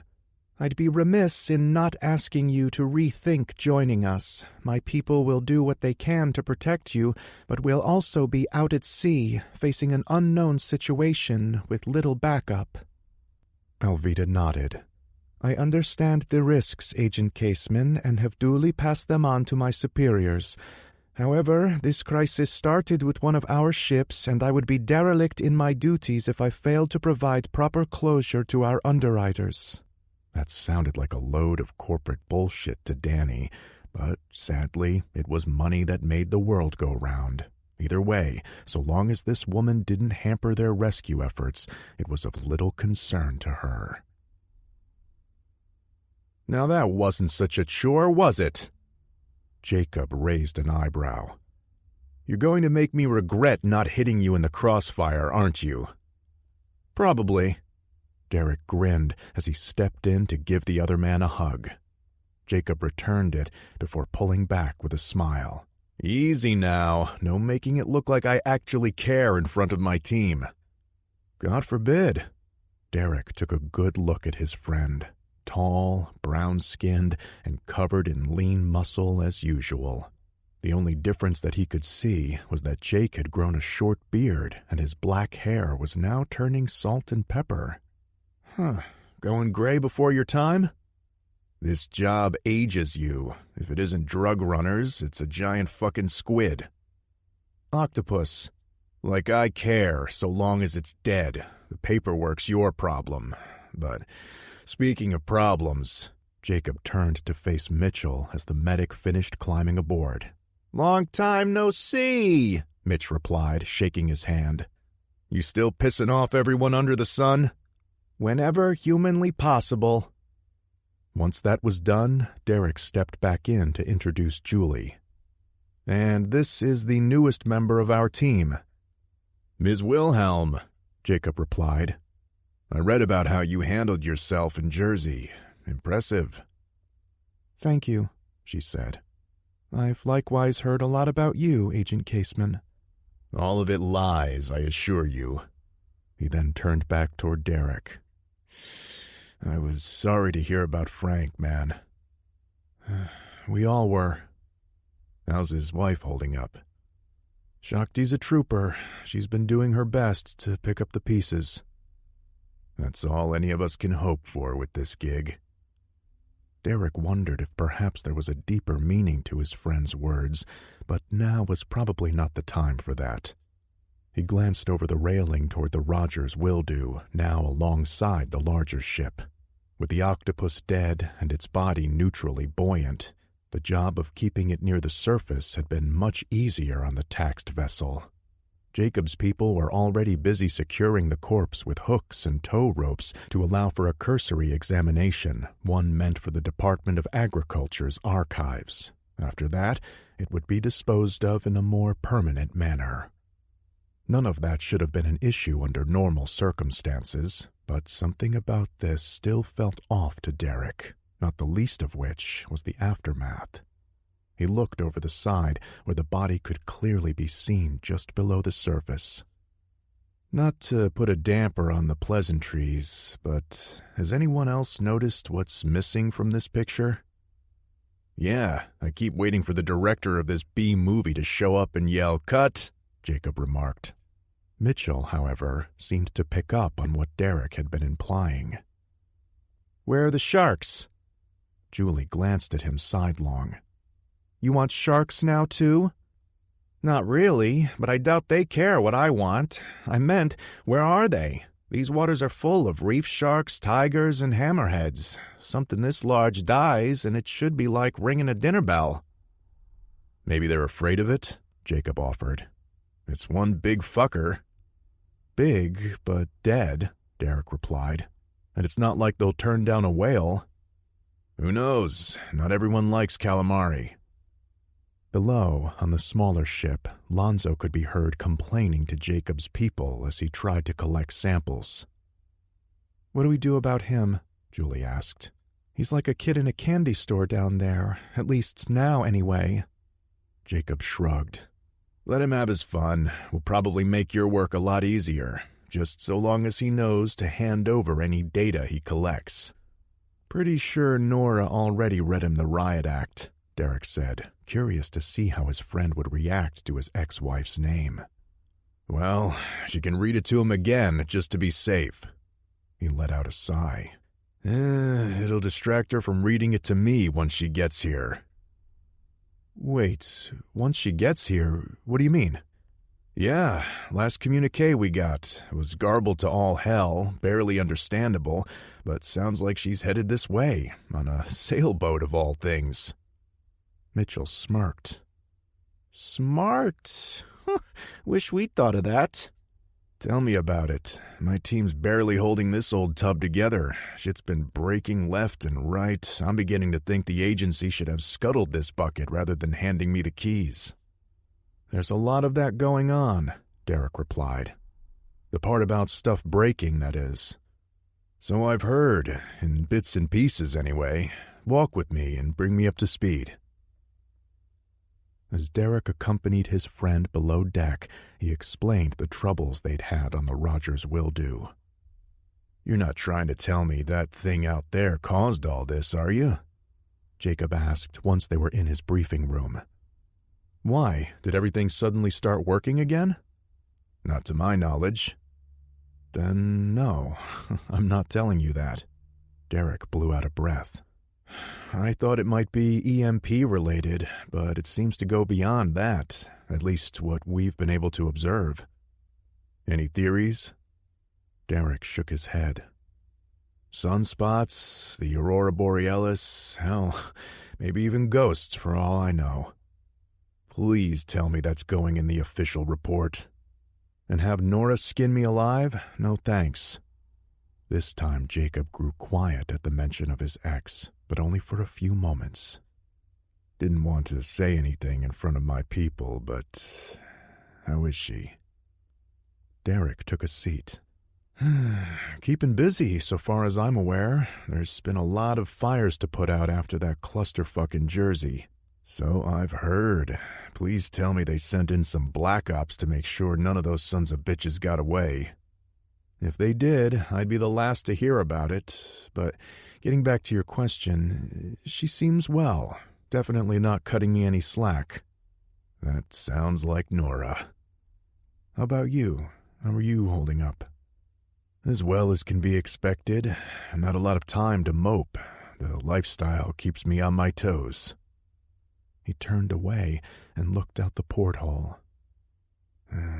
That's what did us in, you know. This life. It brings people together, but then assignments change and it tears them apart again. Hence why my own dance card remains empty. Oh? Nothing going on between you and that fine camera lady? The rumor mill said... Julie? Derek interrupted, taking a quick look to make sure she wasn't near the door. I won't bullshit you. Maybe, if things were different, but right now, after what happened to Frank and Chuck, they knew the risks. It doesn't make it easier. No, it doesn't.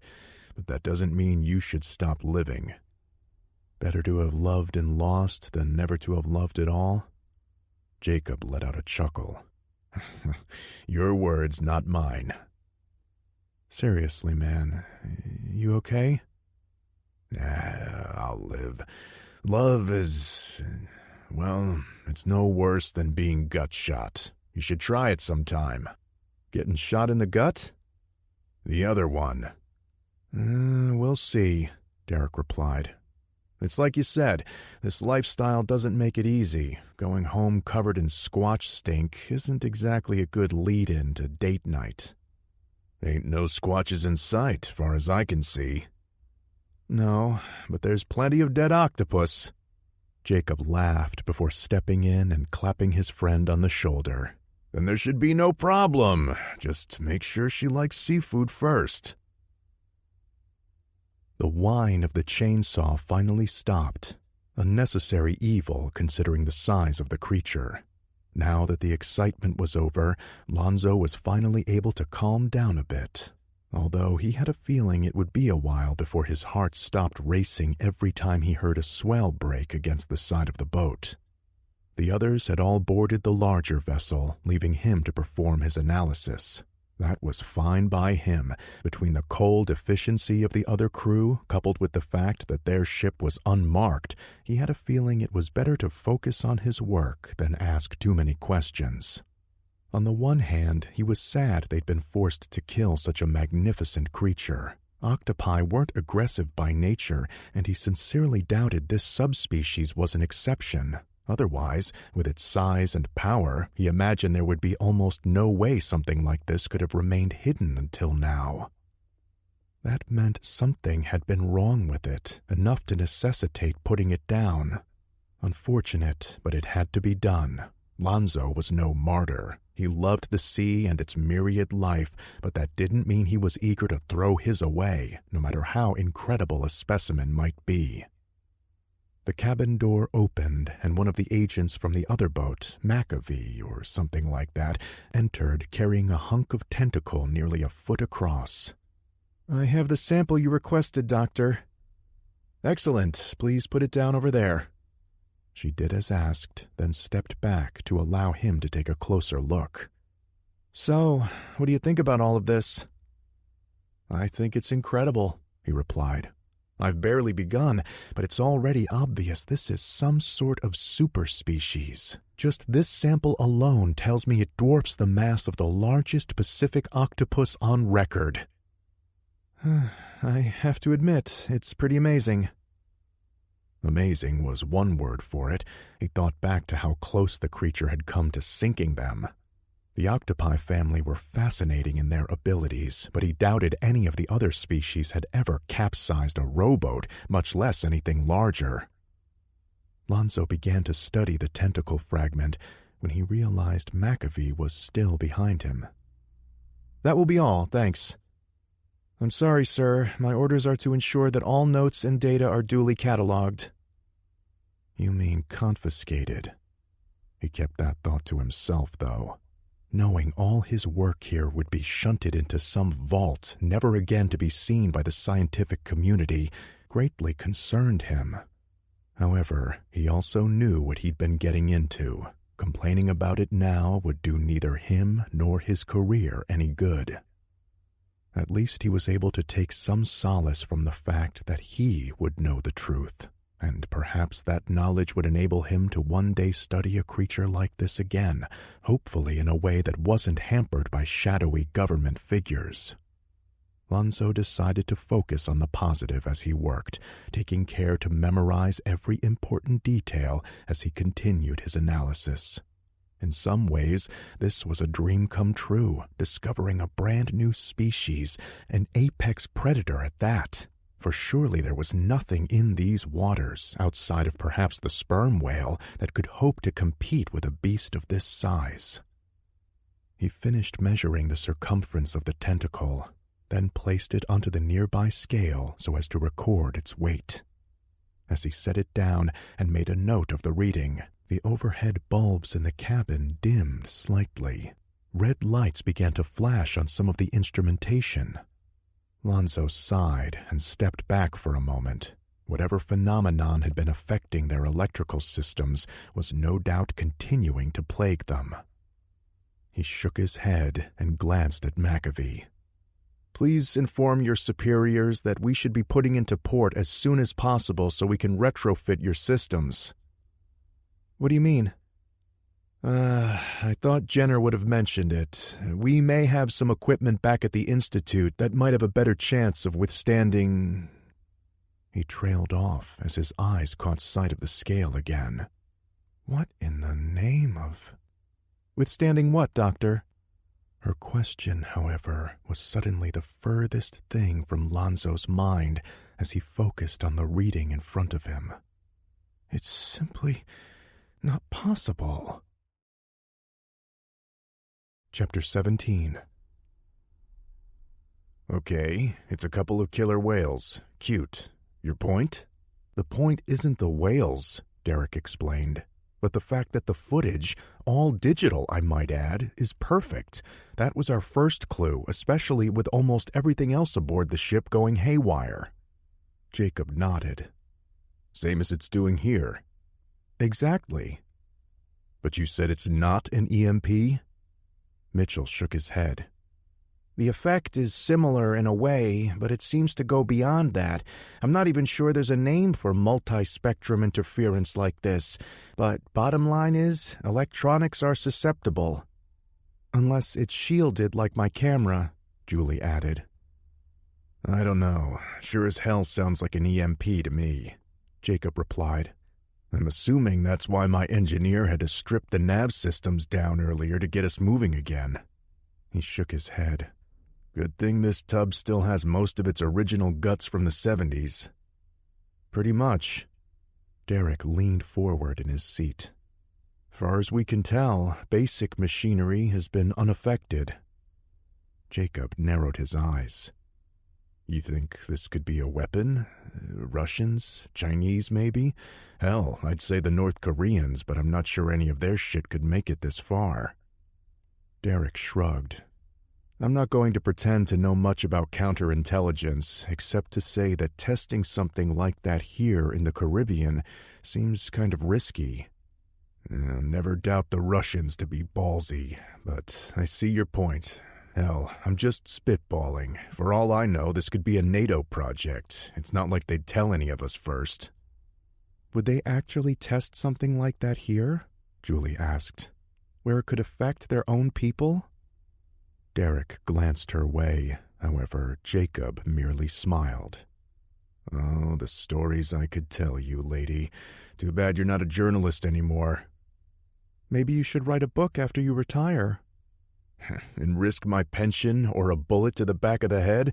No thanks. Regardless, Derek said, trying to steer them back on track. We're not here to point fingers or shoot anyone in the head. Technically, with that thing out there now a floater, our job is done. We're happy to assist however we can, but you'll forgive me if we leave the international espionage to others. Fair enough. Shit, I'm happy to do the same, but my job is what it is. Jacob leaned back in his chair. Getting back to our fine tentacled friend out there, you think its behavior was somehow tied to whatever else is going on? Mitchell nodded. That's our assumption, for now anyway, but I'd say it's quite possible Mr. Tentacles there was minding his own business when something happened that drove him nuts. Jacob tapped his fingers against the desk. Zorro Green. What about them? This all started with them. What if they were out here testing some new type of, I don't know, fracking equipment, and it went wrong? Maybe, Derek replied, except for the fact that the Tortuga sank. That's what bothers me about this theory, unless maybe it was something automated, something that they can't turn off now. That would be unfortunate, Derek said. But also outside your team's jurisdiction, Jacob finished. I hear you there, buddy. It's outside mine as well. Taking out drug boats is one thing, but full-on salvage... He trailed off, a wistful look on his face, one Derek had seen before. What aren't you telling us? Nothing important, especially if you're planning on packing up and shipping out. There came a knock at the door, interrupting them. A moment later, one of Jacob's people popped his head in. We've spotted another vessel on the horizon, sir. Catamaran from the look of it. Seems to be headed this way. Jacob inclined his head toward Derek. If that's who I think it is, I guess we'll both know what your marching orders are soon enough. He then turned to face the other agent.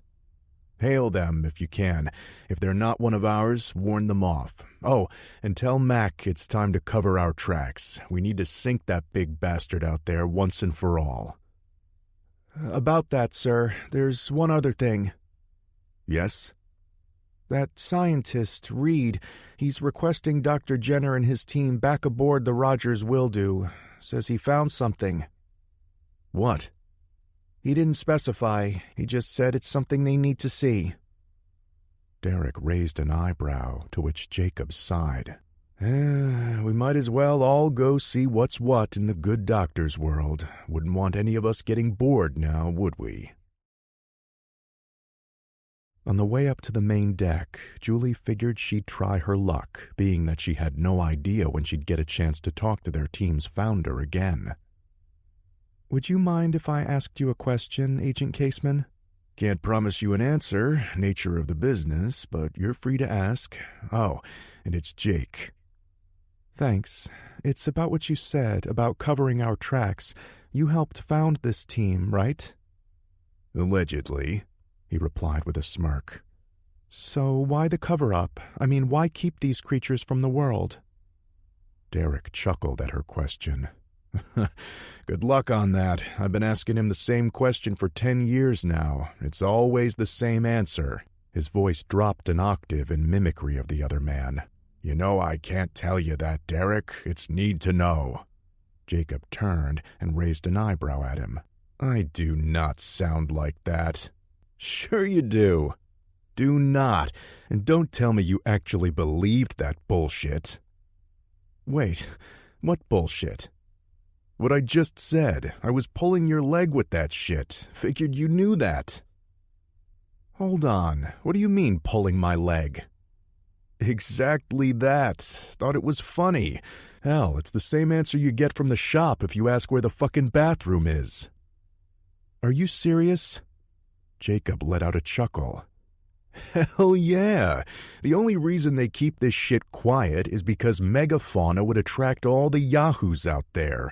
You discover a new frog and nobody cares. You find a living dinosaur, though, and every redneck with a rifle will be out hunting for one. Laws be damned. Saving endangered species is a hell of a lot easier when the poachers don't think they exist. Derek stopped in his tracks, almost causing Julie to bump into him. Are you telling me I had to listen to Frank's crackpot theories day in and day out all because of a stupid running joke? Jacob laughed again. You have to admit, he did have some good ones. He nodded toward Julie. Did you ever hear his theory about using squatches for slave labor, like this was Planet of the Apes or something? Can't say that I have. It was a hoot. Damn, I miss the big man. He had some imagination on him. He glanced back at Derek. You're serious? You didn't know I was joking? Derek shook his head and started walking again. Let's just go see what Reed has to show us before I start wishing the octopus had won. You wanted to see us, Doctor? Derek noted that Lonzo looked a bit shaken as they gathered around him, probably not entirely surprising considering what they'd been through. Lonzo nodded, then turned to face Jacob. Agent Caseman, I'm glad you came too. Your people were hesitant to allow it, but I wanted to ask your permission to film something. Why?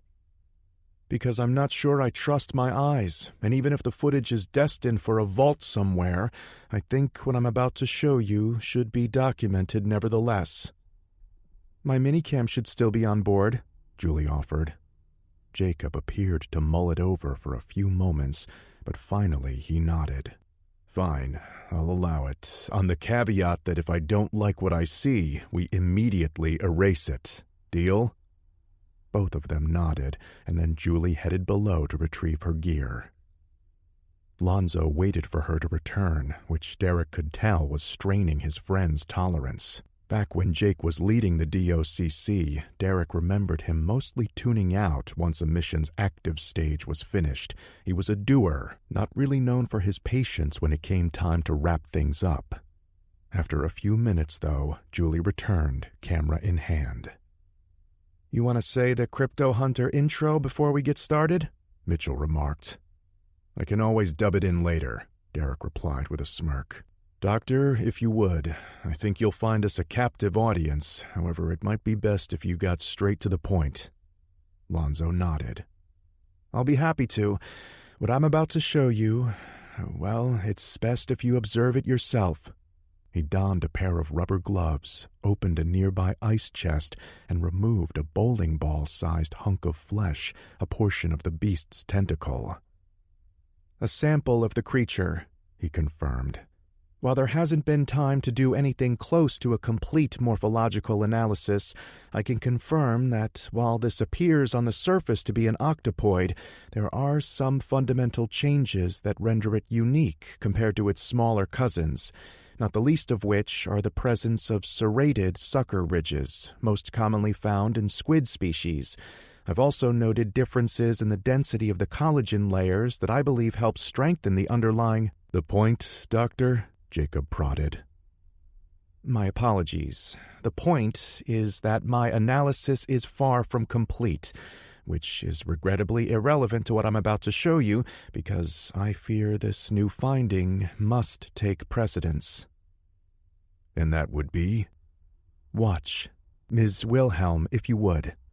Lonzo proceeded to place the specimen on a nearby scale. He then gestured to the dial beneath it. If you'll zoom in here, you'll note its weight is approximately 9.83 kilos. As an aside, I will point out this tiny piece alone is heavier than the vast majority of octopi in these waters. Is that what you wanted to show us? Jacob replied, sounding dubious. Because I have a lot of work to... I ask for a few moments of patience, the scientist interrupted. Please. There's no doubt a pattern to the phenomena we've been experiencing. However, I haven't had much free time to study it. The phenomena? Those EMP pulses which aren't EMPs, Derek offered. Precisely, Lonzo continued. They seem to be happening intermittently, but that doesn't mean there isn't a pattern. I just haven't been able to... He trailed off as the lights in the cabin began to flicker. Dr. Reed? Now, he told Julie.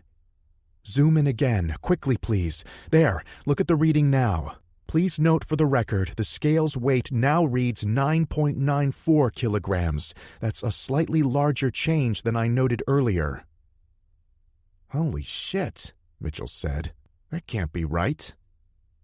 What can't be right? Jacob asked. And why do we care about a quarter of a pound? Derek held up a hand. Before we consider what this might or might not mean, Doctor, how do we know that whatever's happening isn't simply affecting the electronics of that scale? At this, Reed finally smiled. That's what I thought too, and it's why I pulled this old model out of the forward storage compartment. It's purely mechanical, no electronic components inside. And you said there was a similar differential earlier? Oh yes, I kept notes of it. Agent McAvee was here as my witness. He glanced again at the scale. Ah, look now, the phenomena must have passed because, as you can see here, the object is back to its original weight. As such, we must surmise... Interesting. So how come none of us noticed it before? That's simple, Mitchell interrupted. Even scaling it up, we're talking about a pound or two difference. If we were sitting around on dry land doing nothing, we might notice that. But out here playing Captain Ahab, it'd be easy to dismiss as nothing more than the motion of the ocean. Jacob stepped forward. Okay, slow down a bit. I'm not sure why everyone's panties are in a bunch over a scale. It's because of what it implies, Mitchell said. You're sure that scale isn't hinky or anything, right? Lonzo nodded. I tested it several times. It may be old, but it's working perfectly. Then, if this is right, the medic continued, it could potentially go far beyond electronics, making whales go crazy or anything we know of for that matter. How so? Jacob asked. Gravity, Derek said. If something is actually affecting the pull of gravity itself, then there's no way it can be a good thing. And why's that? Because, Lonzo replied, so far as I am aware, this is something no force on Earth should be able to do. Part 2, Chapter 18. Derek had been somewhat dismayed to see Danny as she and Nora boarded the cutter from their vessel, a sailing yacht called the Sun Angel. He'd never admitted it aloud, but the truth was he'd benched her, under the guise of wanting a team member to remain behind to monitor the situation. He'd been protective of her ever since Bonanza Creek, having promised her parents he'd keep her safe in a job where safety often took a back seat. Though a part of him had regretted recruiting her into this life, he'd also gotten the sense that, had he not, she'd have simply gone off looking for answers on her own. He knew she was there of her own free will and fully capable of making adult decisions, but he still couldn't help it. After all, she wasn't the only one haunted by the memories of Harrison Kent's death. With the creature they'd been sent to find dead, the mission was technically over. However, the strange phenomena they'd experienced seemed undaunted by that fact, which meant the potential danger remained. How much of that would fall on his team's shoulders, though, was what they were now gathering to discuss. "Are we waiting for anyone else?" Nora asked from the head of the briefing room table. Despite this being Jacob's ship, the original mission had fallen under her jurisdiction, meaning she was in charge. For now, anyway. Derek was silently hoping the point of this meeting was to wrap up his team's involvement and discuss next steps. Whatever was going on went way beyond their charter, unless someone here was about to suggest that Octopus was somehow bending the forces of nature from beyond the grave. Yet, at the same time, something still nagged at the back of his head. Some unfinished task or unanswered question he couldn't quite put his finger on. "Present and accounted for on my end," Jacob replied. "Unless we're waiting on that stowaway you have locked up on your boat." "Stowaway?" Derek asked. "Klipsch," Danny replied. "That photographer from earlier, and he's not a stowaway." "So you brought him along? Why?" "Time was of the essence," Nora said, "and he was proving to be problematic. Relax, the Sun Angel is currently moored on the far side of this vessel, out of sight of that squid. The only thing he's going to see if he looks out the window is nothing but a whole lot of water." "Octopus, actually." "Whatever, it's dead now. Good job, by the way." Derek motioned toward Jacob. "It was a group effort, bait and hook." Nora glanced her ex-husband's way. "I appreciate the assist." "Any time." Their tones were both neutral and professional, as Derek expected them to be.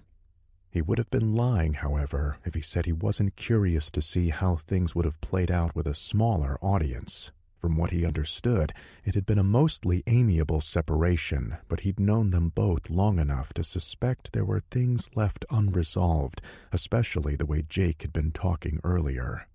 But they weren't here to discuss their feelings, at least not yet. First up was seeing how Nora handled the remaining 600-pound elephant in the room.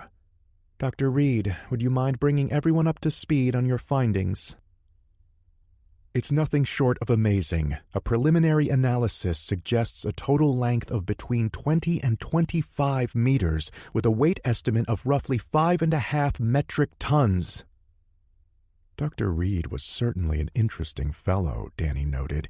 It was like he wavered back and forth between trying to maintain a veneer of professionalism with occasionally letting his excitement slip through.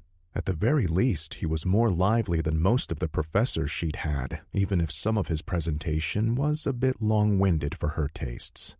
Still, he was right. What a catch that creature had been, a veritable giant compared to the critters they normally hunted.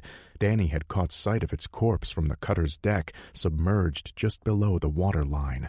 Though a small part of her wouldn't have minded seeing such a fabulous beast alive, she'd also noted the damage it had done to the research vessel. The fact that he and her friends were all okay was probably a small miracle. All that remained now was to wrap this up and hope for a few relaxing days in paradise, all while avoiding Klipsch. Maybe Nora can keep him locked up a while longer in the— "Hold on, Dr. Reed," the aforementioned senior agent interrupted, dragging Danny back to the here and now. "Did you say gravity?" "Huh?" She sat up, realizing she'd missed something important while she'd been daydreaming. Not so different than my classes after all. "As hard as it may be to believe, Agent Caseman, I did. I ran several tests, both with the creature's remains as well as mundane items. All showed the same results. Agent Caseman, the other one, I mean, tried to independently verify this." "But the only scales we have are digital, meaning they're FUBAR," Nora's ex replied. "Just like everything else that isn't shielded. And silly us, nobody here thought to pack a gravimeter for the trip." "We were going to try radioing back to the Institute," Derek added, "to see if you could pull some stuff out of storage that might have been able to better withstand whatever's going on. But, well, here you are instead." "Excuse me for being worried about your asses," Nora replied dryly before turning back to the topic at hand. "The point remains, we're here now. Dr. Reed, in your estimation, how big of an immediate threat are these disturbances?" In response, he looked like a deer in the headlights. "I don't even know what they are. How can I possibly begin to answer that?"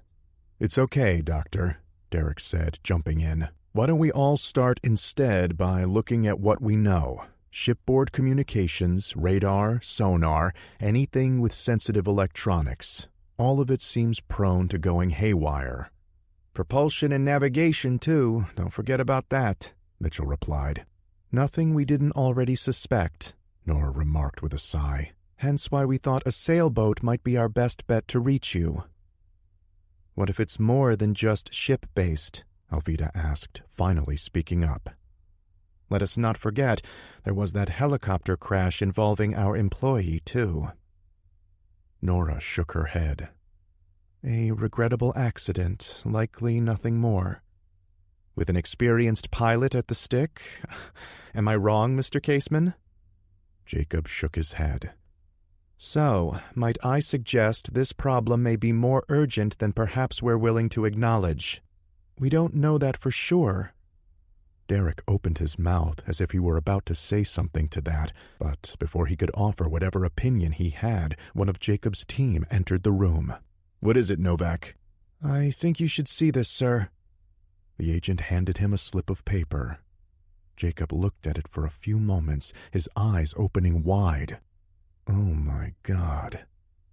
What's wrong? Nora asked. Passenger jet, a 737, went down just north of Nassau about an hour ago. What? Are there any survivors? Is there a rescue effort? The man who'd delivered the news, Novak, shook his head. Comms are still scrambled, ma'am. That's all we were able to pick up. Been nothing but static since. You were saying, Agent Caseman? Alvita replied, her tone calm yet condescending. He glared at her for a moment, but then took a deep breath. This is tragic news, but we can't jump to conclusions. We don't know for certain it's related. What about our flight down here? Danny asked, the question popping out of her mouth before she even realized it. Excuse me, Agent Kent? Nora replied, her voice tight. You have something to add? Oh, crap. The spotlight was definitely on her now. She could either apologize and shut up, but what if there was a connection? Remember what we told you about our flight in? It was terrible. Bumpy, up and down, seatbelt light on for most of it. Can we really afford to assume that's a coincidence, especially now? Son of a bitch, Mitchell muttered as the rest of the room continued to stare at her. I apologize if I'm speaking out of turn, she said after a moment, feeling self-conscious. Don't be, Derek said, turning to Nora again. She's right. Could have been a lot of reasons for that, Jacob replied. Could be, but maybe it would be best if we assumed there wasn't, that we might be dealing with a worst-case scenario. Think about it. Mass equipment failure centered around one of the most heavily traveled vacation spots in the world. I don't even want to imagine what could happen if we're right. Mitch leaned forward and added, or if this gets any worse. Nora turned back toward Lonzo. Your thoughts, Doctor? I can't begin to speculate, except... Except what? He shook his head. Except that I've seen no indication that this phenomenon is slowing down in any appreciable way. Silence descended in the room for several long minutes, the horror of the tragedy no doubt sinking in.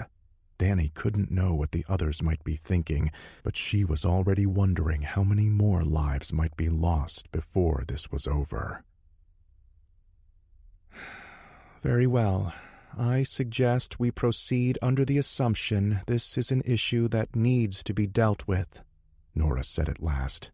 Standard operating procedure will be to reroute flights while this is being investigated, but that won't last long if they think it's simply an accident.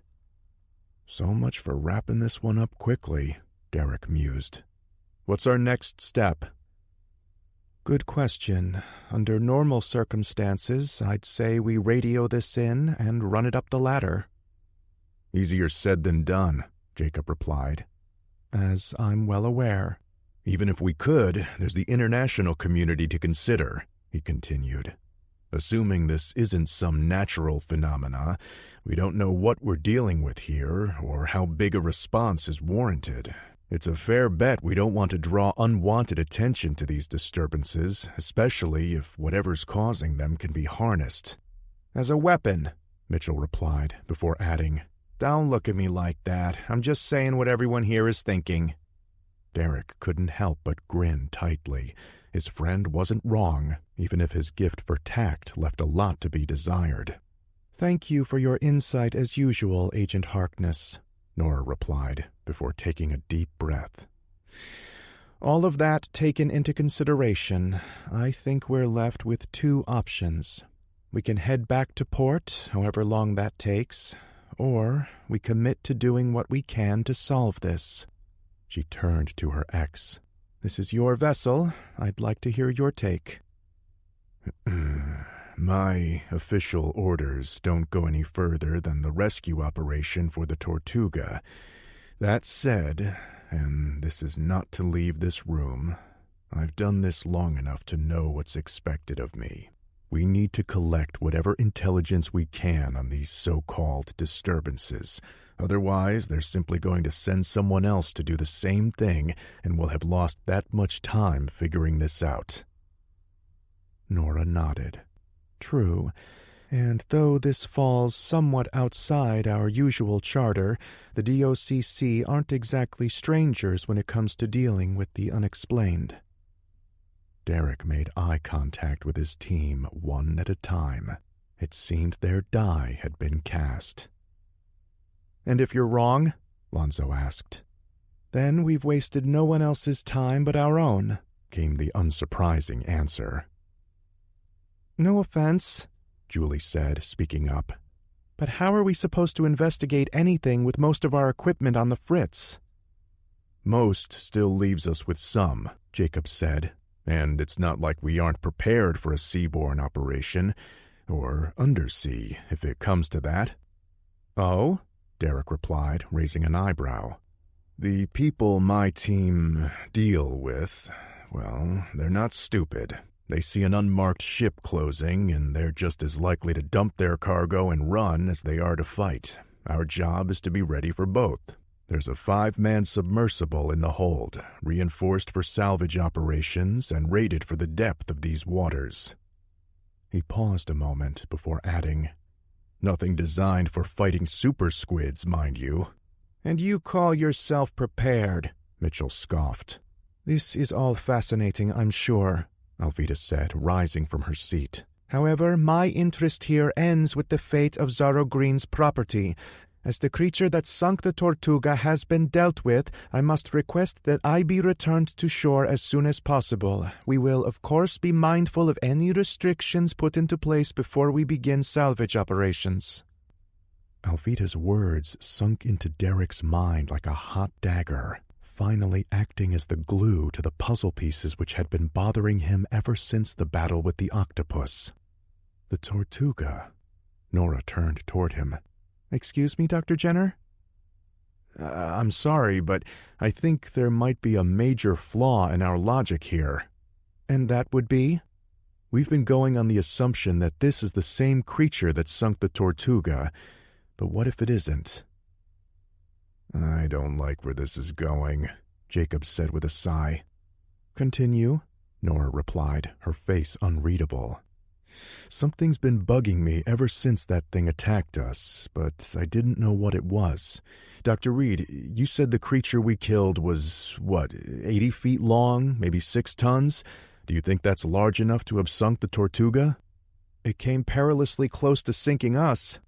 "Us, yes," Derek replied, standing up. "But let's not pretend the Rogers Wildew is anywhere close to the size of a drill ship, even an old one. It tried its damnedest to take us down too, don't forget," Jacob added. "That's exactly what I mean. It tried and failed. It latched onto this ship with everything it had. Yes, you were listing pretty hard, but at no point did it seem like it was close to succeeding." He glanced back at Alvita. "I did a little reading up before we came down here. Am I wrong in assuming that not only was the Tortuga significantly larger than this vessel, but the systems on a ship like that are specifically designed to compensate for any instability it encounters?" "You're not incorrect," she said, a troubled look creasing her face. "Then I submit, Agent Caseman, that we're still well within the DOCC's wheelhouse, because if my theory is correct, we not only have another of these things out there somewhere, but it's a hell of a lot bigger, too." Chapter 19. The Leviathan floated just below the surface, funneling chunk after chunk of rich blubber into its beak. It was used to being an ambush predator, spending long periods of time lounging upon the ocean floor, waiting for prey to wander within its reach. But that was before it had been driven near mad by the thrumming which set its brain afire. Now it was a creature of swift and deadly action, but such action came at a cost, energy which it needed to quickly replenish if it were to survive. Fortunately, its newfound savagery had borne fruit. It had surfaced amid a pod of squeaking things. First it had drowned the largest bull, using its mighty arms to compress the air from its foe's lungs. Then it had turned on the rest, tearing them apart and leaving the surrounding waters cloudy with viscera. That had been some time ago. How long, it wasn't certain. But the rage, followed by the feeding frenzy, had managed to dull the pain enough that it had allowed itself to float listlessly with the current, not knowing or caring where it was taken. Now, though, the blissful haze of violence and flesh was finally beginning to pass. Another pulse raced through its body, lighting up its nerve endings and bringing it fully awake, causing the water around it to swirl and froth as it righted itself. The thrumming was weaker here, more distant, but still enough to torment it. Its tentacles easily touched the sandy bottom, telling the beast it was far from its hunting ground. Its memory and sense of direction were both keen, though. This was a place it had been before, long ago, when it was still prey to many of the larger predators that roamed the sea. It was close to the shallows where it had been born. Instinct had commanded it leave once it had grown too large, but now here it was again, and though it knew these waters were no longer its home, it sensed movement and sound which drew its interest. From its early days, it remembered this as a dangerous place, the border between its world and that of the small screaming things. Its usual disposition toward them had once been mere curiosity, but these were far from normal times. The thought of the screaming things trespassing into its domain infuriated it as yet another invisible pulse racked its body. Distant or not, it would find no solace here from the damnable thrumming. No solace except that which could be found in violence. "Are you saying there's another of those goddamn things out there?" "I don't think there's much doubt of that," Derek replied to his old friend. "Unless anyone here thinks the creature we killed was a one-time aberration, the more important question is whether there's another that's been affected the same way our friend out there was. I'm just saying, maybe we shouldn't let our guard down, at least not yet." "Makes sense to me," Mitchell said. "I mean, from the sound of things, we're all going on this ghost hunt anyway to find whatever's making gravity go crazy, so we might as well not get complacent while we're doing it." Derek glanced sidelong at him. "In a nutshell, yes." He then turned toward Nora. "Or so I'm assuming." She let out a resigned sigh. "You would assume correct, at least until such time as we're able to reestablish communications. As the senior agent here—" "Senior agent for the Department of Agriculture," Jacob corrected. "I'll remind you, neither myself nor my team are under your jurisdiction. If we're going to do this, it'll be a joint operation. Agreed?" "Fair enough," she replied after several seconds, albeit through slightly gritted teeth. Derek met Mitchell's eyes, and he gave his friend a slight nod. There was no doubt in his mind that this was little more than a pissing match. However, considering his relationship to both, he decided it would be in his best interest to keep his mouth shut, for now anyway. He could only hope Mitch showed the same level of restraint. "Ms. Guerrero," Nora said, turning to the rep, "in light of this new theory, you're welcome to remain aboard with us, or if you still wish to return to shore, I'll ensure one of the other vessels can accommodate you." She likewise inclined her head at Lanzo. "Same goes for you, Dr. Reed. While your assistance is highly appreciated, we'll all understand if you feel you've done your part." Lonzo actually laughed, although Derek didn't sense a great deal of humor in it. If anything, the younger man was looking more stressed by the minute. I would like nothing more than to get back to the Institute and forget this whole mess, he said. But the more I think about Dr. Jenner's theory, the less inclined I find myself toward wanting to be aboard either the Wildew or that sailboat out there. Thank you, but I like my odds here better. As you wish, Doctor, Nora replied. However, please understand this isn't a pleasure cruise. If you remain aboard, we'll expect your full cooperation. He threw her a quick nod as if that were the least of his concerns. Derek couldn't blame the man. None of them had expected to run across that first creature when they had. Who in their right mind would want a chance doing it a second time with no backup? Hell, even he found himself hoping he was wrong. Perhaps there'd been an explosion aboard the Tortuga which had caused its demise, or some other incident. Maybe the octopus's attack had been a coincidence, nothing more. Yeah, hopefully that was the case, because the alternative was terrifying to consider. Sadly, Derek had learned to trust his instincts over the years, and they were telling him his theory was sound, which wasn't exactly doing wonders for his current stress levels. Looking around the room, the same was likely true for the rest. If there are any doubts with regard to the Tortuga sinking, Alvida said after a moment, her tone measured, then my duty is clear.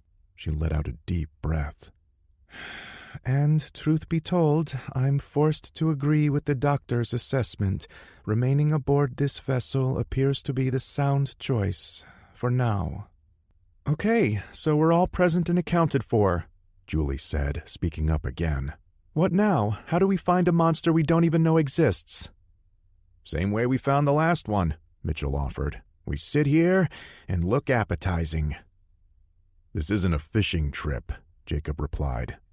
And from the sound of things, these creatures aren't the cause of these disturbances so much as reacting to them. He nodded toward Derek. That sound right to you? I'm no expert, but I know sonar has been shown to mess with whales. We're dealing with an unknown here, but based on our individual observations, I'd say it's the most reasonable answer among unreasonable questions. That's really not comforting, Mitchell commented. It wasn't meant to be. The point is, I think we'd be best served focusing on finding the source of these disturbances instead of chumming for sea monsters. Just for the record, I agree, the medic said. Solving one should hopefully solve the other. Sounds like a plan to me, Nora replied. So, how do we make that happen? She and Jacob both turned toward Lanzo, as Derek expected them to. Poor guy. He'd figured out the gravity thing, which was a great help, but now they assumed he was their resident expert, when in actuality he was in way over his head. Albeit, it's not like any of the rest of them had much of a clue either. They were, in a sense, floating dead in the water. Don't look at me, Lonzo finally snapped. I'm a marine biologist, not an astrophysicist. In all fairness, Doc, even if you were, I'm not sure it'd help much, Jacob said. Outside of that scale of yours, we're not exactly running in tip-top shape here. Wait, maybe that's it, Danny blurted out. Maybe what's it? Nora asked, her tone suggesting she wasn't hopeful. Most of our equipment isn't working right, but what if we could maybe use that to our advantage? And how might we do that? What if we could maybe figure out what direction is causing things to work even worse than they are? That could act sort of like a compass. Out of the corner of his eye, Derek caught Jake rolling his eyes. Before he could outright dismiss her, though, Mitch spoke up. Hold on, maybe she has a point there. Jacob moved to speak, but Mitch held up his hand. Hear me out. If it was just us, we'd probably be talking a turd hunt. But we have 3 ships at our disposal here, so why not use that? It seems reasonable to assume that these disturbances would hit us all at the same time, right? So if we spread out our small fleet a bit, maybe we can figure out which of us is getting hit slightly harder, and then use that as our guide. Would that even work? Nora asked. We'd need to eliminate as much chance as possible. he continued. Use the same equipment, attuned to the exact same frequencies, and only report on measurable distortions, like the weight fluctuations Dr. Reed showed us earlier. How would we check our findings? Julie asked. I thought the radios were shot. Long range, yes, Jacob said, leaning forward. But maybe at short range we could boost the signal to have a better shot, and we have plenty of portables on board. Who knows, maybe those will work better. Mitchell nodded. It's worth a shot. If I may remind you all, Alvita replied, we were just discussing how much more vulnerable those other two vessels were. Noted, Nora said, her tone telling Derek she was probably open to at least trying this plan. That's why all non-essential personnel will remain aboard this ship. The rest will be manned by skeleton crews of armed agents. She waited for any dissent before continuing. Dr. Reed, you're the one who first measured this anomaly. I'm going to ask you to work with Agent Harkness to brainstorm and then coordinate this effort. Lonzo seemed to think about it for a moment before nodding. Derek didn't even bother to glance Mitch's way. He knew his friend would be a kid in a candy store with an assignment like this. It was a long shot at best, nothing more, but all at once the energy in the room changed. Where before there had been indecision, fear, even malaise, now there seemed to be purpose. What they were planning was more than likely to fail. Derek didn't fool himself into thinking otherwise, but it was something to do, something other than crawling home with their tails between their legs, all the while knowing that more innocent lives were at stake because of whatever was going on. All right, then, Nora said after several moments. It sounds like we have a plan. Let's make it happen. She then glanced her ex-husband's way. But first, let's take care of that oversized guppy floating alongside us. Chapter 20. Gary Klipsch was certain he was going to die, or worse. He'd heard tales of people being kidnapped from the islands, never to be seen again, their families left to wonder if they'd been murdered or sold into slavery. However, he never in his wildest dreams imagined it could happen to him. Worse, it had been at the hands of that woman from the airport, the one who'd claimed she had business with the cast he'd been sent to photograph. What did that mean? Were they in on this, or were they too destined to become victims? Gary didn't know or really care, at least on that latter part. All he knew was that woman had shown up at the dock, somehow taken over the charter he'd paid for, and then had her goons lock him below deck as they'd set sail for God knows where.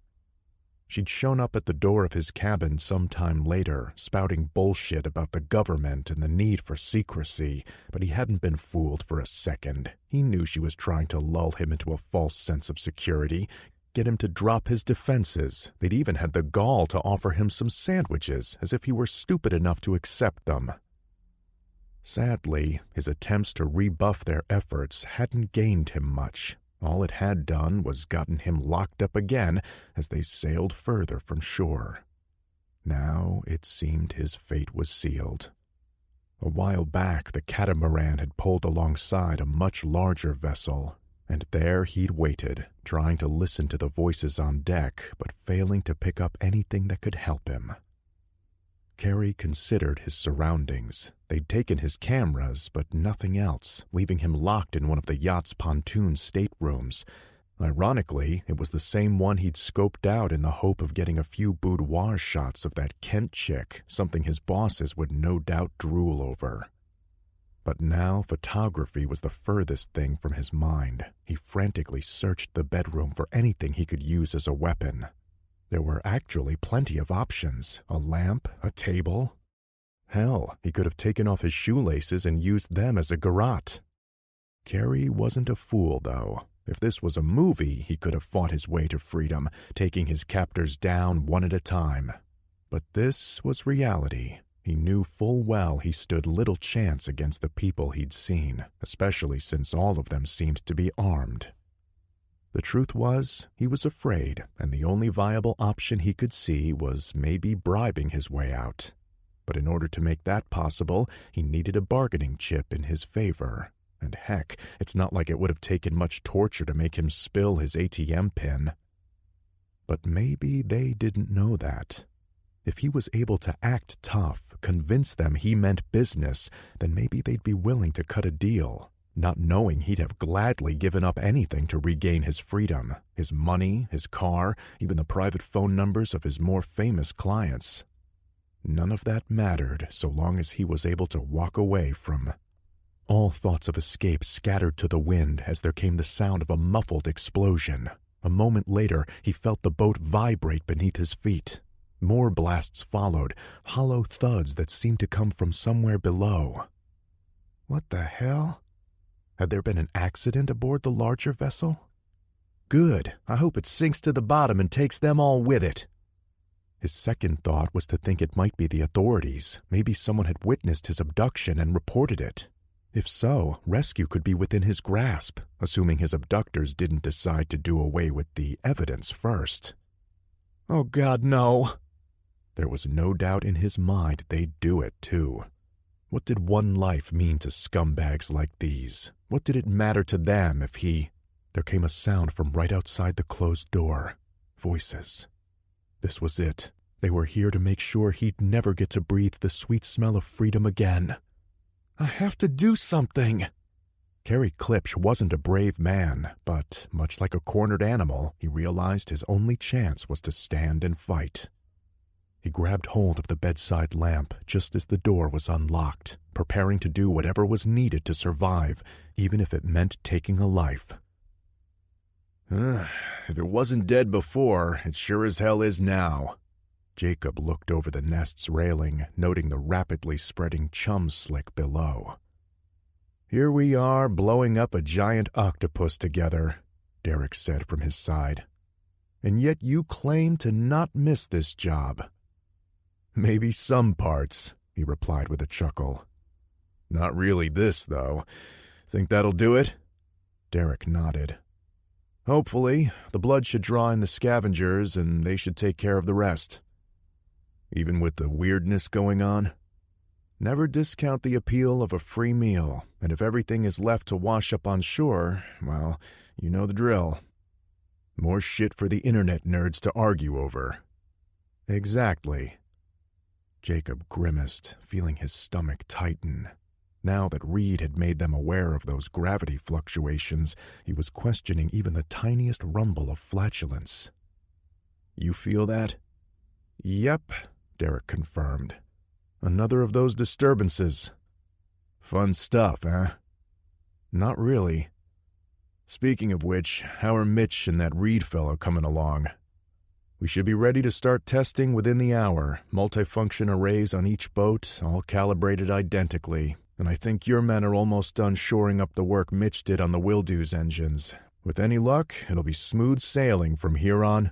He was interrupted by the distant rumble of thunder. Both men turned to see clouds gathering to the south.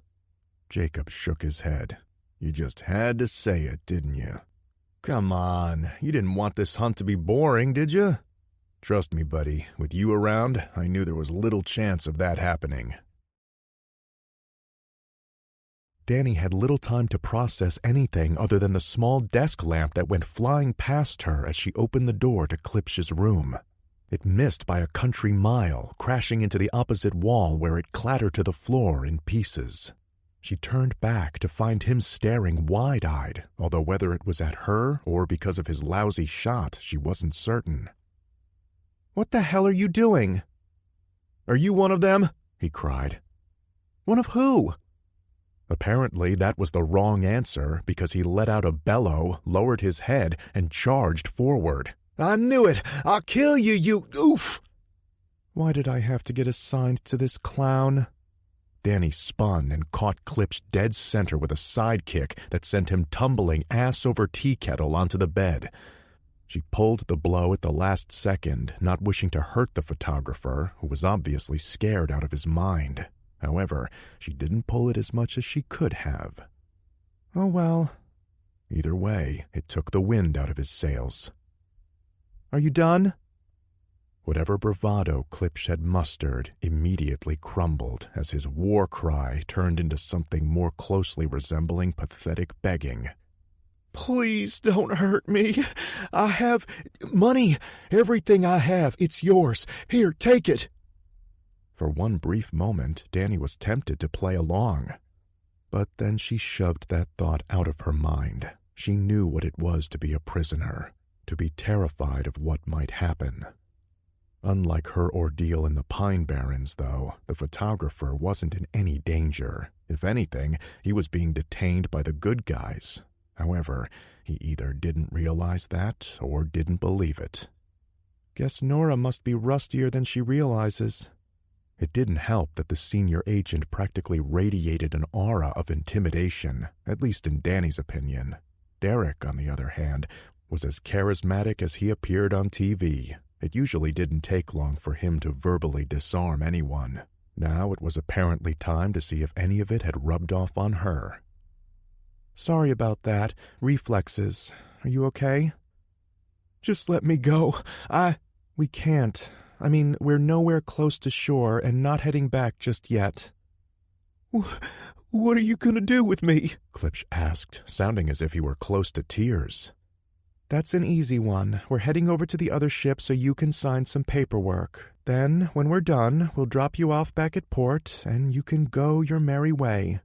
That's what that other woman said. You really expect me to believe? Yes, I do, Carrie. She sat down next to him, feeling slightly guilty as he flinched away from her. Because it's the truth. The only reason you're here is because you gave Nora a hard time back at the dock. She was the one pushing you to walk away, remember? We only needed the boat, not you. The boat? Why? There's plenty of other boats on the island. Yeah, but it was kind of an emergency, and I knew you had it packed and ready to go. So you did this? Yes, and I'm sorry for that, and for scaring you. But like I said, we were kind of in a rush. That's pretty much the ins and outs of it. Oh yeah? Well then, why were you in such a rush? And what were those explosions a few minutes ago? And why did... One question at a time, she said, holding up her hand. For starters, we thought our friends were in trouble. Those explosions you heard were timed charges, by the way. Routine demolition work, nothing more. That doesn't make much sense. I know, and I'm not really sure how much I'm allowed to tell you. Truth of the matter is, I'm not the one who usually handles these things.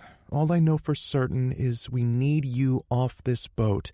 We're going to be sailing into some rough seas, and you'll be safer aboard the other ship. How do I know this isn't a trick? She barely repressed the sigh that wanted to escape her lips. This always seemed so much easier when Derek did it.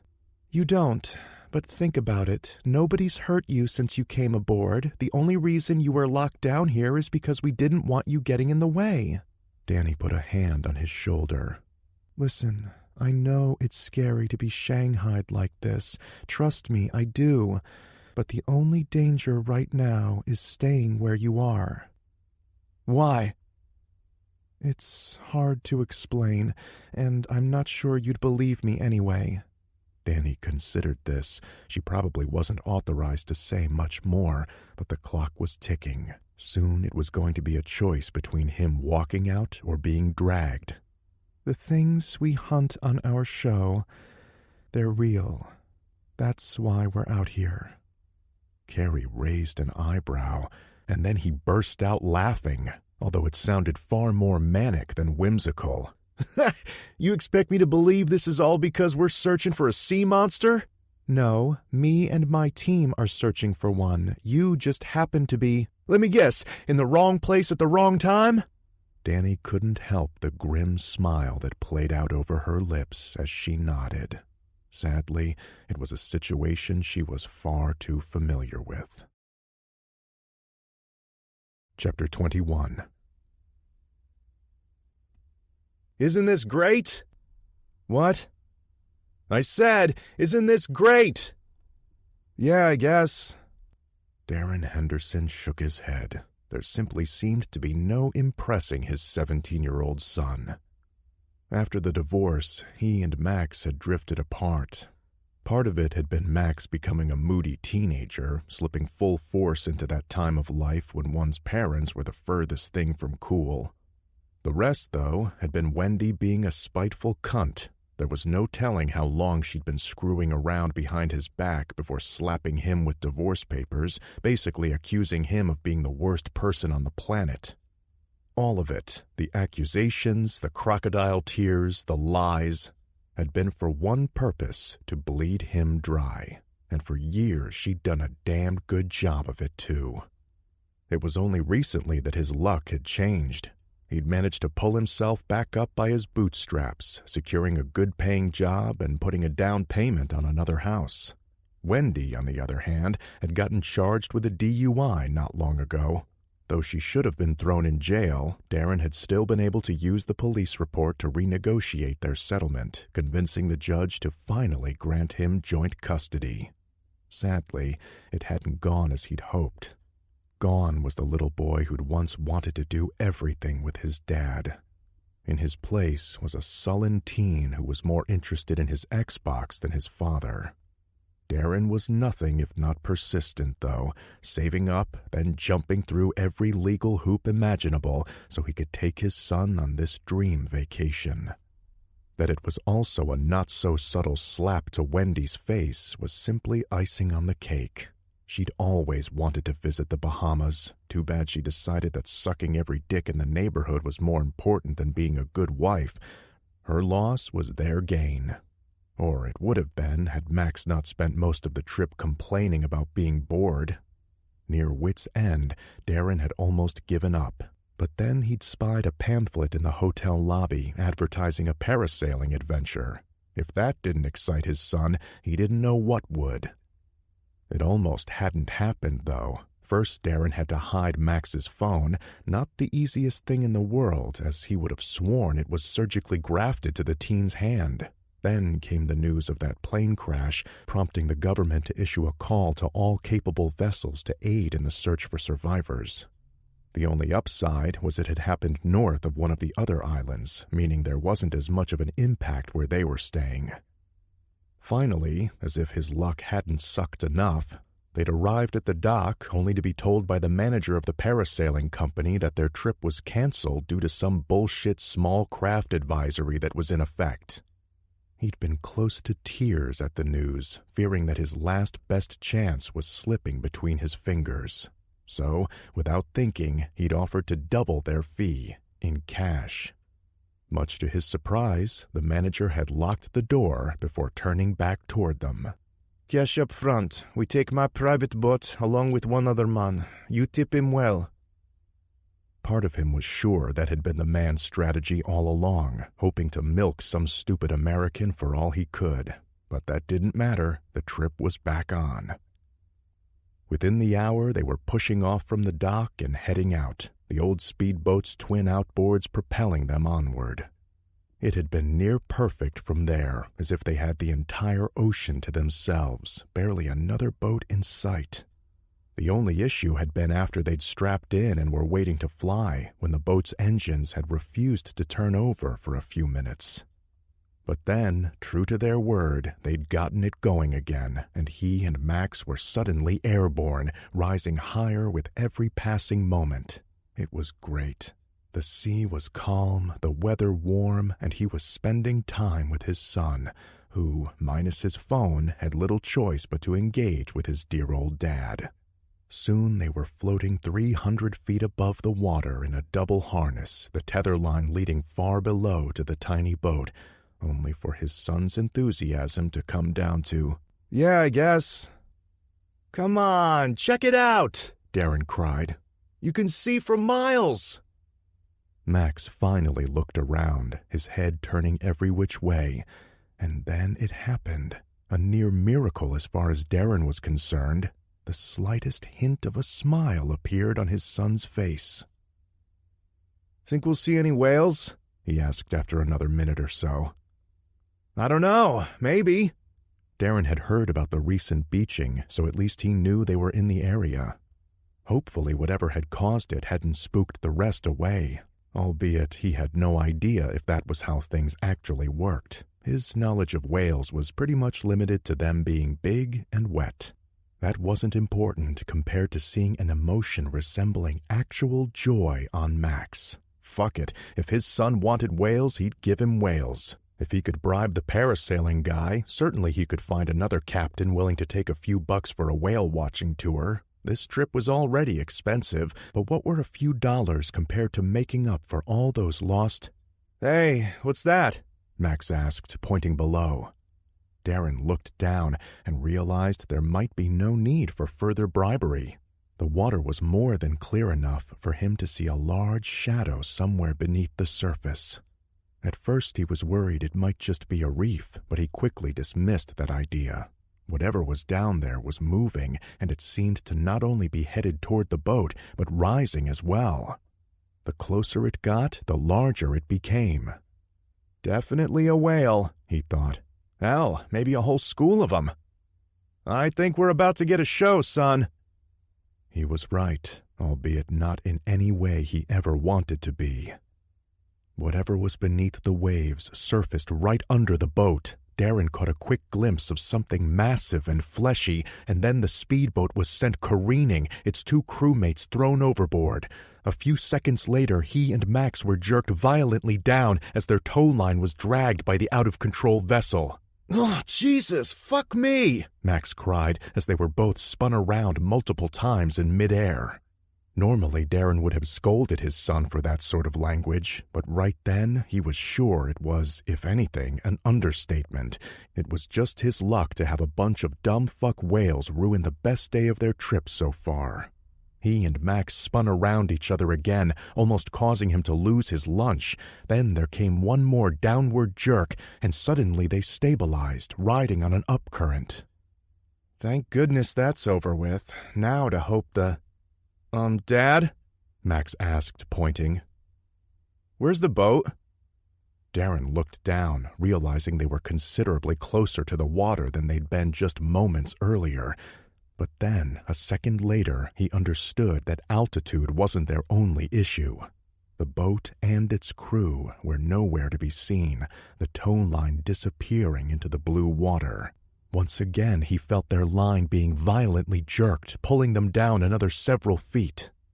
"Oh God, it's sinking and it's dragging us with it!" He glanced at Max, saw the fear in his son's eyes, and tried to force himself to calm down. Panic wasn't going to do them any good, and hadn't the boat's owner given them a quick tutorial on how to unhook themselves should they hit the water? Besides, they were both snugly strapped into life vests. What was the worst that could happen? They could simply float around in the serene waters, waiting for what? There was virtually no other traffic out on the water. Between the rescue effort and the advisory, they were quite literally on their own. Dad? It's okay, Max. We'll be fine. We just need to keep our wits..." The words failed him as they were once again yanked downward. Then, all at once, they began moving again, picking up speed, even as they drew ever closer to the water. What the hell? Were the boat's engines somehow still propelling it along? Amazingly, they continued to accelerate, despite the parachute behind them doing its damnedest to slow them down. Too fast! They were heading toward the water too fast. Whatever had a hold of them or had gotten entangled in the tow line was heading deep, and it seemed intent on having them for company. Both father and son hit the water hard enough to momentarily stun them both. Whatever small window of escape they might have had passed in an instant, and then the harness was pulled taut around their legs, and they were both dragged under, their life jackets doing little to slow them. Darren couldn't help the silent cry of surprise that escaped his lungs, despite knowing he was losing precious oxygen.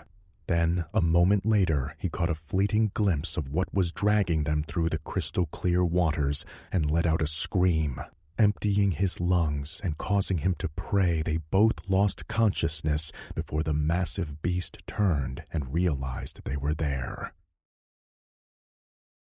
Chapter 22. Turn northeast 16 degrees. Aye, Doctor. Make that 18. Mitchell corrected, looking at the small device in his hands. Yeah, that's more like it. Are you sure we should be? Look at the readings, Doctor. There's little room for doubt. Jacob raised a curious eyebrow as Reed turned around and double-checked the device before finally nodding in agreement. Trust me, the medic replied. I'm surprised as all hell, too, but we work with what we got. And what exactly is it you've got? Jacob asked, stepping over to where the two continued to work. Mitchell grinned and held it up for him to see. EMF meter. Found a couple down in engineering that nobody was using. Turns out the fluctuations on this little puppy seem to be at least as accurate as the scale, while being a lot easier to keep an eye on. He let out a laugh. Guess all those ghost hunters are onto something after all. What do you think, Jake? Should we lobby our producers to switch formats? I think Derek would sooner shoot you. Yeah, you're probably right. He turned back toward Lonzo. Oh well, maybe next reality show. It was actually working. Jacob could scarcely believe it, but so far so good. With the two smaller vessels running point, one to port and one off their starboard, they were not only making headway, but apparently getting closer too, at least according to what his gut was telling him. He stepped away from where the two continued their work, gathering readings from the other vessels, writing them down on a dry erase board they'd liberated from his office, and constantly comparing them to determine their course. The bright day had clouded up since they'd started their journey. A misting rain was now drizzling down on them from the late afternoon sky. Fortunately, the storm wasn't predicted to get much worse, one of the few bits of luck in their favor. Jacob smiled to himself, realizing he shouldn't have been surprised. Maybe he'd grown too used to intelligence reports, satellite feeds, and heavy recon, forgetting that in the early days of cryptid containment, they'd worked entirely by the seat of their pants. Doing a crazy job sometimes required crazy solutions, though, and if there was one man up for that task, it was Mitch. The guy was one step away from being a mad scientist, but somehow he made it work. They all did. Derek had both a knack for recruiting the right people for the job, as well as the devil's luck when it came to finding them when he needed them most. For instance, there was the night they'd met Mitch. It had been a squatch hunt gone wrong, back in the days before the Suits had concocted the idea for that stupid TV show. They'd gone in looking for a rogue male, driven batty by mating season, and had instead wandered into the middle of a turf war between three of the horny sons of bitches. He, Derek, and Chuck had taken down one of the brutes, but had gotten their asses pretty well kicked in the process, necessitating a hasty retreat. They'd emerged from the woods at the side of an old country road and managed to flag down a car that just so happened to be owned by one Mitchell D. Harkness. Jacob had to give the man credit. Most folks would have floored it at the sight of three armed and bloody men emerging from the woods, two of whom were black. Not Mitchell, though. He'd stopped and immediately offered his help. Mitch had been working as an EMT at the time and kept a med kit in his trunk. As he worked to patch them up on the side of the road, Derek had been the one to decide they should tell him the truth regarding what had really happened to them. Anyone else would have likely judged them insane, then gotten their asses back in their car and driven to the nearest police station, but Mitch marched to his own tune. He'd instead started throwing out ideas for how they could bag the remaining two beasts, as if the story they'd told him had barely been the fourth or fifth craziest thing he'd heard that week. Hell, it had been his idea to trank one of the clan's females and use her pheromones to set a trap which had finally solved the issue once and for all. Jacob had wanted to thank him, get him to sign the forms, and then move on. Derek, on the other hand, offered up the idea that their little three-man operation could not only use a fourth, but someone with medical training, too. Mitch could be a prick when it came to authority, but damn if Derek hadn't been proven right in the end. It wasn't his last time, either. Francis, Danny, and now that Wilhelm woman, all civilians caught in situations that should have broken them, and yet each rising to the occasion. If anything, considering his own failed relationship, he was jealous of his friend's ability to pick winners from the crowd. It was a knack Jacob wished he'd had for his personal life. He let out a sigh as he looked out the port window, spying the small form of the research vessel a ways off. Knowing him, one day he'll be out in the woods and somehow manage to meet his soulmate despite being covered head to toe in squat shit, while I'll still be here with my thumb up my... His stomach suddenly lurched, dragging him out of his darkening thoughts. It was almost as if a weight had dropped into his lower intestine. The intermittent discomfort had been growing steadily harder to ignore in the hours since they'd begun this operation. Either another of those damned distortions was hitting, or he needed to have someone check the expiration date on their MREs. What the fuck is that? Jacob turned at the sound of the expletive, finding Mitch and the doctor both staring out the front windshield. I see it, McAfee said. Dead ahead. Jacob followed their gaze, at first spying nothing but lots of empty ocean. His stomach clenched again, although he wasn't sure whether it was the distortion or the anticipation of more goddamned tentacles erupting from the sea. But then he caught sight of what they were gawking at. It was another ship, less than a quarter-mile away. Big one, too, about their size. But how? There was no way it could have gotten this close without someone seeing it, even with the rain. He was about to order an all-stop so they could hail the other ship when the weight lifted from his stomach. He blinked and suddenly found himself staring at nothing but open water again. The other ship had simply vanished. What the hell? It's not just me, is it? Mitch asked. You guys saw that too, right? Give me that, Jacob ordered, picking up a high-powered walkie-talkie from where it sat next to the medic. Sun Angel and Rogers Wildew, this is Nest. Do either of you have visual contact with the vessel about 400 yards directly off our bow? I repeat, do either of you have contact? Over. Silence descended on the bridge as the staticky replies came back, telling him that not only did the other crews have no visual on the ship they'd seen, but they had no idea what he was even talking about. Yet it had been there in front of them, plain as day. Just keep your eyes peeled, he finally told them. Over. He waited on the bridge with the rest of the agents there, expecting to be radioed back at any second, letting him know they'd caught sight of the unidentified vessel after all. But minutes passed, and no such reply came. It was pointless to ask if there was anything on the scope, as their systems were still mostly useless. Besides, there was no denying the fact there was nothing out there now.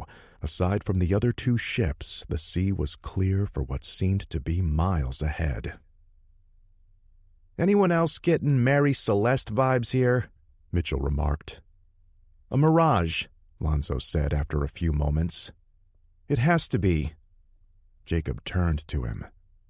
Excuse me? A trick of the light, that's all. You saw it. It looked like another cutter to me. Same shape, same color. It had to have been our reflection, somehow bouncing off the water. Or maybe from that distortion that just hit? Mitch offered, albeit he sounded doubtful. Perhaps, but I'm certain that's what we saw. There's no other explanation. Jacob looked around the bridge, seeing nervous expressions on the faces of his people. He was a pragmatic man, not quite willing to believe in ghost ships yet, and he realized his team needed to hear that. You heard the doctor. Back to your stations. Show's over. He handed Mitchell the radio. After a few more seconds, the medic hopped on and started asking for readings again, as if nothing interesting had just happened. Nothing did, Jacob told himself. You heard him. We were seeing things, nothing more. And yet, somehow, as the medic barked out orders for them to slow their speed, he couldn't help but feel that someone had just walked over his grave. For the last time, Mr. Klipsch, if we wanted to do something to you, we would simply do it. There would be no need for affidavits or NDAs. I could simply have you dragged to the rail and tossed overboard. Derek glanced sidelong at Danny. The look on her face, half bemusement and half abject horror, matched his. Though he wouldn't say anything in front of the increasingly terrified photographer, he made it a point to talk to Nora later about perhaps toning it down a notch. "Not that anyone is going to do that," Derek quickly added. "Right, Agent Caseman?" She narrowed her eyes at him, no doubt growing frustrated, but finally she nodded. "No, I was simply speaking metaphorically, of course." "Of course," Derek replied. After a pause, the photographer repeated the mantra he seemed to keep falling back on. "Please, I have money, I can—" "Again with this? I don't doubt that you do, Mr. Klipsch," he replied. "But we don't want it, and quite frankly, we don't want you." He pulled his badge out of his pocket and placed it on the table. "Take my number. When we get to port, contact the U.S. Forest Service and give it to them. They'll be happy to confirm it." "Why can't I do that now?" "I already told you we're experiencing some issues that are preventing ship-to-shore communications." "No offense, but that's awfully convenient, don't you think?" "Not for us," Nora groused. She wasn't wrong, Derek considered, but now was not the time to give in to frustration, despite how tempting it might be. Hell, he should have been aboard one of the other vessels helping out. Instead, he was in here dealing with a guy probably paranoid enough to believe the NSA was tapping his microwave.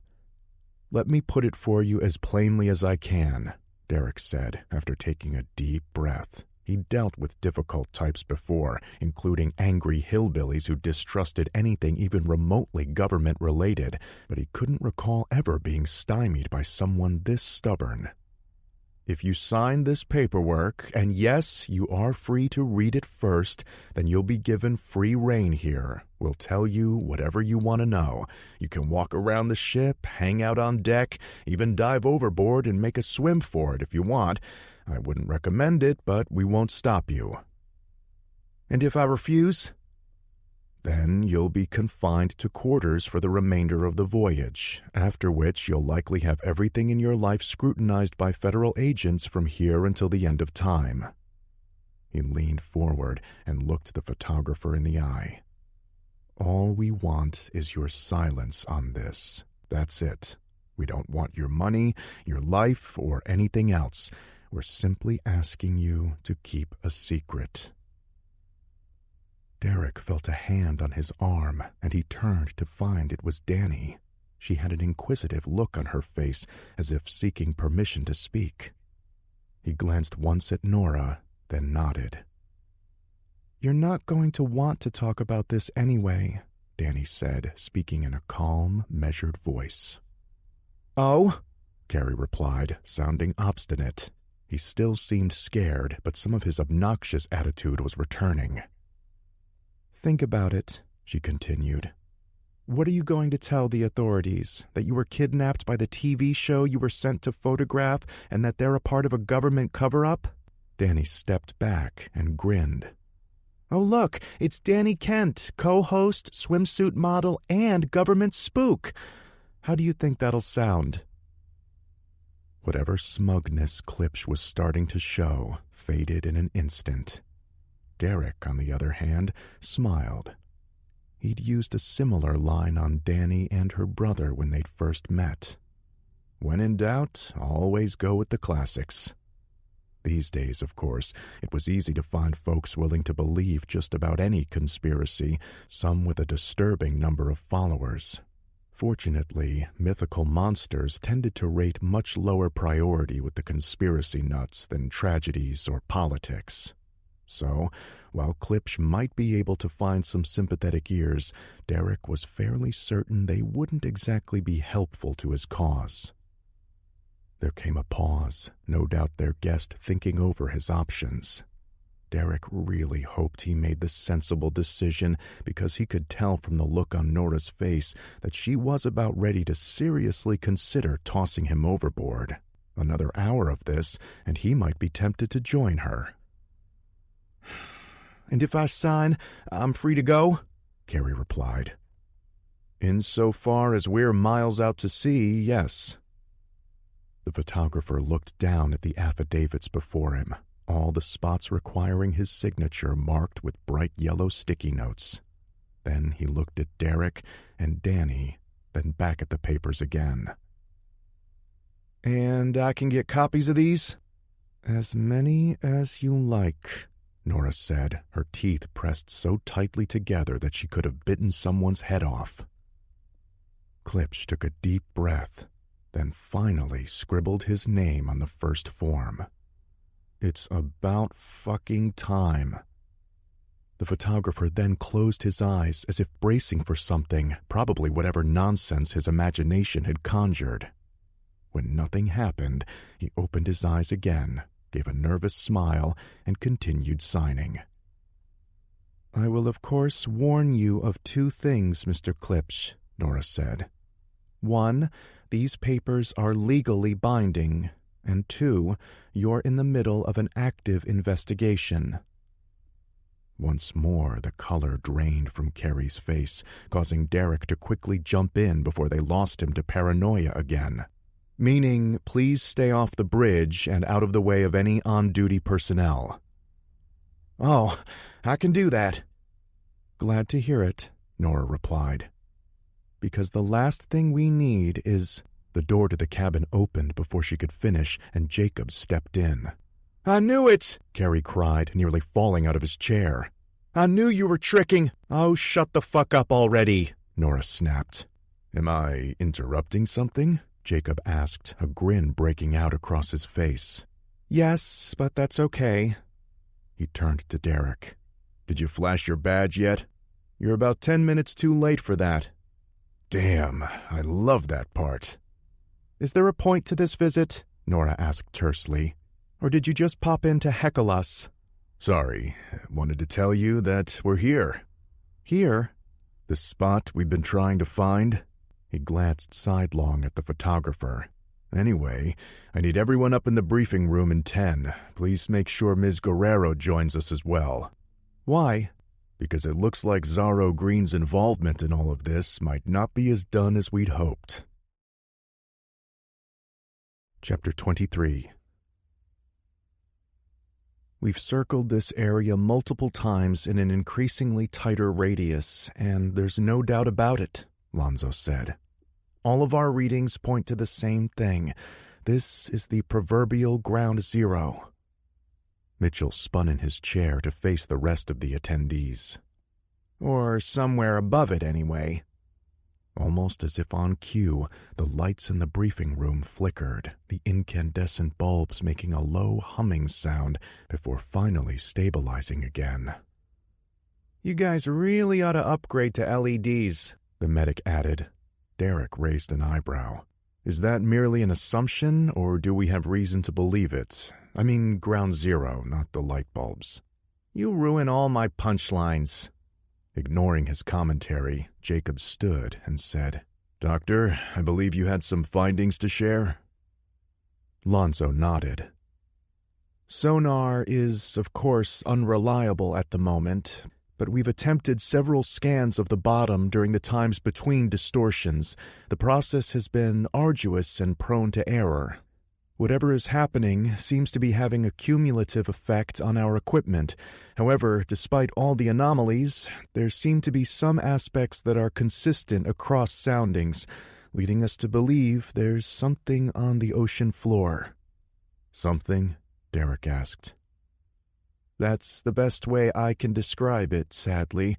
There appears to be a depression in the seabed below us, and within it, some kind of large object." "Like what? Are we talking a shipwreck here, or something else?" Jacob shook his head. "If it is a ship, it's nothing like the other one down there." "Other one?" Nora asked. "Yeah," Jacob replied, turning to face Alvida. "The Tortuga." "Excuse me?" "That's why we called you to this meeting, Ms. Guerrero. Turns out we've been chasing our tails this whole time. This is the exact spot where the Tortuga sank, and it just so happens to also be where those distortions seem to be originating from. That's quite the coincidence, wouldn't you agree?" Derek turned a keen eye toward Alvida, as did Nora.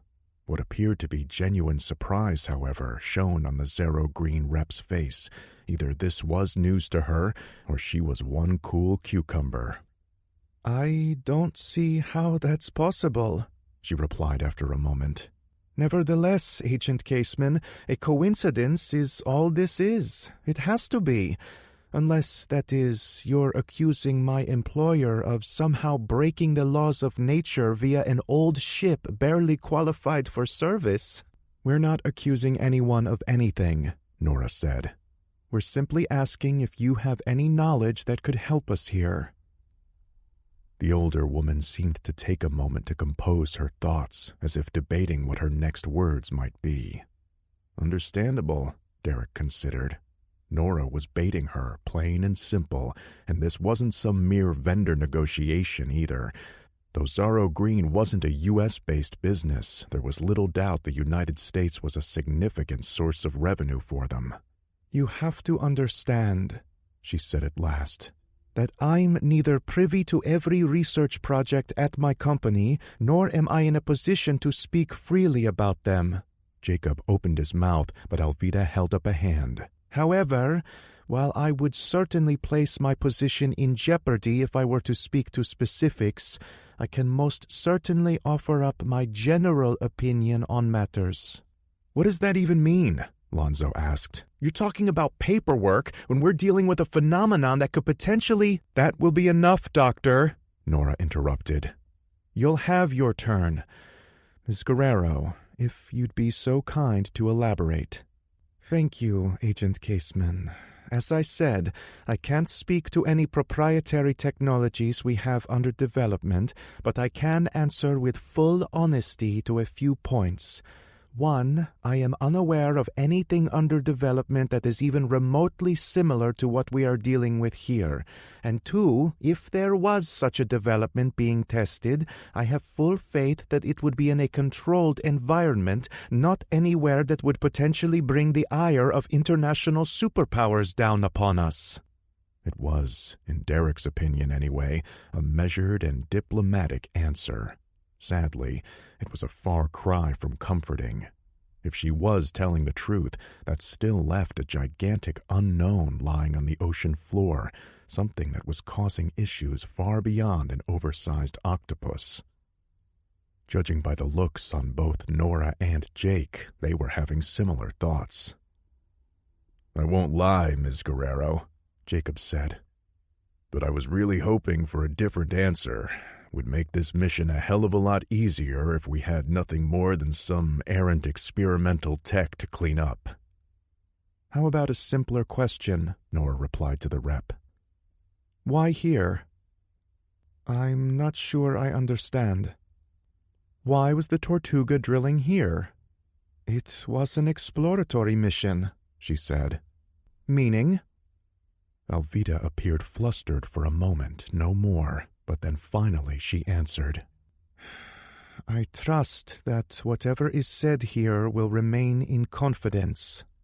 "You have my word," Nora replied, throwing Lonzo a look that almost dared him to say otherwise. Fortunately, the young scientist seemed in no mood to risk her ire. "Very well." Alvida stood up, smoothing her dress.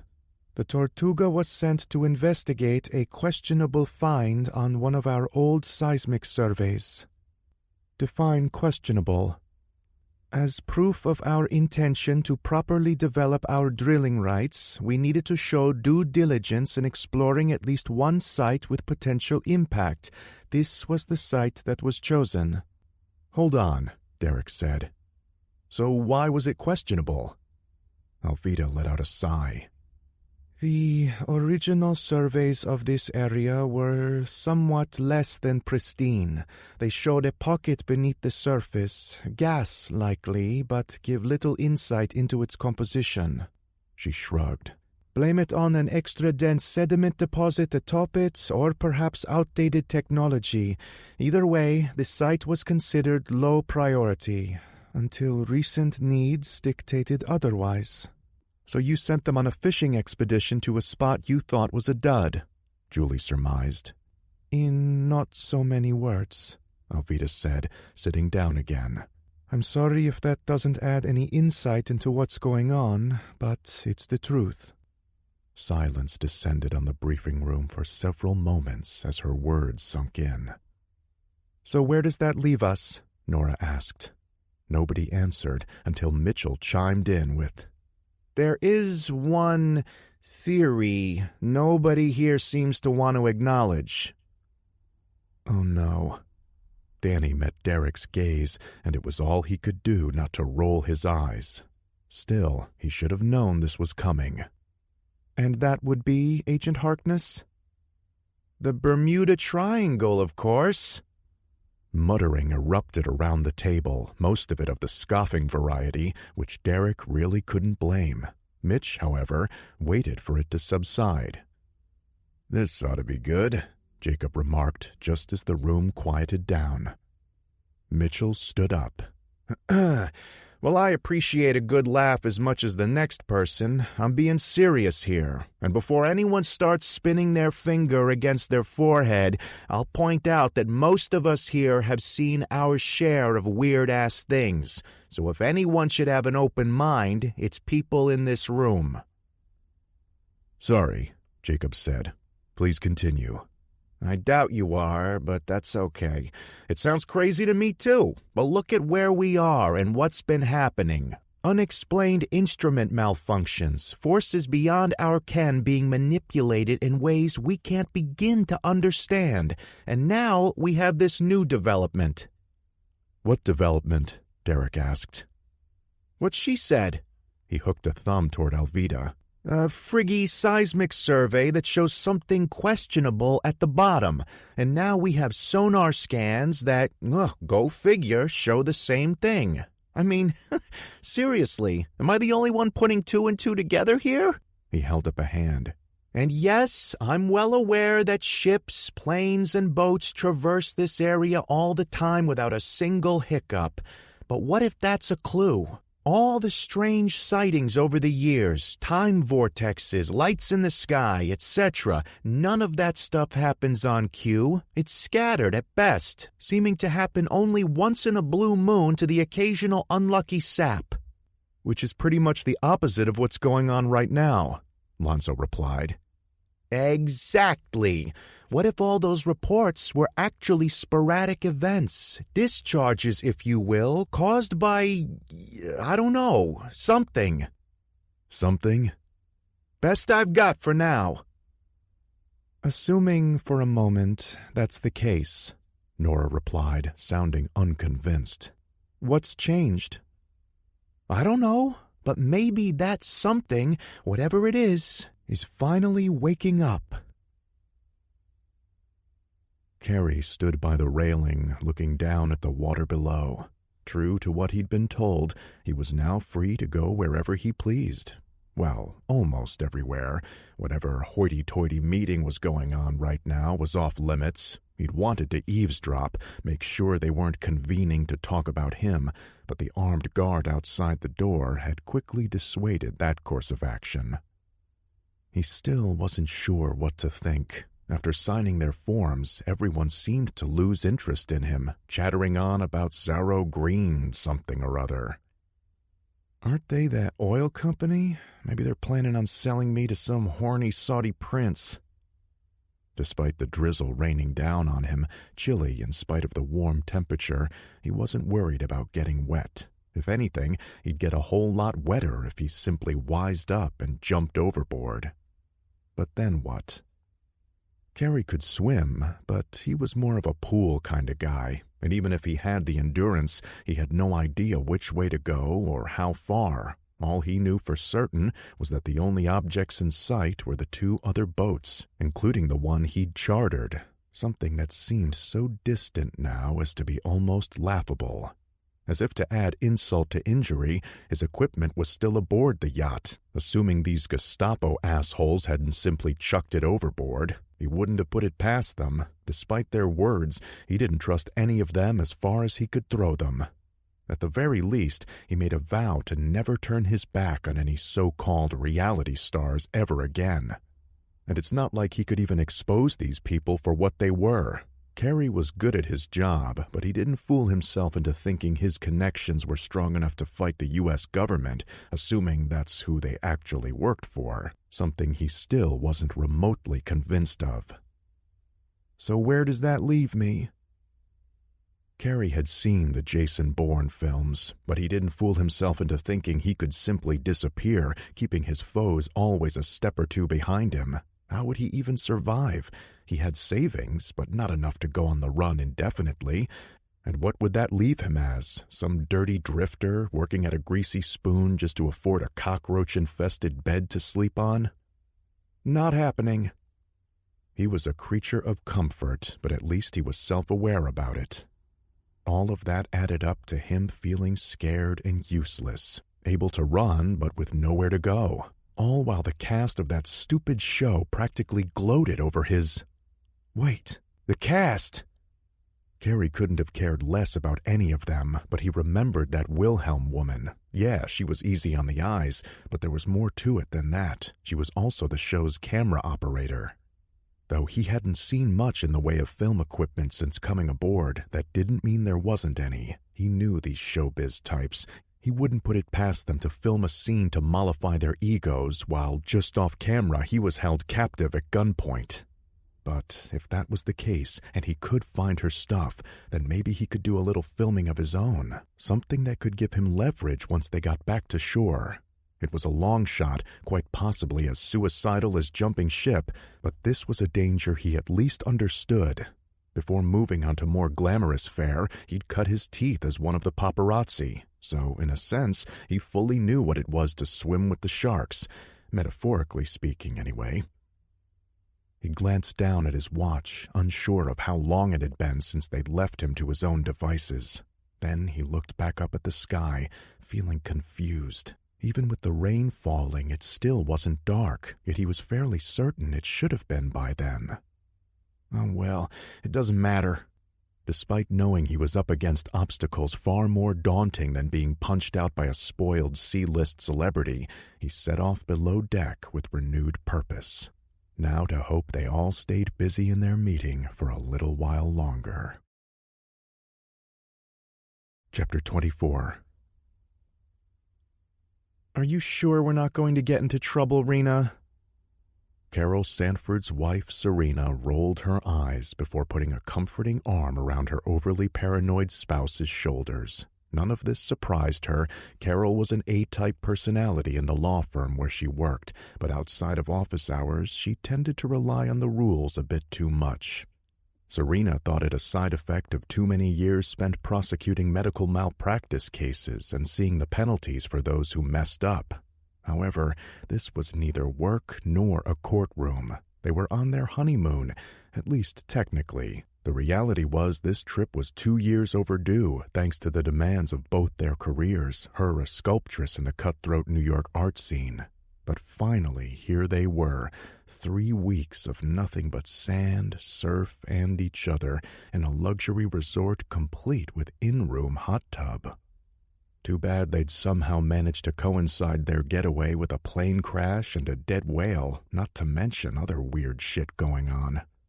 Horrifying as it was to think what could have happened had they booked their flight a few days later, Serena refused to let it ruin their trip, dragging Carol out of their room and forcing her to focus on having fun. Now, here they were on a glass-bottomed boat, enjoying the incredible view beneath them. A mild storm front seemed to be heading in, casting a bit of a pall over the end of the day, but at least the sea was relatively calm. Still, that they were even out there was reason to celebrate. Having caught wind that there was some kind of craft advisory in effect, she was certain they'd arrive at the dock only to find their scheduled sojourn canceled. Fortunately, their guide had happily laughed it off, telling them those were mostly for larger vessels heading out to open sea, nothing they needed to worry about, as they were going no further than the reefs. Carol hadn't been convinced, though, descending into her normal worrywart routine. She was certain they were out there illegally, as if at any second a police boat might pull up alongside them and arrest them like a bunch of drug runners. We're fine, Car. Nobody's going to care if we're looking at some fish. Oh, check that one out. It's like Finding Nemo. The fish swimming beneath them didn't actually look like the titular Disney character, but Serena knew which of Carol's buttons to push. Since at least half their apartment was a virtual shrine to Disney classics, there was little doubt that wouldn't catch her wife's attention. "Oh my God, look at all the colors," Carol finally replied, joining the voices of the other tourists gathered around the boat's glass bottom. Serena was far more interested in getting back to a beach chair and a tropical drink, but even she was impressed. It truly was better than any aquarium she'd ever visited. She was almost tempted to listen to their guide, who was busy talking over a staticky speaker, telling them what species they were currently looking at. Carol, on the other hand, finally seemed to be getting into it, thumbing through the pamphlet they'd been handed upon boarding and checking off various species as they were pointed out. "See, isn't this fun?" Serena asked. Carol looked up, a sheepish grin on her face, and nodded. "Yeah, it is pretty great." "Exactly, so relax. Let's take in the sights, enjoy the fresh air, and then maybe we can catch dinner at Diego's later, unless you're afraid that's off limits too. After the amount you drank Tuesday night, it might be." Serena playfully elbowed her in the side, glad they'd turned a corner and could get back to enjoying themselves. With all the chatter on the island about the crash, the mood had been threatening to turn heavier than it should have been. Though her heart went out to all those poor people who'd gone down on that doomed Pan-Caribbean flight, accidents happened from time to time, whether through bad luck or poor maintenance. It was probably selfish of her to think that, but she didn't want it to ruin the rest of their vacation, not after everything they'd been through. "Ooh, what's that one?" Carol asked, pointing toward the bottom. "There are plenty of eel species in these waters," the guide droned. "From Conga to—" "That's not an eel," another passenger said. Serena pulled herself from her reverie to take a look, seeing nothing but a long, slimy object snaking along at the very edge of their field of vision below. It could have been an eel, a snake, or a discarded plastic bag for all she could tell. Just as she was about to dismiss it, it began to rise, giving them a clearer view. Definitely not an eel. She could plainly see it was covered in— "I see suckers," Carol said. "I think it's an octopus, or maybe a squid." "It can't be," another passenger, a middle-aged man, replied. "Where's the rest of it?" "Maybe it's a giant squid," a woman with him, probably his wife, exclaimed. "That's quite impossible," their guide replied, raising his voice to compensate for the lousy speaker system. "Giant squid are deep-sea animals. However, there are plenty of indigenous species of— Oh my God!" The tentacle, not that it could be anything else as far as Serena could tell, lashed forward past the range of their small viewing window and then kept going, growing larger and wider as it snaked past them and continued to rise. The boat shuddered as it came into contact with the hull, the massive appendage taking up nearly the entire width of the glass bottom. With it came pandemonium. "What the hell?" "I told you it was a giant squid." "Someone do something!" "Rena?" Carol asked uncertainly. Serena had nothing to offer, though. Of all the things she could have imagined, engine failure, bad weather, even pirates, this hadn't been among them, nor was there time to reconsider. The boat slanted forward, the propeller coming out of the water as the end of the massive tentacle rose up and wrapped itself around their bow. Despite this, rational thought still held sway somewhere in the back of Serena's rapidly panicking mind. "That's one. How many arms do squids have again?" A partial answer came in the form of the canopy above them being torn off and dragged beneath the surface by yet another impossibly long arm. Half the passengers began to scream wildly, Carol among them, while the rest clambered and clawed at the crew, demanding they do something, as if they looked even remotely prepared. It was her wife's hysterics which forced Serena back to her senses. It was almost a conditioned response by now. Carol would become upset at something, and Serena would need to be the one with the cool head. Now was seemingly no different. The boat lurched again, this time to the side, the cold seawater spilling over the railing and drenching her legs. "Screw that. This is a lot different." One thing wasn't, however: Carol. despite wanting to do nothing more than scream her throat hoarse as an enormous mound of reddish flesh began to rise from the sea just yards away. She grabbed Carol by the arm and yanked her back from the panicked masses. As she tried to get her spouse's attention, the fleshy mass rolled and she caught sight of a massive, malevolent eye which turned their way. Serena had been a big reader in her youth, something which had gotten her endlessly mocked by the cool kids. All at once, her mind raced back to a collection of H.P. Lovecraft stories in which an ancient octopoid-like beast rose from the sea, driving men insane at the mere sight of it. Feeling her own sanity start to fray, and fearing Carol's might have already been pushed beyond the tipping point, she stepped to the opposite side of the boat, dragging her wife with her. Carol opened her mouth, probably to question her or cry out again, but Serena didn't wait for an answer. She silenced the unspoken words by shoving Carol overboard. She glanced back once, only for a moment, then dove in herself. "Not today, Cthulhu." It was madness itself, diving into the same water as that unthinkable Leviathan. But it was the space of an instant for her to realize that their chances were no worse than those who remained aboard, still screaming in panic. She surfaced next to Carol and forced her to look away, back toward the seemingly distant shore. "Swim," she ordered. "Don't look back. Just swim for your life." As they both began to frantically paddle away, there came the sound of metal shearing and fiberglass shattering from behind them. It was followed by a heavy splash and then a pressure wave which helped propel them both a bit faster. The screams behind them continued, fewer than before, but the ones that were left were more than making up for those who had fallen silent. Serena paid them no heed, though, her entire being focused on the woman swimming beside her and the distant beach. She had no idea whether they'd make it, dared not to think of what might even now be swimming up behind them. But at least she was certain of one thing beyond a shadow of a doubt. Next time there was a boating advisory, she was going to follow it. Though it instinctively knew the shallows left it vulnerable, the Leviathan didn't care as it tore apart the fragile surface thing. It rent it into pieces, leaving almost nothing of it intact. Then it turned its attention to the screaming things that had been aboard. Though some had already ceased their struggles, floating lifelessly in the water, it didn't matter to the great beast. It rained its anger and pain down upon all in its vicinity. Some it squeezed, using far more of its strength than necessary to break their fragile bodies.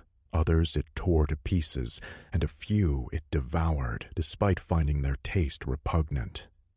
The rage served to dull the pain that still tortured its mind even this far away from the source of the thrumming.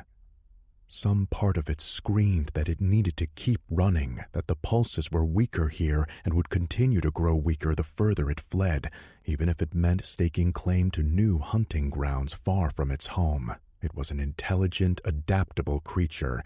Such a thing was well within its abilities. Yet another option was to retreat to its ancestral breeding grounds, which lay inland in deep holes filled with seawater, surrounded by rock and accessible only by underwater caves. Though its size suggested such a thing unlikely, it was capable of squeezing through openings far smaller than its bulk, much like its tiny cousins. It contemplated these choices as the bloodlust settled down, and once more it became a creature of thought and curiosity. Sadly, that momentary peace was almost instantly shattered as another pulse racked its body, dulled by distance but still potent. It began to flex and undulate, tearing up the seabed beneath it, until it sensed it hadn't gotten all of the screaming things after all. Vibrations in the water alerted it that two were still alive. It realized they were not only small and weak, but foolish too. Did they actually hope to escape? With its size and speed, it could be upon them in seconds. It felt no hurry, though. Let them believe themselves safe for a few moments longer as it submerged and began to creep forward. Soon the tips of its arms were beneath them, ready to grasp hold and drag them down where their screams would be silenced forever. It prepared to take them both. After that, it would find others to sate its misery upon. It knew the shallows were full of screaming things. They gathered both in the water and up upon the sand where it couldn't survive for long. But its reach was long. It could remain safely in the water while its arms tore them apart by the multitude, painting the hot sand with their fluids. The Leviathan was within feet of snatching the two survivors when it paused. Its senses were keen, able to detect prey, predators, and even rivals from long distances. The tide had brought with it something that caught its attention. Blood. It was faint, only the barest trace of it detectable amidst the carnage it had wrought here. What caught the Leviathan's attention, though, more than anything else, was that it recognized the scent. A rival, another of its species. Almost immediately, its instincts twisted around the rage already warping its mind. Another of its kind was out there somewhere, most likely wounded, although that mattered little. It looked around, as if suddenly noticing just how far from its territory it had wandered, realizing it had left its personal hunting ground ripe for a rival to claim. Though just minutes earlier it had been dead set on seeking out new territory to call its own, its instincts to protect what had already been claimed began to dictate a new course of action. A part of it knew it was foolish to go back, that the thrumming was strongest there, but its abilities for higher reasoning, already under assault, gave way to rage. It turned away, having already forgotten the two screaming things that continued feebly paddling toward the safety of the shore. The Leviathan had more significant prey to seek out this day. Chapter 25. Derek raised a bemused eyebrow, noting this was the third time Mitchell had circled the submersible currently being prepped on deck. The look on the medic's face was one of disbelief. I can't believe you guys have this thing. I've been trying to get a replacement for our mobile lab for almost 2 years now, and they keep giving me the freaking runaround. What else have you got down in the hold? A unicorn? I think the Corps keeps those to themselves, Jacob replied with a grin. And what can I say? The government apparently favors its war on drugs a bit more than its war on Bigfoot. Mitchell turned to Derek. That's it. Next Squatch hunt, we're bringing a kilo of coke with us. I'll be sure to note that in the logbook, Derek said as he stood alongside Nora, both of them watching as the ship's engineer worked to downgrade the mini-sub. Nora glanced down at the clipboard in her hands, keeping tabs of what had been completed so far. All right, that leaves us with propulsion, navigation, lights, and ballast. Hopefully that's all we need. We should probably remove the robot arm, too, Derek said. We don't want that going haywire down below. The pneumatics have already been disabled, Jacob replied, as has about everything else that might be vulnerable or useful. Mitchell stopped pacing and turned toward them. Yeah, much more, and we might as well just grab a few upturned buckets and use them as diving bells. Think I'll pass on that, Derek said. I guess the more important question is, will it work? Jacob shrugged. As far as we can tell from dealing with something that none of us even remotely understand, yes. Vikovsky's been running tests, and so far so good. Everything is working within tolerance. And once we get down there? Maybe take a really deep breath before you leave, Mitchell offered. Thanks, not helping. Jacob stepped in and clapped him on the shoulder. Relax. Crazy as it sounds, we actually got lucky with this one. Whatever the hell's below us, it's sitting on a natural shelf right before the continental drop-off. Just a bit further east, and boom, the bottom drops to about 4,000 feet. Believe me when I say we could be a lot more fucked than we are. I guess we should take what we can get. Derek glanced over to where Lonzo was looking over the side at the ocean. Are you sure you're up for this, Doctor? Lonzo turned around, a look of uncertainty on his face. No, not really, but I believe it's my duty to go. Mitch can... I think Mr. Harkness would be best served monitoring the distortions. He seems to have a much better handle on that than I do. Besides, I'm no stranger to dives. The Institute has 2 research submersibles at their disposal. Yeah, but we're not here to study the sea life. Aren't we? We don't know what's down there. Besides, I'm familiar with these waters, the composition of the bottom and the local fauna. He paused for a moment. At least, most of the fauna. He paused to wipe his brow. Believe me, as much as I would prefer to remain here, I am forced to admit I'll serve us best by going. I won't argue, Doctor, and I'll be there right alongside you every step of the way. As will I, Nora said. Derek raised an eyebrow at her. Call it senior agent prerogative. If there's something down there that's a threat to national security, I need to assess it. You mean we need to assess it, Jacob added. You need a pilot, and I've logged a lot of hours in this baby. But Agent McAvee is an excellent field commander. She'll be taking charge in my absence. But, as you said, senior agent prerogative. Feel free to take it up with my superiors whenever the radios decide to clear. Nora turned to Derek, no doubt seeking his support, but he held up his hands and backed away. Truth be told, he was happy to have Jacob at the helm. The man was ex-Navy, a top-notch operative, and one of the most capable men he'd ever met. The thing was, Nora knew all that too. And, though he wasn't about to say it, of the 2, Jake was the more qualified for this mission, since Nora had stepped away from field work a few years back. Of course, she was also correct in that it was entirely her prerogative to join them. That makes 4, Jacob said, no doubt sensing victory. Room for 1 more, maybe 2 with all the equipment we took out. Derek looked around, noting Alvida's presence. She took a step forward, making him wonder if she was going to present a case for joining them, especially since they would be passing close to the Tortuga's wreckage. However, then her eyes settled onto the sub, and her gaze, previously unflappable, became uncertain. A moment later, she turned and walked away. Guess not. Oh well, probably for the best. I'll go. Derek turned at the sound of Danny's voice, ready to shoot her down for no other reason than not wishing to see her exposed to more danger. However, Nora beat him to the punch. Looking to get your feet wet, Danny? Metaphorically speaking, anyway? No, she replied, heading toward them. I mean, I think I can actually be of help down there. Oh? Yeah, let's not forget I'm the team's tracker. Derek shook his head. This is a bit different.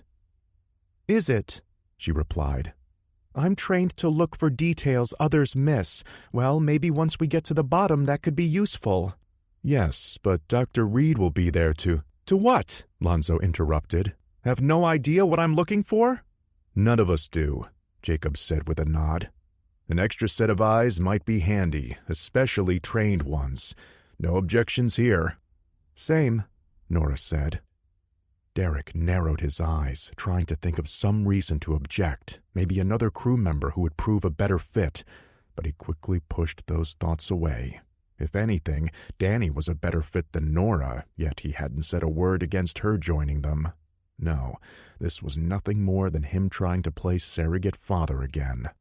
After another moment, he nodded, albeit not without reservation. All right, sounds like we have our crew. Jacob stood in his briefing room, looking out the porthole, having just finished giving McAvee her orders. The Institute won't like that, sir. Hang the Institute. They can file a complaint with someone who gives a rat's ass. Bottom line is, that sailboat is probably your best bet for reaching shore if you need to bug out. The Wildew is already beaten half to hell. Won't take much to put her on the bottom if shit hits the fan. All I'm saying is don't waste time or personnel on her. Do you think Jenner's right, that there's another of those things out there? I don't know about that, but I know the man. If he says to be worried, then we should be worried. Problem is, we don't know jack shit about that one we sunk. It could have been an adult. Hell, probably was. But... You think it might have been a juvenile? The other agent asked, disbelief coloring her voice. I'm not saying anything of the sort, Mac, but I've seen too much strange shit in my years to assume I know everything that's going on. No offense, sir, but I think you're underestimating yourself. I appreciate that, but I don't pretend to be a smart man. I just try to be a bit less dumb than whoever I'm up against. He let out a chuckle, but there wasn't much humor to it. But let's face facts. I'm not really worried about some oversized squid here. You mean those phenomena? I do. You've noticed it, haven't you? That they're getting stronger? She replied. Hard to miss. True enough. As soon as one hits, it feels like my pants are 2 sizes too small. My main worry, though, is wondering what else they're affecting. Beyond gravity? Uh-huh. Have you noticed the time, Mac? 2037. Exactly. Now look at the sky. It's overcast, but still light out. Not following, sir. Sundown was supposed to be at 2023. Are you sure? If I'm lying, I'm dying. She stepped to the window. How is that even possible? I don't know, but whatever it is, I think we need to figure it out and stop it before it gets worse. How do we do that? Not sure yet. I'm working on a few ideas, though. He handed her a slip of paper. But just to be on the safe side, I need you to pack a few things for me before we leave. Danny tried calling up Harrison's picture on her cell phone, hoping to take a few minutes to gather her thoughts before she was needed on deck. Sadly, the device, much like almost everything else, was malfunctioning. The screen distorted, giving her brother an almost ghoulish appearance once she was finally able to open the photo app. She put it down in frustration, then closed her eyes and tried envisioning him instead. It took her several long moments to push the misshapen image from her head, but eventually she was able to see him in her mind's eye as he'd once been. "Hey, Harrison," she said, forcing her voice to remain steady. "How's this for awesome? I'm going on a submarine. I can't help but think of that time we went to Disney with Mom and Dad. Remember Finding Nemo? I was terrified, thinking we were all going to drown, but you were there to hold my hand. And then I ended up pestering you to get back in line again. I know you wanted to ride the Matterhorn, but you still went with me. Well, this one might be more 20,000 leagues under the sea, but I like to think you're still here holding my hand." She took several deep breaths, willing herself to take strength from his memory, until at last she was able to smile, finding herself more excited than scared. They were heading into the unknown, true, but that wasn't so much a factor. She'd already survived the worst the unknown could throw at her. She'd survived this, too. Besides, this was a brand new adventure as far as she was concerned, far different than their normal missions spent traipsing through forests or muddy swamps full of traps set by... "No, not now. Focus on what needs to be done." She took another breath, forcing the unpleasant memories back as she once again turned away from the past to what lay ahead of her. Yes, they were descending 700 feet down in a cramped mini-sub as day gave way to night up above, but it wouldn't be into darkness. The sub was fitted with a powerful LED array that was almost certain to give her a view more spectacular than anything Disney World had to offer. That was the hope she chose to hold on to as she prepared to head out, imagining her brother next to her, eager to join her on this. So caught up was she in her pleasant reverie that she almost ran into Julie as she stepped foot into the narrow hallway. "Oh, crap. I'm sorry." "No harm, no foul," the other woman said with a grin, quickly sidestepping her. "Heading up?" "Yeah." She fell into step with her teammate. "Almost time to leave. You coming to see us off?" "Yep, but after that I need to take one of the launches over to the Rogers Wildew." "Oh? What for?" Thought I brought the minicam with me when we came on board, but now I can't find it. Figured I might try to get some time-lapse footage. Cool. Not really. Julie shrugged. It's just something to do while you guys are busy knocking on Davy Jones' locker. Don't tell me you're jealous. Julie shook her head and laughed. Are you kidding? I've already sworn off calamari for life. Think I'll quit while there's still some seafood left I can eat. Nope, this one's all yours. Thanks, Danny replied, although in the back of her mind, Julie's words struck a chord, reminding her of Derek's theory. Hopefully he was wrong, because if not, then it was quite possible she hadn't seen the worst the unknown had to offer after all, in which case she'd need her brother's strength more than ever. So you're telling me you think this is some sort of pissing match between me and my ex-husband? Derek shook his head. He had a feeling this was the way the conversation was going to go. I'm not saying anything of the sort. All I'm asking is whether you think it's wise to go down there with us. I'm in charge. I need to assess the situation. Not arguing that, but let's face facts, Nora. You haven't been in the field since you took over the DOCC. So you think I can't handle myself? I think you can handle yourself just fine. I'm simply voicing concern that we might be better served with you calling the shots from up here. If anything goes wrong down below, then I'll face it same as you. I don't doubt that you will, but that doesn't mean you should. Jake and I can... Is that it? She asked. Is this some excuse so you two can relive your glory days together? What? No. Or are you afraid he and I will... This isn't about Jake. You're right, it isn't, Nora replied, sitting down. It's about you. Me? I'll admit this isn't exactly my specialty, but Dr. Reed can easily fill in any blanks that I don't... This isn't about your knowledge, she said, lowering her voice. It's about your leadership. My leadership? Now you've completely lost me. I wasn't going to say anything. Hell, I'm not supposed to say anything. But you ruffled a lot of feathers with that mess back in Jersey. Derek took a seat. This talk seemed to be heading in a far different direction than he'd envisioned. Well aware, and I'd happily do it again. I know that, Nora said. But you have to understand, Governor Jarlberg, ex-governor... Don't be pedantic, you know what I mean. The problem isn't his title, it's his friends. Friends who were heavily embarrassed by all the muck you dredged up. Then they should have picked better friends. Which I will gladly tell them should I ever grow tired of being employed. However, it seems sidelining your team wasn't enough to placate them.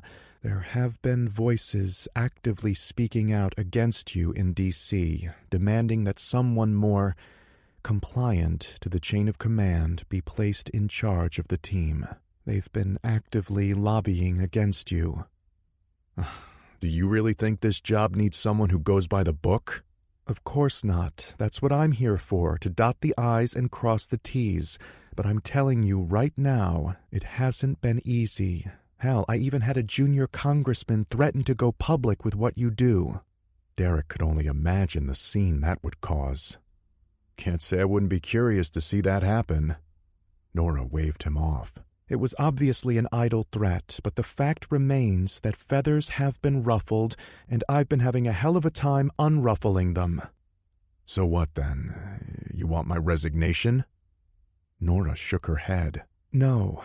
In fact, that's the real reason I'm down here. And here I thought it was the surf and turf. I'll admit the weather definitely beats being back home, but no. I'm to observe you in the field and then submit my observations as to your fitness for command. And suddenly it all made sense. Derek had been wondering if Nora's presence here was because of Jake's involvement, but now he understood that was merely a coincidence. You could have just written a report from the hotel, you know, telling everyone what an awesome job I did. The look she gave him said it all. Her job was to observe him, but that didn't mean there might not be others observing her. He shook his head. As always, the worst part of this job wasn't the creatures they hunted, it was the politicians, always on the lookout for ways to grease their own wheels. There was a reason why DC was considered a shark tank. Tempted as he was to simply tell the suits to stick his badge where the sun didn't shine, he knew he wouldn't. And it wasn't even for the sake of what they did or who they helped. He wouldn't quit because his team was counting on him. They had his back out in the field, so he made it a point to have theirs at all other times. Sadly, that sometimes meant making compromises. Fine. So how does this work? Nora leaned forward. I go with you as planned. I meant what I said about assessing the situation. Fair enough. But outside of that, I'll also be there to observe you. And Danny. That's why you let her tag along, isn't it? You can't assess my leadership skills if there's no one there for me to lead. Nora was silent for a moment. My advice is simple. Keep it by the book, and let's all come back alive. Do that, and maybe we'll all walk out of here with our jobs intact.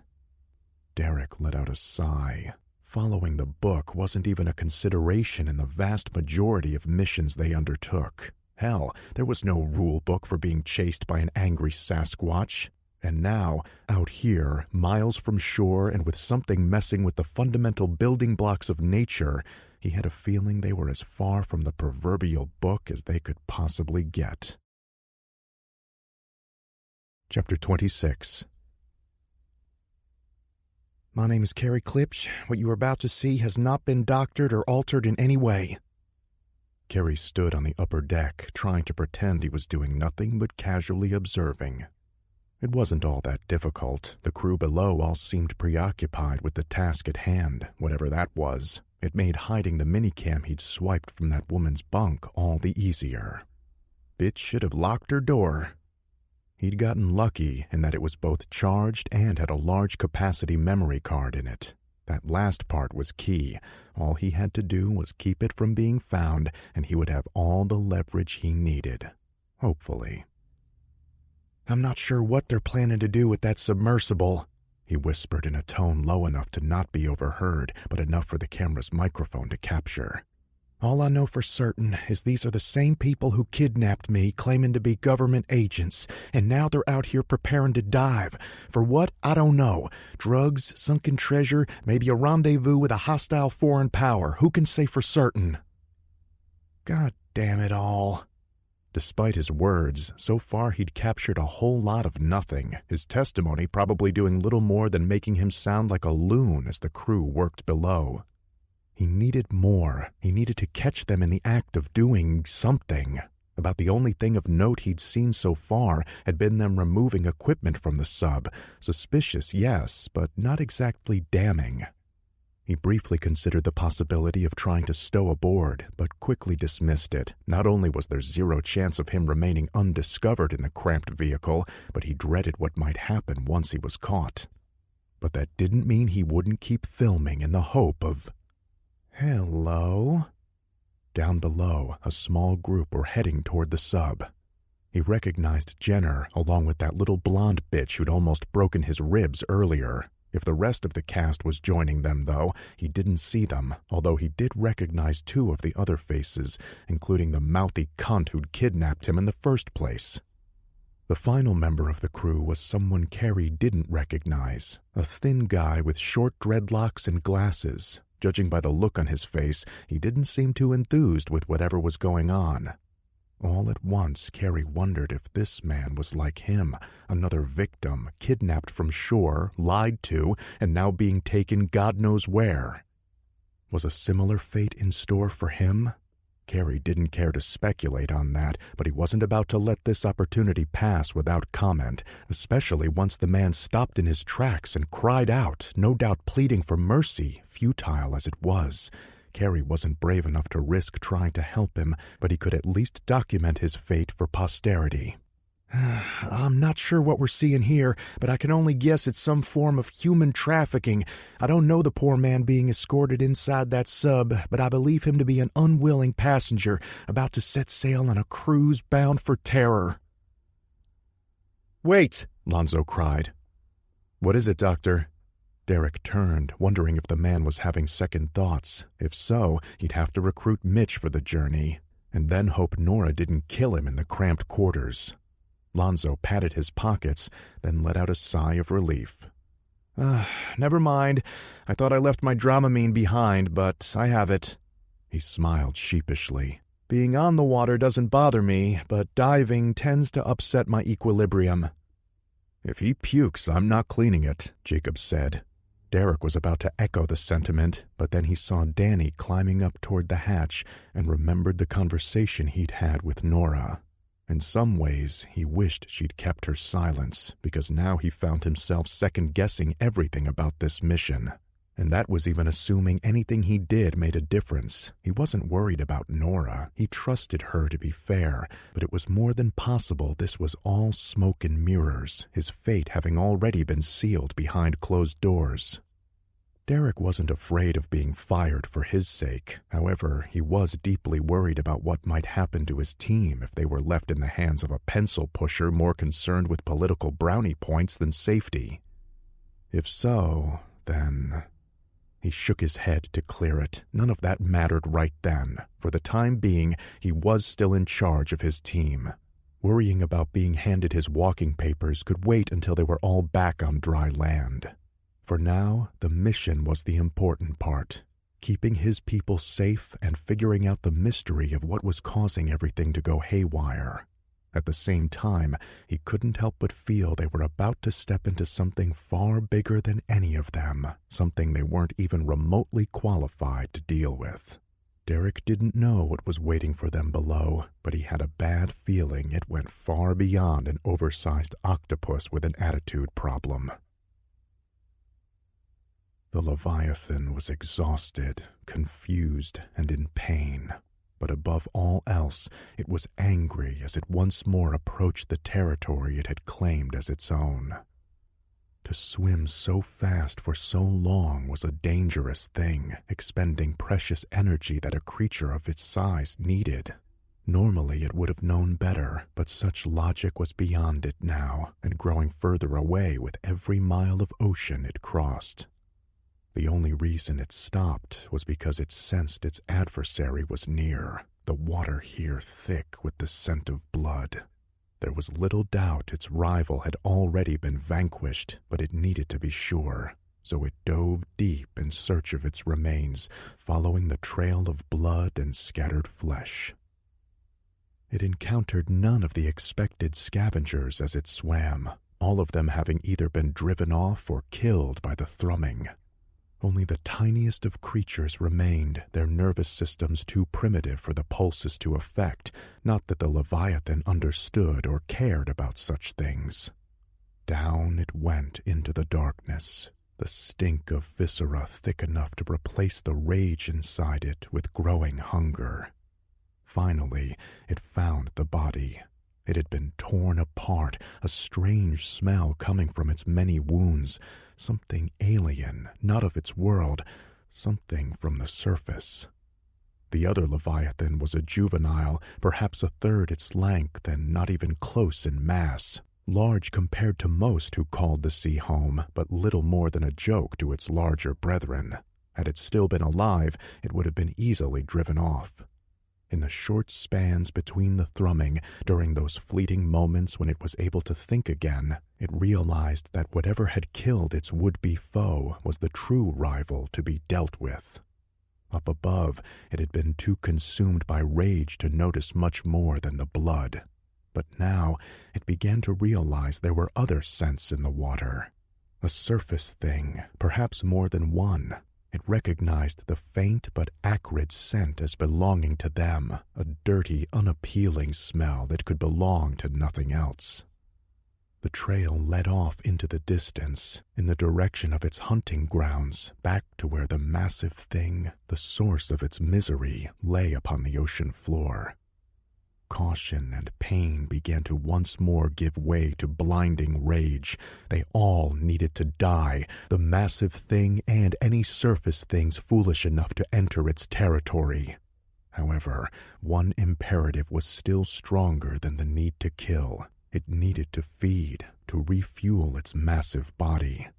It began to tear apart the smaller Leviathan, shoving the pieces into its beak and gorging itself upon them. Once that was finished, then it would be time to finally unleash its wrath upon whatever dared claim what was rightfully its. Chapter 27. Jacob tapped the mini-sub's transponder twice to try and signal to the cutter that all was well. Nobody had been surprised when communications back to the nest became garbled the second they were lowered into the water. However, Danny would have been lying if she'd said it hadn't made her slightly nervous as the sub slipped beneath the ocean waves and began to descend. They'd done all they could to downgrade the submersible systems to a point where they would hopefully remain unaffected by the disturbances. None of that changed the fact that they were on their own for this mission. If something went wrong, their only hope would be to drop their ballast and shoot back up to the surface. Fortunately, though much deeper than a person could safely dive, it wasn't like they were descending into the Marianas Trench. There wasn't much to see at first, as day had finally given way to night up above. With the darkness had come a slight increase in the rain, but it was still fairly mild, nothing the crew couldn't handle. Jacob flipped a couple of switches, turning on the powerful outside lights and illuminating the waters around them.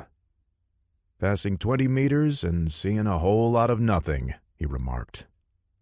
"Something is very wrong here," Lonzo said. "You're just figuring that out now, Doc?"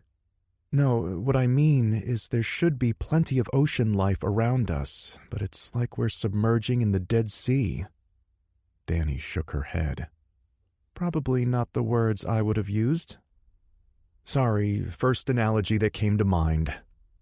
A moment later, the EMF detector Derek had brought at Mitch's insistence beeped to life. Danny felt a weight hit her stomach as if she'd instantly put on 10 pounds. "Try to hold on to your cookies, folks," Jacob said in response. "It should hopefully pass quickly. All systems, those remaining anyway, appear nominal." That was good for now, but Danny could feel the tension in the cramped chamber rising. The harsh reality was they had no way of predicting whether those distortions would grow stronger the deeper they got, or by how much. Though she'd initially been excited for this trip, now she found herself worrying that they might suddenly all find themselves weighing 1,000 pounds. A few seconds later, though, the weight disappeared. "I think that one's over and done with." Derek glanced down at the meter before turning Danny's way. "I just want to be clear on one thing before we go any further. No way are our producers allowed to learn that we're using this thing." "Aw, no Crypto Hunter Halloween special from the Stanley Hotel?" she replied. "Only if someone spots a Sasquatch on the 4th floor. "Can we please focus here?" Nora snapped. However, her ex was quick to reply. "Oh, relax, they're just letting off some steam." She turned his way, her eyes narrowed. "Did you just tell me to relax?" All at once, Danny found herself wishing she'd stayed topside, and it had nothing to do with the danger they were facing. "Yep," Jacob replied without missing a beat. "Far as I can tell, that's pretty much all we can do for now. That shelf's not too deep, but I'm taking it extra slow. Don't want to accidentally fall into a black hole or something." "I see you've been talking to Mitch again," Derek remarked before Nora could speak up, probably hoping to head an argument off at the pass. "Hell no. You think I'd talk to that crazy bastard before coming on a mission like this?" Nora turned her head to look out the side of the glass dome that made up the front of the sub, letting out an annoyed sigh as if accepting defeat. "I wonder if this is what it's like to be in space," Lanzo said, likewise taking in the nothingness around them. "I wouldn't doubt it," Jacob replied, keeping his attention on the controls. "Only one difference as far as I can tell." Danny raised an eyebrow. What's that? In space, we'd weigh a lot less, not more. Almost as if on cue, Derek's EMF meter lit up again, and she once more felt the strange shift in her body weight, which, in the close confines of the sub, somehow made it that much worse. Anything I can do to help? Julie asked. The agent at the helm of the research vessel, a rather short fellow with a solid build, shook his head. I'm not even sure I'd know what to ask for, ma'am. I mean, heck, we're pretty much jerry-rigged with spit and bale wire here right now. Save the ma'am for my mother. I'm Julie. It's a pleasure, he replied, looking away from the equipment array, most of which seemed to be full of static and interference. Name's Kyle. Nice to meet you, Kyle. She'd finished going through the interior, looking for the missing camera, and coming up empty. It was annoying, but not that big of a deal. More something to do, as she'd felt a bit superfluous ever since they'd managed to stop that sea monster. She'd been aboard a few boats in her life, but not enough to be of much use to the other team. Though she wasn't particularly comfortable being on the smaller vessel, especially banged up as it was, the look on Kyle's face was more one of boredom than apprehension, making her feel a bit better as they waited for the subcrew to return. Mind if I ask you a question, Julie? Sure, go right ahead. What's it like? What? What you do. I mean, we were briefed, partially anyway, so I have some idea, just not a lot. Julie considered her answer. Technically, they weren't supposed to talk freely with people about it, but this was a fellow government agent, almost certainly a senior one, unless he, too, had been recently recruited. Julie didn't have much insight into what Jacob's team did, but she supposed the fact that they had both a ship and a sub at their disposal meant it was pretty important. What the hell? I guess you could say it involves a lot of looking, then waiting, and then shooting, depending on what happens next. Oh, and occasionally screaming, because as big as that fish was, don't think for a second an angry Bigfoot is any less terrifying. I meant the TV show, he replied. What's it like being a celebrity? Oh, well, for starters, I'm not sure I'd call us celebrities. Try telling that to my kid brother. He pretty much worships you guys. Speaking of which, I'd be happy to give you an autograph for him. Aces! He'll go absolutely nuts! Thank you. No problem. Always happy to help out a fan. So tell me, what's it like shooting an episode? Is it really by the seat of your pants? Julie shook her head. Most of what makes it onto the TV is either filmed before or after the real stuff happens, and a good chunk of it is scripted. It's actually more about... She trailed off as one of the screens he'd been monitoring caught her attention. It had been clear a moment earlier, but now there was a large reading clearly visible in one corner. Kyle, no doubt noticing her gaze, glanced at it for no more than a moment before turning back to her. Just another ghost. They appear every time one of those damned, whatever the hell they are, hits. He let out a chuckle. Why's that funny? I'm just thinking how lucky we are. Julie raised an eyebrow. Lucky? In a sense, my father was in the Navy during the Cuban Missile Crisis. If all of this had been happening then, well, let's just say they'd have thought they were surrounded by Soviet subs and... boom. Pretty much. Kyle shrugged. Weird thing to laugh about, I know, but as strange as things are right now, we at least have the advantage of knowing the equipment's messed up. It could be a lot worse. There came the faint sound of roiling water, drawing their attention. Then a light spray washed over them. But it wasn't from the sky, Julie noted. It had been seawater. What was that? No idea, the agent replied, turning back toward the equipment. Maybe the storm's finally getting worse. Andrea McAvee was not happy. She prided herself on being analytical, on making decisions based on good data. However, reliable intelligence was the last thing they had going for them right at the moment. Sure, the cutter was old on the outside, but a good deal of the instrumentation had been upgraded to state-of-the-art. Or at least it had before this assignment. Now, with the exception of the makeshift distortion monitoring station off to the side of the bridge, she might as well have been captaining a steam-powered barge. She steadied herself as a weight dropped into the pit of her stomach, telling her another of those damned disruptions was hitting them. Fucking things will probably give us brain cancer.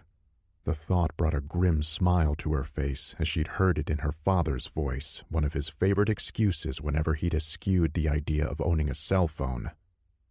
Maybe you had a point after all, Dad. Report. More of the same, Cortez replied from the sonar array. Lots of contacts, all from out of nowhere. She glanced over toward where that scientist from the USDA fiddled with his hodgepodge of equipment, looking happy as a clam despite everything. Weirdo. Status report, Dr. Harkness. Mister, he replied. Excuse me? It's Mr. Harkness, he said, not bothering to look up, his tone a bit too casual for her liking. Never had much interest in grad school. I swear I'd have sooner swallowed paint chips than write a dissertation. But anyway, you can call me Mitch. If it's all the same, Mr. Harkness, I'd prefer to keep things professional. Whatever you say, Agent. Personally, though, protocol's not my thing either, especially with the weird shit my team is usually up to. Present times included, and I do mean time. She was about to scold him for his language. Running a tight ship, so to speak, kept people from being sloppy in other aspects of their duties. However, then she registered the odd thing he'd just said. What do you mean by that? Wish I knew for certain, but much as I hate to say it, we are definitely dealing with some Bermuda Triangle-level weirdness here. Check it out. He held up 2 devices for her to see. It's a stopwatch? Both of them technically are. The difference is one is digital, and the other is my old analog wristwatch. Gift from an old friend. You know the drill. One of those takes a licking and keeps on ticking deals. And your point? I've been noticing that things have been getting screwier. There was that weird-ass mirage earlier, and then sunset came later than it should have, which by all accounts is impossible outside of Star Trek reruns. Andrea nodded. Agent Caseman and I were discussing that earlier. As crazy as this sounds, whatever is messing up our electronics and gravity seems to be having an effect on time as well, which is pretty insane if you ask me. That said, I wanted to see if it was measurable, mostly to make sure it wasn't just my imagination playing tricks on me or some sort of mega mirage. Any change in our perception of reality wouldn't exactly be good, don't get me wrong, but it's got to be better than the alternative. And what did you find out? Nothing promising, I'm afraid. Both of these devices, they're working exactly the same. And that's bad, why? Because, like I said, one is digital, so if something is going to go screwy, it'll be this one. Problem is, they both kept the exact same time when that last distortion hit. The screen went a bit wacky on the newer one, but at the end, they both showed the same time had elapsed. Andrea made a hurry-up motion, still unsure where this was going. In addition to the watches, I've been keeping count in my head. 1 Mississippi, 2 Mississippi, that sort of thing. Not exactly scientific. Agreed. That's why I've done it several times over the last hour, as well as timed myself between distortions so as to get at least a reasonably accurate measure of things. Okay, and? Since I started measuring this, each time a distortion hits, my count ends up at least 2 seconds off from what these are both showing, and sometimes more. She shook her head. That doesn't prove anything. That's what I keep trying to tell myself, and why I'm going to ask you to take these and kindly do the same thing, so as to either prove my point or determine that I'm completely off my rocker. And that point is? That things might be even more wrong than we originally thought. I think time itself is somehow being bent in this spot, that we're perceiving things the way we normally do, but that reality is slightly different." He stopped and held up a hand. "Now, I don't want to cause a panic or anything, as we're only talking a few seconds here and there right now, but I also think it would be wise to remain vigilant." "Vigilant for what?" "That's the problem. I don't know. When this is all done, we might end up returning to shore an hour earlier than expected, or we might put into port and discover we're about to reenact the plot from the final countdown, and I don't mean the song." Chapter 28. Nearing the shelf, Jacob announced after a slow, careful descent that felt much longer than it was. It had been dead silent aboard the tiny sub for the last several minutes, the banter from earlier having given way to a more somber note, and it had nothing to do with Nora's chastising. Little by little, the eerily empty sea had given way to something far worse. At first it had just been the occasional fish hanging motionless in the water, almost as if stunned. That itself had been strange, but then they began to see more. Some were partially eaten, bites clearly taken out of them, but most were whole, as if a free meal simply wasn't enough to entice the predators that called this place home. "Used to call it home," Jacob noted, spying a barracuda floating upside down among a group of other fish. Shortly afterward, the sub had encountered what could best be called resistance, the controls becoming not unresponsive, but less responsive. All the readings, the ones that could be reliably taken anyway, appeared normal, but it was as if the thrusters were being forced to work harder than they should have. "This shouldn't be possible," Lonzo had said. "Those fish are dead, but they shouldn't be hanging there like that." "Don't goldfish usually float?" Danny had asked. "Yes, but not all fish do. Those that don't sink. They don't just hang there like—" "Christmas ornaments," Jacob offered. That had caused Derek to chuckle from behind him. "You have some interesting ideas about the holidays." That bit of forced levity had been the end of the discussion as they continued to descend. It gave Jacob a chance to try and figure out what was causing them to slow down. At first he thought they might be fighting against some kind of undersea updraft or perhaps a thermal vent, but that didn't explain the fish just hanging there. With no further input from either Derek or Reed, he'd been forced to conclude they were just as stymied as him. The only other theory he could come up with was that something was affecting the viscosity of the ocean water itself. Salt water was more viscous than fresh, and extreme examples, like the Dead Sea, were even more dense, but nothing like this. It was almost like piloting the sub through pancake syrup, insane as it sounded.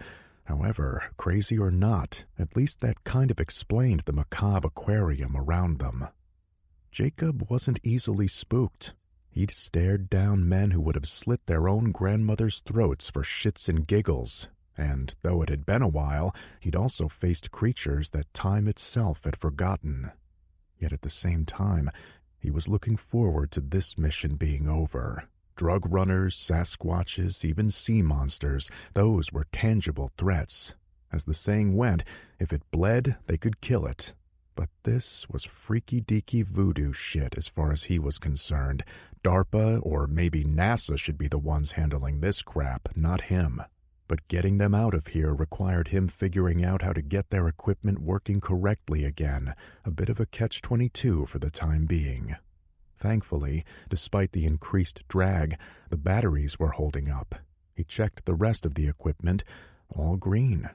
So long as the syrup didn't turn to concrete, they'd be fine. This was only a reconnaissance mission after all, unless they ran into something which— "Watch out!" Jacob's thoughts scattered to the wind as something massive rose up directly in front of them, like the skeletal fingers of an ancient sea god reaching up to punish those who dared disturb its rest. "What exactly do you think you're doing?" "Oh, shit!" Carrie turned to find a middle-aged woman in an almost disturbingly crisp suit staring up at him. He didn't know her name, but her face was familiar. He'd caught a brief glimpse of her back at the dock, just as that other woman's thugs had led him aboard. Listen, Agent, it's just Miss, thank you very much, she replied with a Hispanic lilt to her voice. I'm aboard as an unaffiliated observer. Unaffiliated, meaning I'm not with them. Oh! Once again, Carrie was forced to consider who he was up against. If she wasn't one of these so-called agents, then who was she? All sorts of unpleasant thoughts ran through his mind in the space of a second. Drug cartel? Hostile foreign government? Buyer for some shadowy human trafficker? She held out her hand. Alvita Guerrero, I represent Zaro Green's interests here. He glanced down at it as if she were a snake ready to strike. Zaro Green? You mean the oil company? Yes, although you'll excuse me if I respectfully decline to say more. You're that photographer, aren't you? Mr. Klipsch, correct? Yeah, pleased to meet you. Likewise, now back to the point. You didn't answer my question. Carrie tried to shuffle the camera behind his back, although judging by the way her eyes shifted to follow, she wasn't fooled for a second. Pretty sure it's the same answer you just gave me. I respectfully decline to. In that case, perhaps I should alert Agent McAvee. I believe she's currently in charge. I'm sure she'll be interested to know one of her guests is sneaking around with... What is that behind your back? Bitch. It's not like that, Carrie said, debating how he might get out of this one. He quickly glanced around, noting it was dark, drizzling, and there was nobody else in sight. The sailboat wasn't too far away, but it was barely visible in the spray, meaning it was likely nobody there could see them. It would be so easy. Carrie shook his head, trying to push that thought away. A part of him wanted to believe the story he'd been given, that this was all some government operation he'd unwittingly stumbled upon, and that he'd be let go once they reached port. But the rest of him refused to accept it, insisted that things didn't add up. And now, here was this woman claiming to be not a government spook, but some secretary or something from a freaking oil company of all things. Did these people truly think he was that stupid? Not like what? The Guerrero woman asked, if that was even her name. You're not acting suspicious, or no, you don't have a camera behind your back? Interesting, since I seem to recall Agent Caseman making mention of having confiscated your gear. Smug cunt. He felt like a cornered animal, fear coloring his thoughts. A part of him wanted to fight, but what good would that do? This whole ship was one giant steel trap, and he was nothing more than a rat. Fine, you got me. He showed her the camera. What now? Thank you for your honesty. Alvita looked down at the camera as if it were barely worth her notice. Now, nothing. What you do with it is your business, Mr. Klipsch. What? But, she continued, her eyes hard as steel, I must insist on reviewing your footage. Oh, no. Why? To ensure there is no mention of my employer. That is the price of my disinterest, if you will. I don't understand. It's very simple. Though my employer's involvement here is circumstantial at best, there exists the possibility for public embarrassment. Needless to say, that could cost us a great deal of money, something I would care to avoid. She took hold of his hand and closed it over the minicam. My interests in whatever you choose to do with your little documentary end there. The rest is, as they say, none of my concern. Carrie was caught off guard, expecting for this woman to scream for help or alert the crew at any moment, but she continued to meet his gaze, her expression giving away nothing he could discern. Why should I believe you?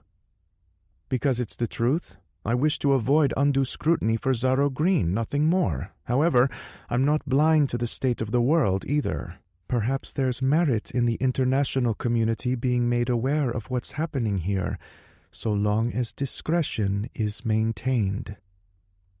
What's happening here? Yes, I assume you're aware. Otherwise, why let you roam freely? What the fuck is she talking about? Yeah, of course I am. And I 100% agree. The world needs to know. So then, can I assume we have a deal? A part of Carrie wanted to relax, but something about this so-called deal niggled at the back of his head. Sure, why not? Excellent. Alvita nodded, then turned away. Shall we? Shall we what? Go back to my cabin, of course, so we can review your footage, unless, that is, you'd care to go... She was interrupted by the brief sound of rushing water from over the side. Carrie turned to glance that way, seeing a wake and momentarily spotting what appeared to be movement beneath the surface. He had far more pressing concerns, though. Probably another stupid whale. He turned back toward Alvita, but her attention was firmly focused on the water below them. You were saying? He asked, curious as to what had caught her eye. Nothing, Mr. Klipsch. Gone was the faux-friendly attitude, and in its place something more primal. Come along, we have to go see the captain. Shit, I knew it. The captain? Why? Because this is something she needs to know about. What a mess. What a tragedy, Danny added. That too, Nora replied as they stared out at the twisted remains of the San Cristobal Tortuga's derrick, the sub's powerful light array illuminating the length of it. From Danny's perspective, the broken ship looked like it had dropped off a mountain more than simply sunk to the bottom of the ocean. Though she didn't know enough to speculate on the last minutes of its doomed voyage, it sure as hell looked like something big had gone to town on it. Up above, it had been easy to hope that Derek's theory about a second creature was wrong. Down here, though, seeing the size of the drill ship and the amount of damage done to it, it was a whole different story. It was hard not to imagine the creature from that old painting, the Kraken, a beast large enough to drag down even the mightiest of sailing ships. As they neared the hull of the Tortuga, lying upon its side, Danny could almost visualize what had happened, as if it was... "What's that?" Nora asked, leaning forward. "It's a body," Derek whispered. Danny quickly saw he was right, her breath catching at the sight of the lifeless corpse floating just to their port. Whoever this poor soul was, however, they sadly weren't alone. As the sub moved further along, they saw more people, most appearing to have drowned, but a few much worse off. All of them were like the fish they'd seen above, hanging suspended in the water as if held there by invisible strings. "Oh my God," she gasped. They were navigating through a literal sea of the dead, scores of lifeless eyes staring at them almost accusingly as they continued onward. "All right, that's enough," Nora finally said. "Bring us up a bit, put some distance between us and these poor bastards." "But now!" Jacob looked like he wanted to argue with her, but he simply nodded, easing the thrusters back and angling them higher over the wreck and its nightmare audience. Sadly, that only made the view that much worse as the powerful light array illuminated more of the ship and the unfortunate souls who'd crewed her. "The hull looks mostly intact below the waterline," Jacob said, his voice hitching for only the barest of seconds before taking on a businesslike tone. "I'd need to see the side she landed on, but from here it looks like she might have simply capsized and gone down. A big enough wave could have done that." "True," Derek replied, not sounding even remotely convinced. "There doesn't seem to be much else of note along the..." Danny's eyes opened wide. "Nothing else of note?" I meant the wreckage, not the rest, he replied before continuing. Old ship, plenty of corrosion along the bottom, signs of metal fatigue on the... Whoa! Danny felt it in her gut in the same instant Derek's EMF reader went haywire. More importantly, they saw it, or something anyway, as a pressure wave seemed to undulate the water around them, causing the corpses below to twitch as if some twisted puppeteer were pulling their strings. You all saw that, right? Jacob asked, his neutral tone instantly gone. Kind of wishing I hadn't, Nora said. Derek nodded. Me too. Any ideas, Doctor? Other than thinking I should have stayed at the surface, no. He took a moment to seemingly collect his thoughts, then added, But I don't think that came from the Tortuga. The angle was all wrong. If so, it would have hit us from directly beneath. I guess that's one good thing about this, Danny said, causing both Derek and Nora to turn toward her questioningly. I'm serious. What's worse, something new and undiscovered, or knowing that some oil company is testing out a device that can bend the very forces of nature? I mean, they're not exactly known for their altruism. You've got a point there, Derek replied. Personally, I'd say a lot depends on what that undiscovered thing turns out to be, Jacob said, angling the thrusters once again. So why don't we see about discovering it and finding out just how screwed we really are? Chapter 29. They didn't have to go far. Clearing the wreckage of the Tortuga, the distortions only seemed to grow worse, rattling the frame of the submersible as if they were a physical thing. Seems like we're getting closer, Derek remarked. Jacob glanced back at him. You think, Captain Obvious? Stop promoting my team members, Nora chided. At best, he's Lieutenant Obvious. Derek chuckled, but there was little humor behind it. Typically, Nora was all business. If she was cracking jokes, then she must have been seriously nervous. The thing was, none of them knew what lay in wait for them as Jacob once again angled the sub toward the bottom, but Derek couldn't pretend that seeing his boss lose her cool, even slightly, didn't cause a chain reaction of unease in his own gut. That doesn't look right, Danny said, pointing past him. The bottom, I mean, that section right there, it looks all torn up. She's right, Lonzo added. Look at the silt off to either side. That looks normal, but that swatch there, it's all disturbed. You can see the underlayer. Good eyes, folks.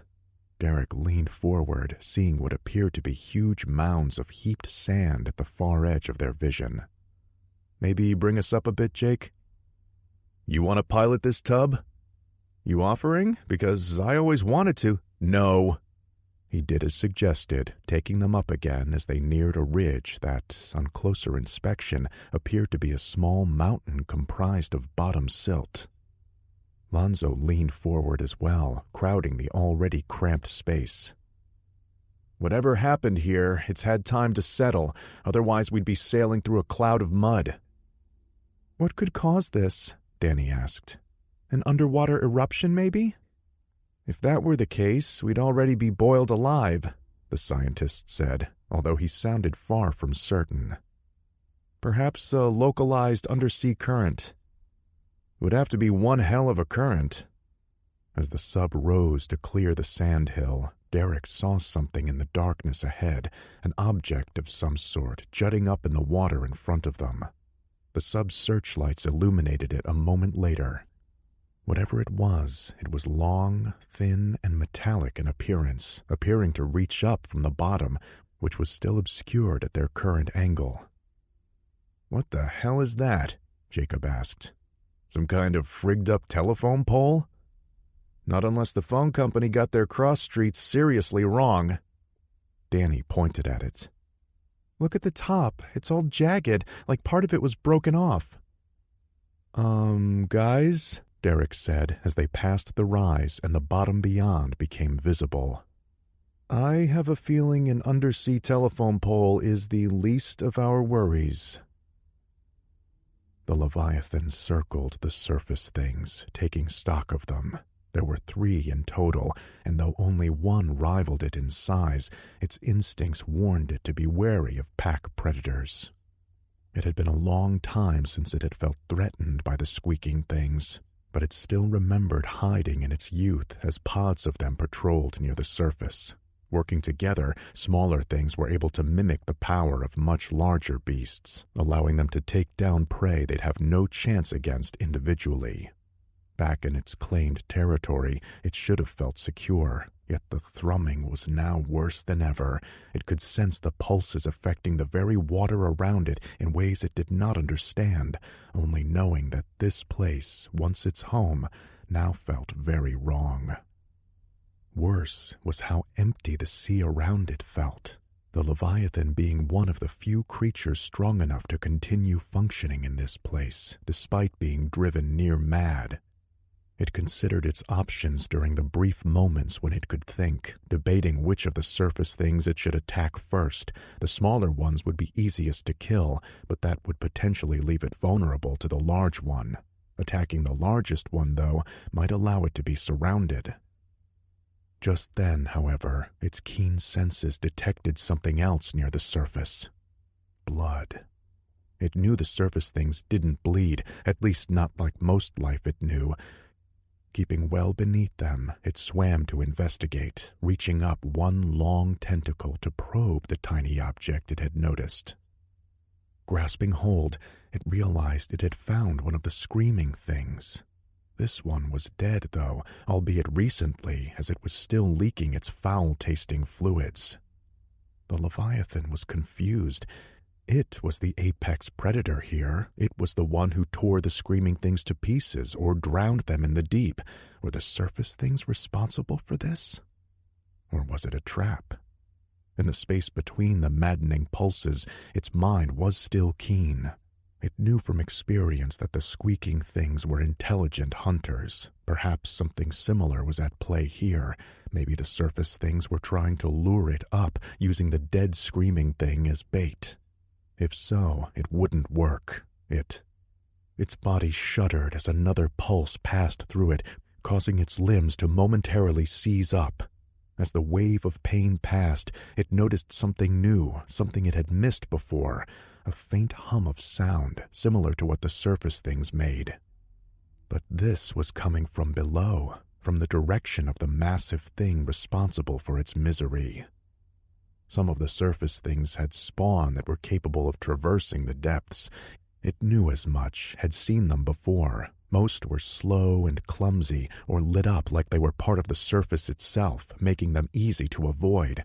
Though the noises they made could be irritating, the ocean was a big place, and they were easily given a wide berth, at least under normal circumstances. Now, though, enraged by the constant assault upon its senses, it came to one conclusion. The subsurface thing was working with its podmates. They were boxing the Leviathan in, hoping to use their numbers advantage to either kill it or drive it off. The Leviathan had been closing on the smallest of the trio, intent on drowning it before the others could act, but now it veered off. The one below was perhaps the most dangerous because it could venture into places where the others could not. However, it was also the most vulnerable, able to be attacked while its fellows were incapable of reaching it to help. Releasing a cloud of ink to hopefully confuse the surface things, it began to speed toward the depths, the dead screaming thing still stuck to one of its arms. The massive thing was down there, along with the pain it caused, but if it could hurt the Leviathan, then it had almost certainly hurt the subsurface thing as well, leaving it crippled and ripe to be finished off. Julie looked out from the deck of the Rogers Wildew, not that there was much to see in the darkness. "Do the spotlights on this thing still work?" "Hopefully," Kyle replied. "Hold on a sec and we'll see." He flipped a switch, and the area around the research vessel was illuminated, revealing little more than light rain and a mostly calm sea. A few moments later, the radio clipped to his waist crackled to life with static. He quickly plucked it from its holster. "Come again?" There came a response, barely understandable, as Julie continued to scan the water, seeing no swells that could account for the splash that had just soaked them. "We're just checking something out, over," Kyle said into the radio, eliciting more static. "I said we're fine, over." The response was a garbled mess, to which he angrily jammed it back into its holster. "Piece of shit. Sorry for the language." Julie chuckled. "Do I look like some kind of Puritan to you?" "One can never be too sure. Excuse me for a second." He stepped past her to the stern, where he cupped his hands together and shouted, "I said we're fine!" Then he turned back and laughed. "Figure that'll work as well as anything else." Kyle leaned against the railing next to her, but then quickly stepped back again. "Oh, guess they didn't clean this thing as well as they should have." "What is it?" The agent held up his hands, now covered in some thick black gunk. "It's all over the railing." Julie raised an eyebrow, then looked around the deck itself, noticing dark spots here and there. She glanced down at herself, realizing her pants and jacket were dotted with those same stains. "Hold on a second. This stuff wasn't here earlier." "Yuck! Ocean crud, even worse." Julie ran her finger across the railing, finding it smeared with the dark ichor. "What is this?" Kyle shook his head. "Oil, maybe? Don't forget, that ship went down around here." Julie considered this for a moment, but then shook her head. "It was a drill ship, not a tanker, and from the report it sounded like they were mostly drilling test holes." "Maybe they hit pay dirt." "Possible, but wouldn't we have seen an oil slick when we arrived, or back when you picked up that survivor?" "I guess so, but if it's not oil, then what is it?" Julie considered this for a moment, remembering the battle from earlier in the day. The thing was, she distinctly remembered Jacob ordering his crew to hose off the smaller vessel before they set sail again, so as to remove any evidence. Either someone did a lousy job with the cleanup, or... "Kill those lights and pull up alongside the cutter." "Why?" "I need to get back aboard and see if we can raise the sub on the radio." What the hell? Derek blinked several times to make sure his eyes weren't playing tricks on him, and still had no idea what he was seeing. There were only 2 concrete facts he was willing to commit to so far. Whatever this was, it was massive, easily dwarfing both the nest and the sunken drill ship. And that telephone pole thing was poking out of the top of it, a dim light visible where it met the hull rest of it. "Duckling to nest. I think we found something," Jacob said into the radio, receiving nothing but a crackle in return. "No response. Trying text communications." "Duckling?" Derek replied. "No comments from the reality show Peanut Gallery." As Jacob typed in his message, Lonzo stared wide-eyed. "That's no rock formation." "I'm no scientist," Nora said, "and even I could have told you that." "So is that thing sticking out some sort of antenna or something?" Jacob asked. Silence greeted him as they tried to take in what they were seeing. It was like some sort of massive undersea excavation had taken place. Mounds of silt and debris were piled all around the partially unburied thing. What was visible, though, was covered in a smooth, dull gray surface. Derek was no mineralogist, but he would have bet good money it was some sort of metal, and judging by the amount of debris piled up, it had been buried deep, meaning it had been down here a lot longer than the Tortuga. At the same time, there appeared to be no sign of corrosion. There were no barnacles attached to it, no coral growth, no indication that the myriad forms of sea life in the area had attempted to make it into a home, as they did with nearly everything that came to rest in their domain. Hell, it even appeared mostly clean of dirt, as if whatever had unearthed it had taken a polishing cloth to its surface. The water beneath them seemed to pulse, just as Derek's EMF reader went off, the needle burying itself in the same instant his body felt heavy, as if he'd put on an instant 30 pounds. Or maybe the dirt was simply knocked off it. The sub's frame groaned around them as it shifted in the water, indicating this was no optical illusion. This close, whatever was happening was powerful enough to have an actual physical effect on the very space around it. "We're all going to get brain cancer, aren't we?" Jacob remarked. Derek clapped him on the shoulder. "One could argue you'd need a brain first." It was gallows humor, meant to lighten the mood, but there was little mirth to be had in light of the massive artifact jutting from the ancient silt. "What is it?" Lonzo asked. "An aircraft carrier, maybe?" "No aircraft carrier that ever sailed in Uncle Sam's Navy," Jacob replied. "I can tell you that much." Derek was forced to concur. Though the top of the object appeared mostly flat, there was a slight curvature to it, and from there the similarities to naval vessels ended. The edge of it was likely curved as well, the section leading down below appearing to continue in that shape, at least until it was lost in the sand beneath it.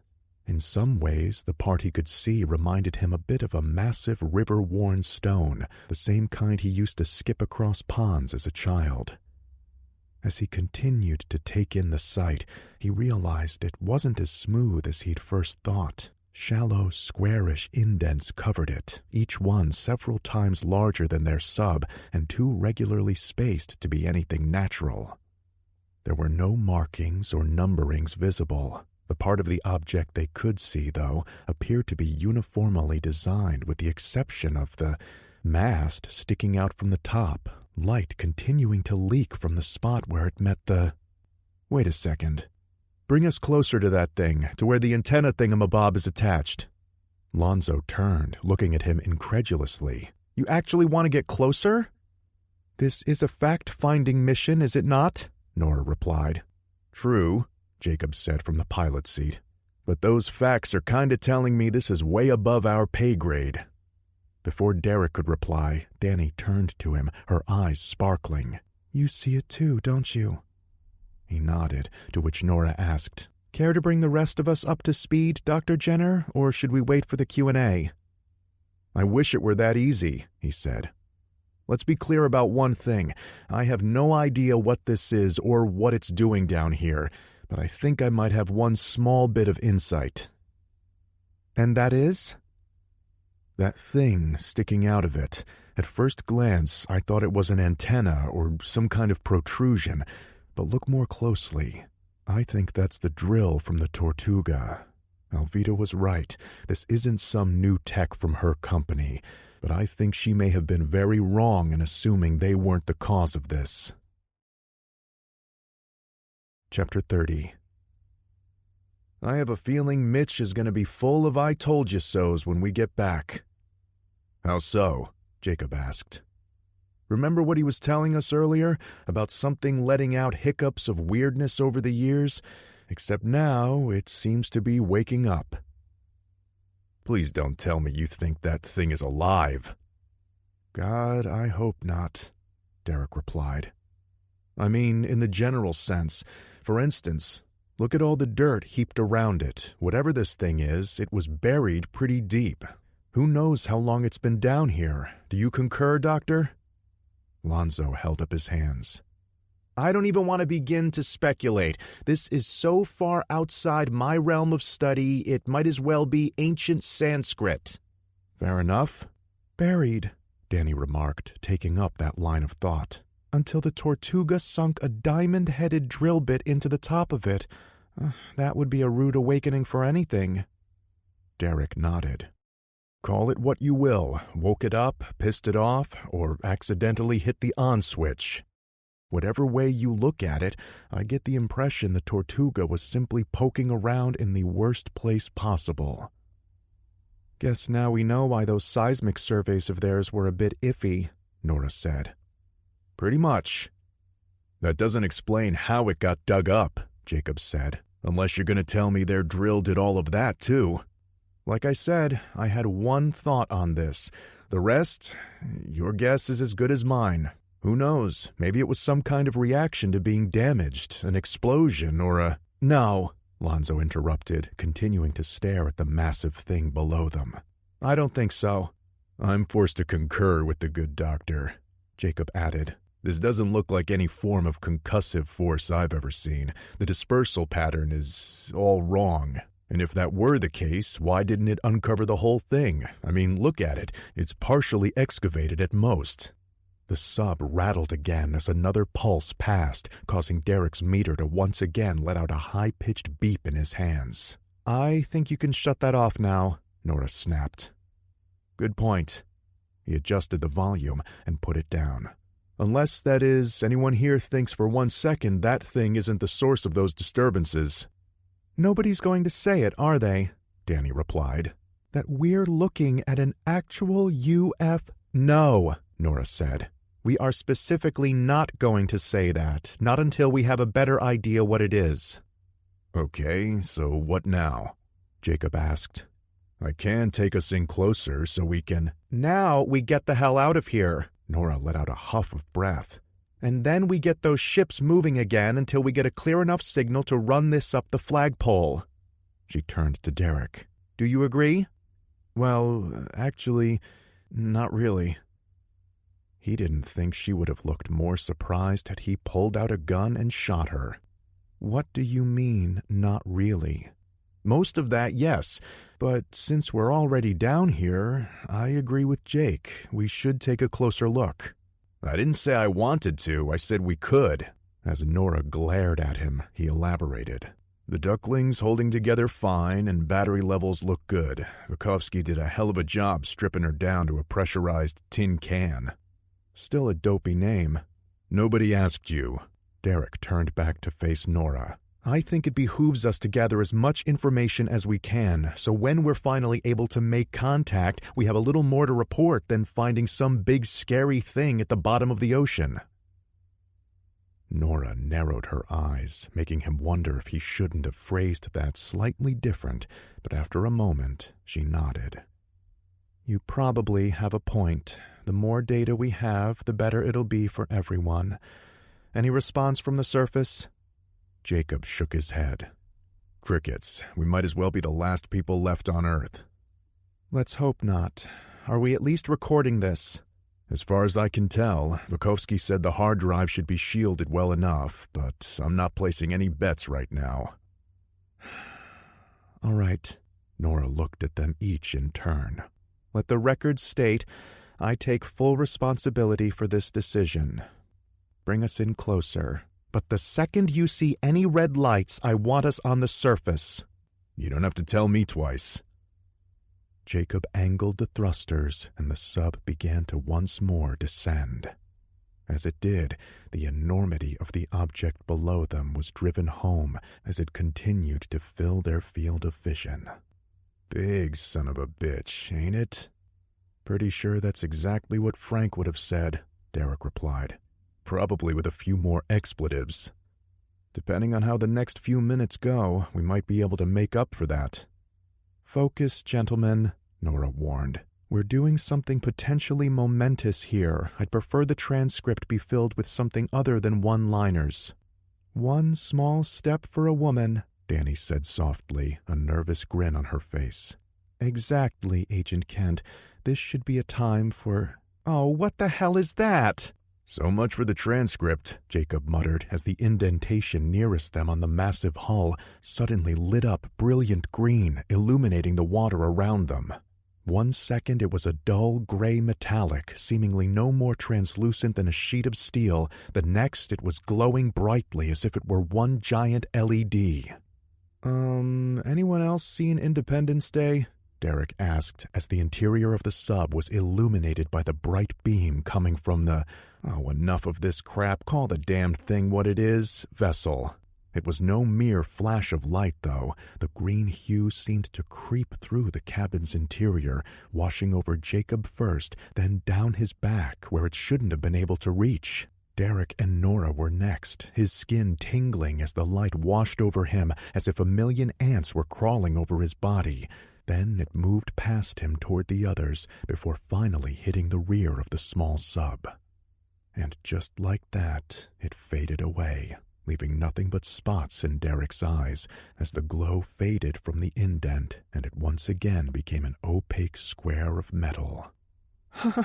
Did anyone else feel that? Lonzo asked, sounding as if he were rapidly reaching the end of his already frayed nerves.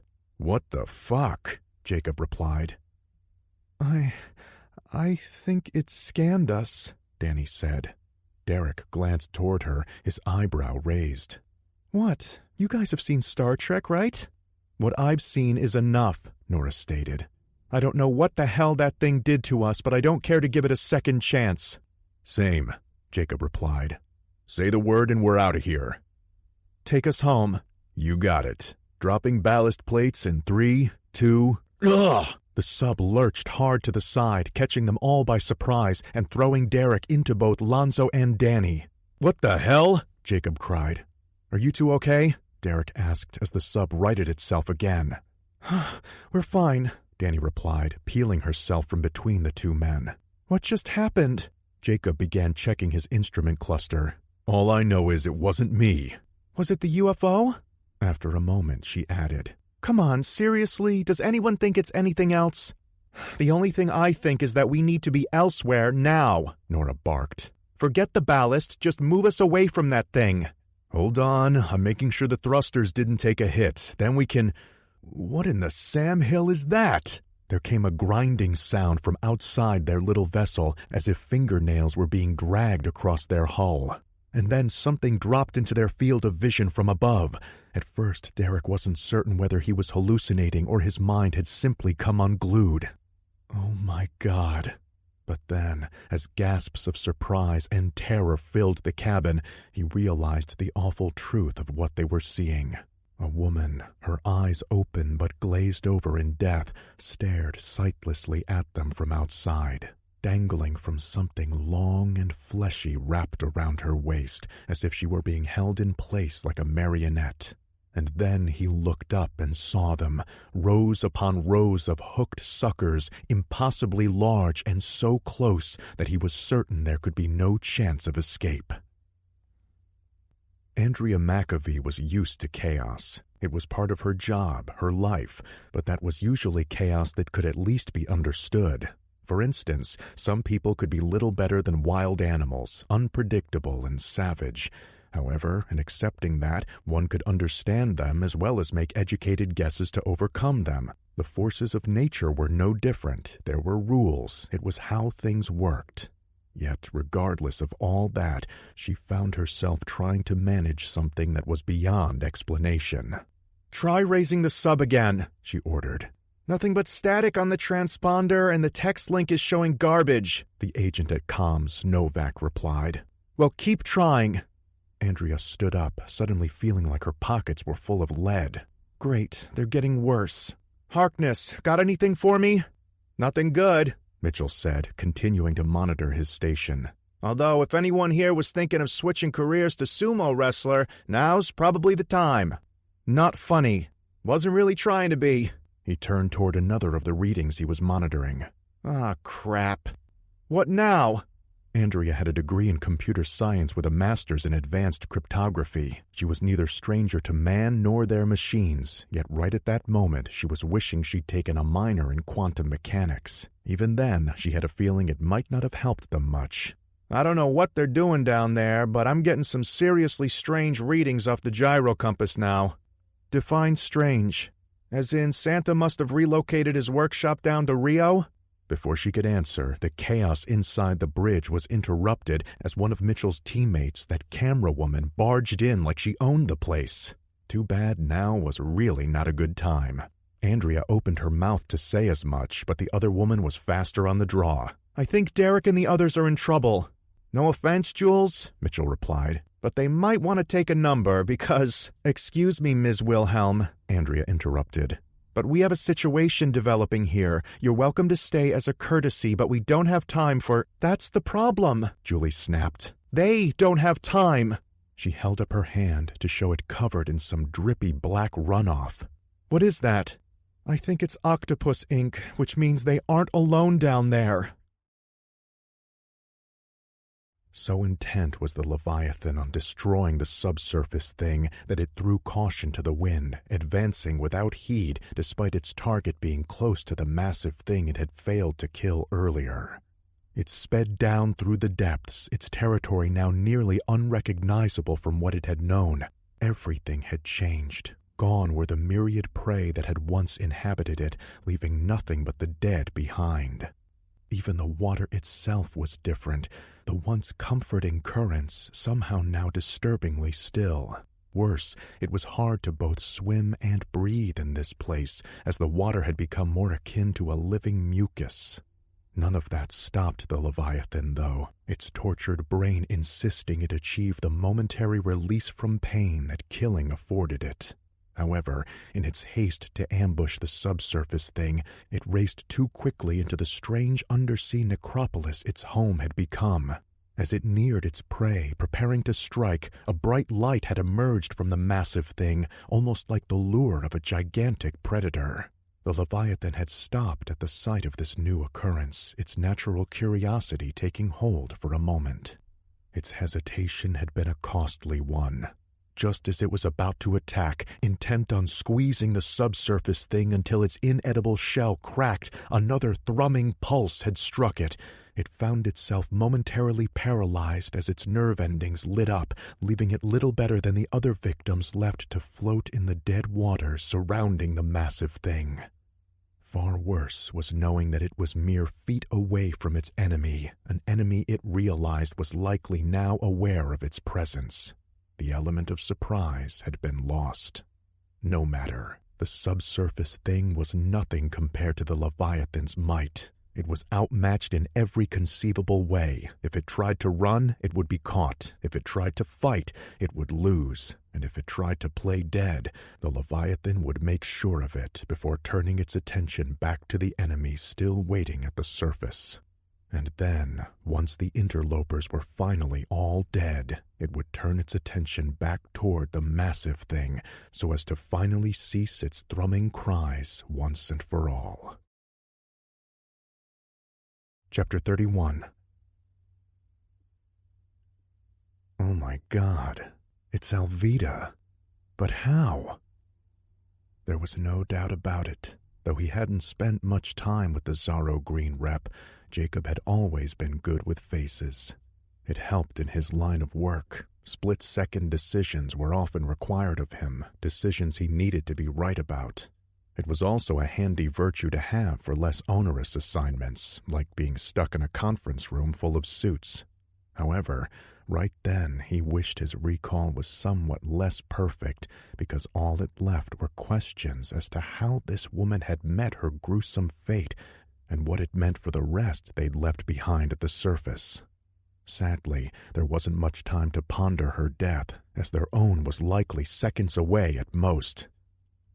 "Wait, why isn't it attacking?" Lonzo asked, pulling his eyes away from the macabre image hanging directly before them. Sure enough, the creature was close enough to snare the sub. That much was obvious from their vantage point. God damn, that thing is big. Hold on. The scavengers, Derek cried.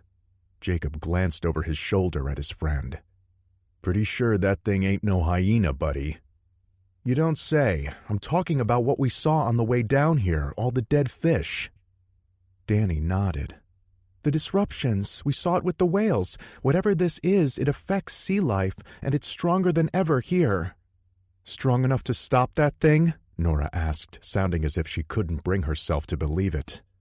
No idea. Maybe for a few seconds anyway. That's not good for us, Jacob replied. Why not? Because those distortions don't last long, meaning we just wasted those precious seconds arguing when we should have been running. Another flash of light from outside caught his attention, just as he was starting to angle the thrusters away from both the object below and the monstrosity hanging above them. Oh, what now? It's opening up, Nora said, her voice barely a whisper.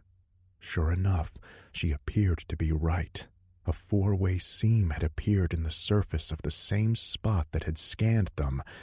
As Jacob watched, it split the squarish indentation into 4 quarters, each retracting into the rest of the hull to reveal what appeared to be an interior chamber bathed in a soft red light.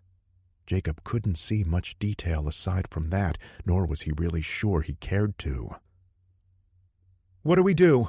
Lonzo cried. "We get the fuck out of here, that's what." Jacob didn't particularly like their odds, but it wasn't the first time he'd had to run for his life. He immediately began formulating strategies for escape, rejecting some and refining others, even as he gave the propulsion system power. They had zero chance against that thing in the open water, and it was too far a shot to the surface, even with their ballast dropped. He'd seen how quick that first octopus had moved. If this one was half as fast, they'd be shit out of luck. What he wouldn't have given for some countermeasures right at that point. Too bad the mini-sub was designed for covert operations and recovery, not combat. No, their best bet was to hug the bottom. Maybe he could use the loose mountains of sand and dirt surrounding the half-buried vessel to kick up enough debris to cover their escape. It was a long shot, but as far as he could see, it was all they had. "Say goodbye to E.T., folks, because we are getting out of—" His words were lost as something hit the stern of the ship from the starboard side, sending the small sub into a spin. Red lights began flashing on the instrument panel as he fought to both maintain control and keep his lunch. The fuck? He needn't have bothered wondering. It was painfully obvious what had hit them. The only plus in their favor was that it had been a glancing blow by a tentacle. Judging from the size of the beast out there, taking up nearly the entire field of vision above them, a direct hit would have split them open like an egg. Jacob had a feeling they wouldn't get so lucky a second time, a fact which Derek confirmed a moment later. "I think it's waking up." Sure enough, the beast's tentacles were starting to thrash about, their sheer size enough to pummel the small sub with shock waves of displaced water. Jacob made the mistake of glancing up, catching sight of a wicked beak that looked sharp enough to puncture steel plate. "Turn the lights off, stupid." Heeding his inner voice, Jacob killed the LED array, which had no doubt been serving as little more than a fishing lure to the creature. With the lights off, the octopus disappeared from sight, but he didn't pretend to hope it was gone. Another shudder from the sub confirmed as much. "Jake!" "Not now, Nora," he growled. With the exterior array off, the only illumination came from the massive craft beneath them, the glow from the open chamber lighting up the sea around it an eerie red. A fitting portent for the hell they found themselves in. That was fine, though. He didn't plan on sticking around long enough to appreciate it. "This next part's gonna be tricky." With the sub stripped of most of its instrumentation, he was going to have to play this by ear, hoping his memory of the surrounding area was good enough to— Oof! Another hit sent their craft reeling, this one a bit more than a glancing blow, as sparks began to fly from elsewhere in the cabin. "That's not good," Danny said. "No shit."